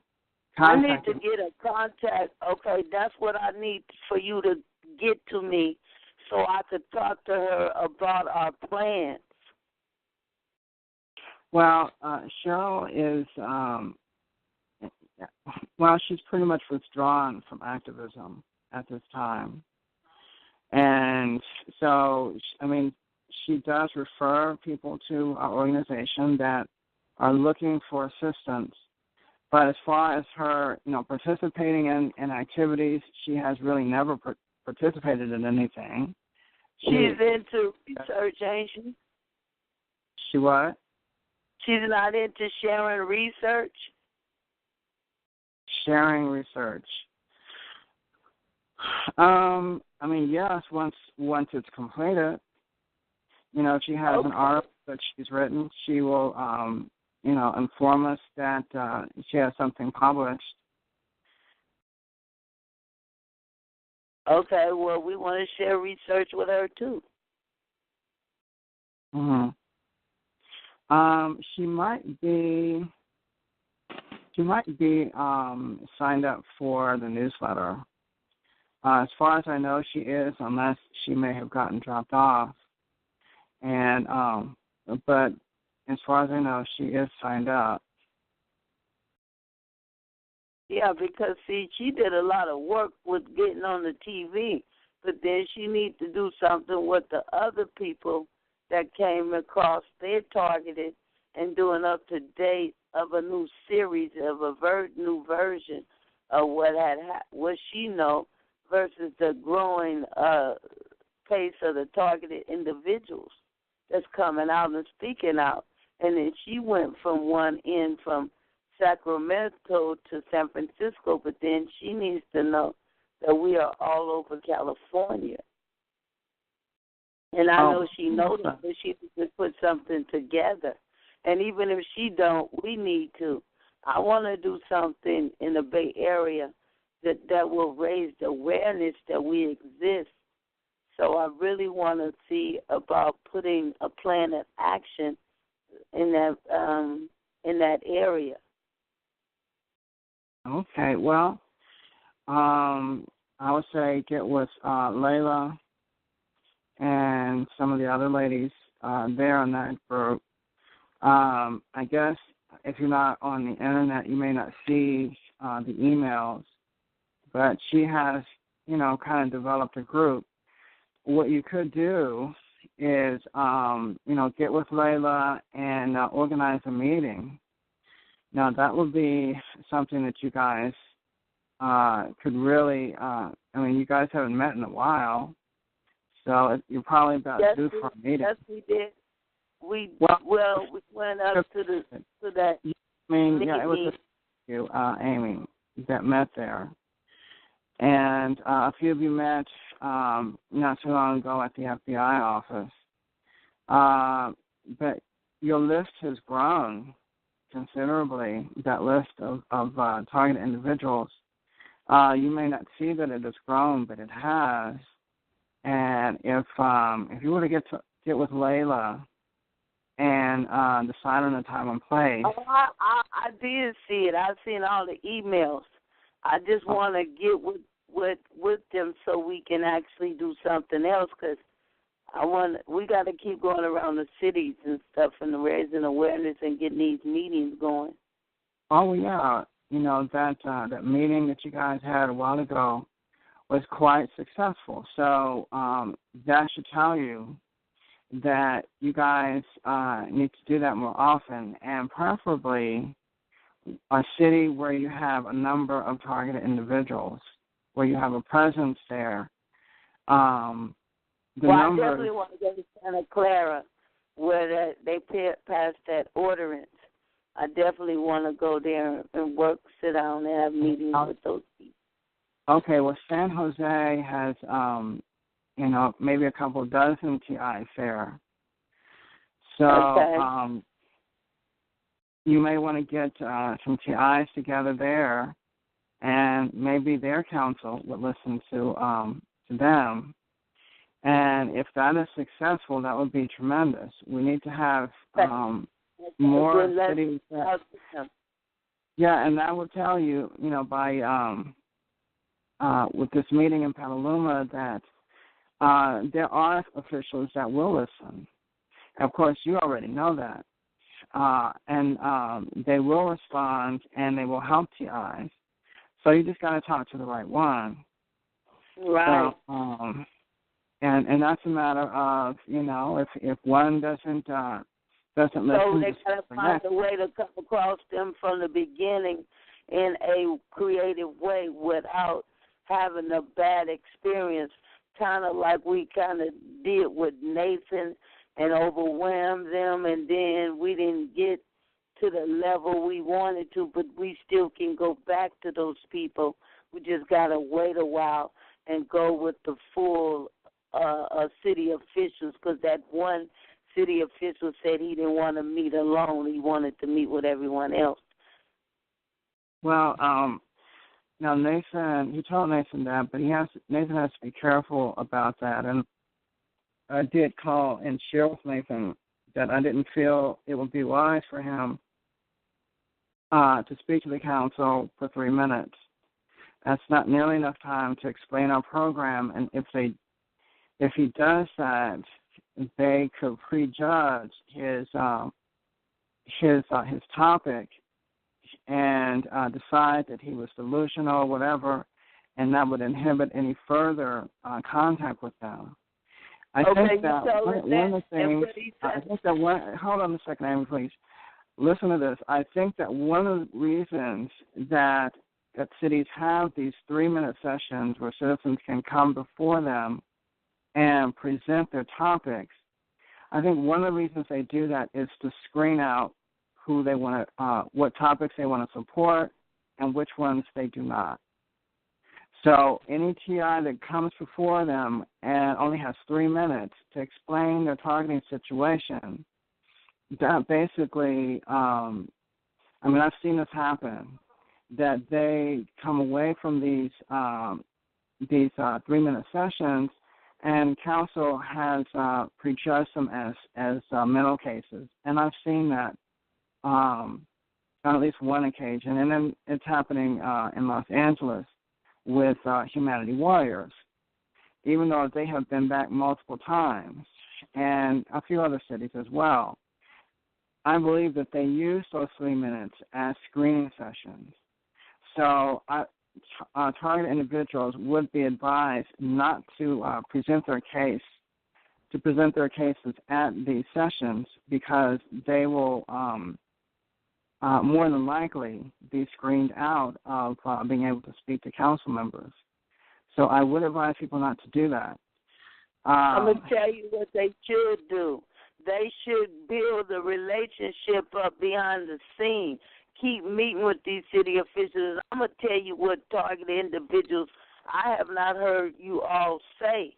I have not heard you all say that you have been willing to go out to some of the functions and show up where the city officials be in the city you reside in. And that's how I build up the relationship. I caught these people inside the community doing their work as a city official. And then I started getting up under them and talking to them. And then I started meeting one like Marilyn Langlois. And she was a former mayor's secretary. So if you don't get to know the inside of your city officials and get a relationship up with them before you tell them you targeted, it's going to be hard for you to listen to you the way they got it in place to set up as if it's not happening. So I'm saying to you all, go to the functions. Get on the calendar. Go find out. Ask them when they meet before you want to. It's kind of, let me tell you what I found out. It's kind of like going to somebody and saying, pay me for the job that I want, that you want me to pay. I'm going to service you. The job I'm gonna service you in order for you to pay me now. So if you go to the people without building up a relationship, telling them something that you know from the beginning was hard for you to believe, then put yourself in somebody else's shoes, and then you will have a guideline of not being so anxious to tell them I'm a targeted individual. I used to do those things, but I found out that was what was keeping me from getting close to people. So you go to the functions, hang out with the city officials, let them see your face. Then you tell them, say, look, I need to meet with you, but I need to meet with you with the whole council. So I need to share some information with you first. So then me and you can build up a relationship with me and a group of people where you will know that I don't have no reason to come to you telling you something that will waste your time. So you got to get at people like that. And if you don't know how to get at them like that, then it's hard for you to get to the level you want to get at them with about this type of compelling information. So again, go to the function. Okay, that is a good point. It does take a while to build up a rapport with these officials, and it'll take you 2 months, Derrick. If you find out the function, like if they got a function this month, 2-3 functions in that 1 month, start talking to them then. Then find out what you and them people have in common. Then you do that for 6 months or 3 months. You get the relationship that you will want. It took me a long time because I didn't know that. So when I went out and went to functions with these people, I got a real strong relationship with them. Okay, well, that's an excellent plan, Amy. because and that's something that we as a community need to learn to do, and that is to build up a rapport, a relationship with these officials, and that's a good way to do it. So thanks for sharing that. And that's an excellent idea. You do have to meet with them one-on-one, and I would urge you guys not to try to go to these council meetings when you try to speak about your issues for 3 minutes. That inevitably, that has never worked. And it would only prejudge the representatives before you would get a chance to speak with them personally one-on-one. So I would advise the private route first, to speak with them in their office. As Amy said, mingle with them in the community, go to their events, speak with them one-on-one. So that's a good way to do. Wait a minute, Derrick. They also should go to the city meetings, go to the city council meetings, but then talk about relative things that the other people know about, but then you could talk about something that is not right in society. And an example of just people deserve to be treated right, equal. We need to be in a safe environment and community. We thank you, city officials, for wanting the city to be to be a safe place for us, and wanting to take these offices. Start going like that first. Start building it up, because see, I would go talk about things that they would talk about was relative, just dealing with the city. You know how we were before we would be targeted. Go start talking on them levels of related things that they know, relative things that they can relate to, and versus always want to talk about this first. So then once you talk to them, once you get the meeting, they already go remember hearing you and seeing you talk about something concrete that they say, oh yeah, that lady, I remember her. Or the man, they would come in, they would say something pleasant, and so go in there and say something encouraging about different topics. Then when you have the meeting, they'll say, I remember seeing your face, because there's something about the human mind. If you don't know the name and you see the face more, you begin to seem like you know the person just from their face, although you don't know the name. So that is another form of relaxing the person, so where they can receive you better, versus they never seen you before. You coming to them and telling them about something, and you never went to the city officials or city meetings, and they never saw you. And that's another weakness, I think, is in how they plan on us. If you're a person that never went to the city councils and you go tell them you harmed, and they never saw you hardly in your city, that kind of make you look funny too. So I do encourage you just to go to your city meetings without telling them you targeted for a minute too. Thank you. Okay, well that is a good plan, Amy. Excuse me, and so all the things that Amy has been doing to build up a rapport with her city officials. So I hope you guys are making notes. These are all great suggestions, Amy, and I would advise everyone to listen to what she's saying here. And these are ways that you can build up a rapport with your representative. So good suggestions. Thanks, Amy. Okay. Derrick, I have a question, please. Yes, hi.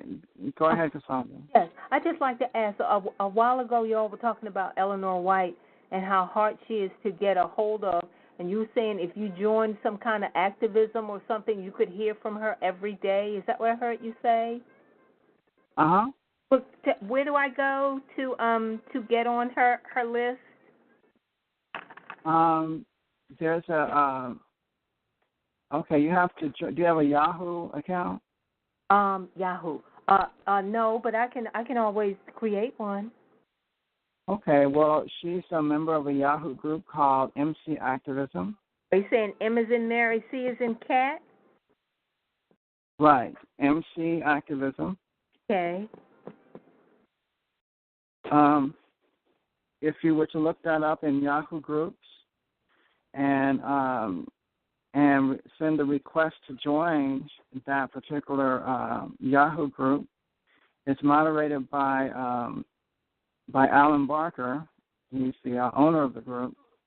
And once you join that, she posts pretty much every day. So you'll get to hear from her, on a daily basis. But I have to have a Yahoo account. Yeah, just sign up for a Yahoo account, and you can join this Yahoo group. Thank you. Excuse me, Derrick? Mm-hmm. It's EMF Linda. If I could have 2 minutes, I think there's something that you and everybody, Amy, should know about another plan on the national level that's already been spoken about. It's in the works, and that is, did you happen to hear Joe Esposito on Shelley's call, the Saturday night call, by any chance? No, I did not. I'm hearing some things about him tonight. What is his background? Well, that's not the point. He's also called the Meter Man. He's a wonderful person. Lives in Oklahoma. Had become electrosensitive. Has now found purchased a suit that is protects him from about 50 decibels of radiation, of wireless radiation. The point is, though, that he suggested, he's an activist. He goes out and helps remediate people's environments and teaches. He's also a writer. He's written over 15 weekly articles in a local paper there, the Banner in Oklahoma. But that's just what I was asking, what his background is. Continue, please. The point is that he has a plan that he suggested on the national level, and as Amy mentioned, we need to identify and hold people accountable for what they're doing, and one of the main places where this whole thing has spawned from, it's been created, the technological stuff, is the FCC. Now, the head of the FCC is Thomas Wheeler. He was a former lobbyist, as you probably know, with the telecommunications industry, and then he was appointed by Obama to chair the Federal Communications Commission, which has brought us this disaster that we're all living in. So how is Joe Esposito, what's that got to do with accountability? I'm about to tell you, if you let me. Joe Esposito has come up with the idea, and he's going to, as I understand, talk with Shelley more about it. He's come up with the idea because the FCC is poised to sign off on yet increased wireless radiation on us with, I think, 5G within a relatively short period of time. And so what Joe has suggested is that we just inundate his office with phone calls. Now, this is a simple, easy thing that everybody can do. Not going to cost anything, and it's labor light. So, Amy, I think that you ought to get in contact with Joe Esposito. I can certainly make that happen, or I can give out Joe's number online. But I think that it's going to be a kind of like a partnership. With Shelley is involved in it, and Derrick, I would hope that you would support this idea too. What do you think? Okay, I need some more information about this plan.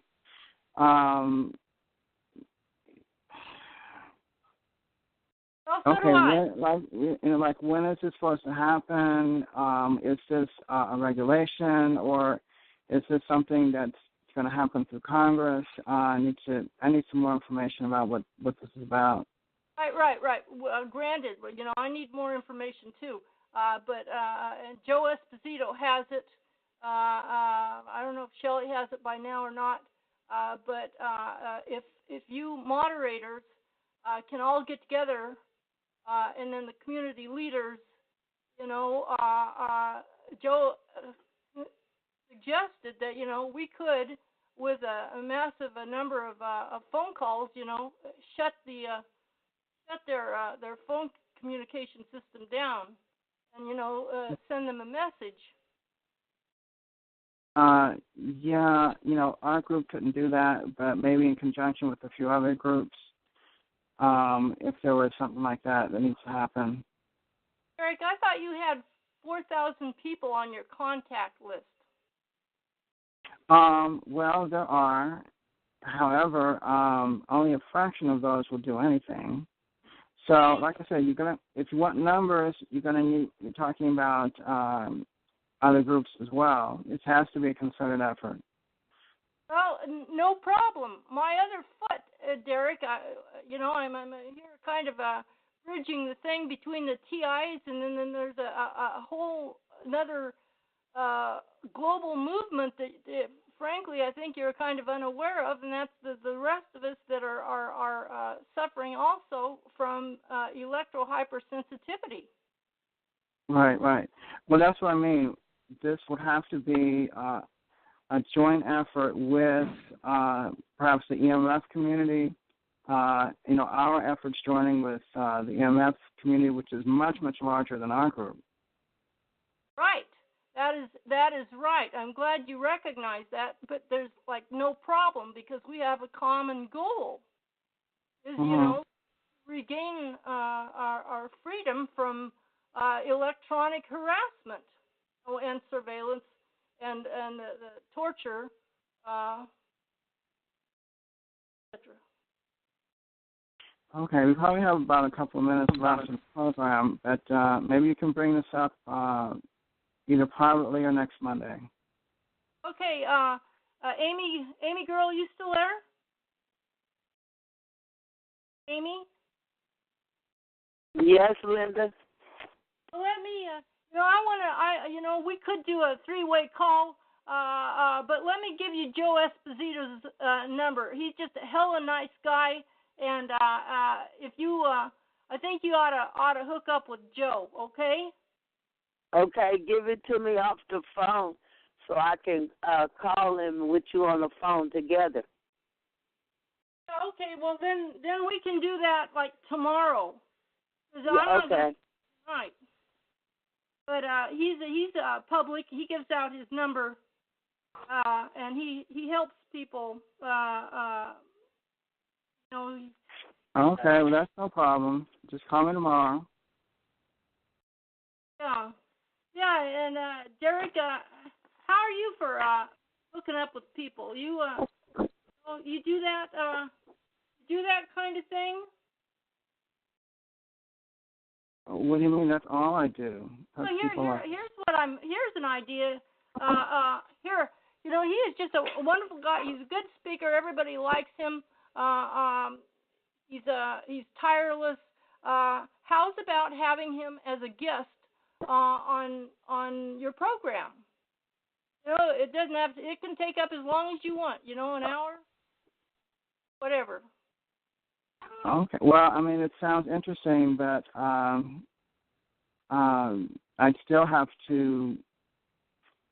need to a more of an understanding of what who he is, what he does, what group he represents, and things like that. Because right now I am unfamiliar with them.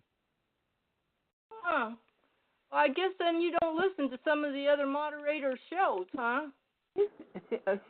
Not a lot, but I guess the question I have is he in the EMF community or is he in the TI community?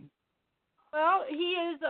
He started out in the EMF, but he's learning quickly about the TIs. He's absolutely open interested and curious, and I've already, he's already got his toes wet about TIs. I read him some of the documents that. Oh, I see. Okay. He's well, why don't you call me tomorrow and we can talk about this? Yeah, okay.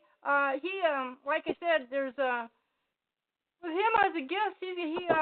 Shell had 120 people on her Saturday night approximately. How are you doing tonight, Derrick? I haven't checked recently, but the important thing is the material that he has to offer, how relevant it is to our community, and that's the barometer that I have in terms of bringing a guest on to the program. So if you want to talk to me about that tomorrow, I can make a decision. Okay, he calls himself. He's got a website called the Meter Man. He is all about measurement and shielding. And trying to make life easier. He has pretty much kind of achieved that through various means on his 2.5 acres in outside of Tulsa, Oklahoma. However, there are so many cell towers and stuff around that he's no longer able to run the steers, and the bees died too. Okay, well, I really don't want people to be bored. But I just, it has to be something relevant. Well, do you think that's irrelevant? The delivery system for torture? No, I don't think that's relevant. I don't think that's irrelevant. Like I said, I just need to know more about what he has to say and what he has to offer the community. That's all. Well, you can talk about that tomorrow. Okay, or here's this. All you have to do is look on, Google themeterman.com.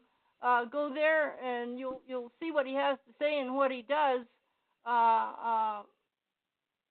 Okay, I've listened to calls that were not particularly relevant, and it just bored people. So even though it has some relevance, just hearing basically what he has to offer. If it's not basic, if it's not really germane to our issues, it could very easily bore people, and they won't ask questions.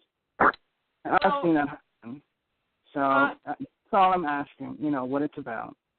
If 120 people stayed on the call for 3 hours, apparently on Shelley's call, they didn't find him boring. Okay, Linda, can we just talk about this tomorrow? That's all I'm asking you. Whatever you want, Derrick. But I'm he's, you invited me to be a guest on and talk about shielding. This guy knows more than I do, a lot more. And he's a better speaker. Well, shielding for the EMF people is a little bit different than shielding for our issues because, whatever our shielding modality is, the perps usually find a way around it. So we have to keep piling on more layers or finding ever more creative ways to shield. So that's a difficult topic for us, and it has to be something extreme in some cases.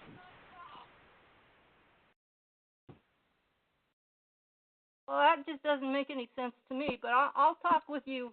I'll be happy to talk with you tomorrow. Well, it's very easy. Non-targets can shield very easily. They can put up a layer or two of aluminum foil or something, and they'll be fine. In our case, it's a lot different because this is intentional radio frequency assaults, and they're a lot more directed and a lot stronger. No, Derrick, the only reason that I have been able to protect myself with sheet metal and layers of aluminum foil is because I eliminated the delivery systems. I am, as I've said before, cell phone free, computer free. I have turned off 7 out of 8 circuits, electrical circuits in my apartment. I have no TV. These are all the same delivery systems by which the TIs are tortured. Some Some people have done that, and it has helped, but that's not been the entire answer. I'm not saying that it is the entire answer, but it allows my surviving in a generally pain-free state, which is a lot more than a lot of people these days. What I'm saying anyway, is that if you're under attack, you may not be pain-free even if you do all that.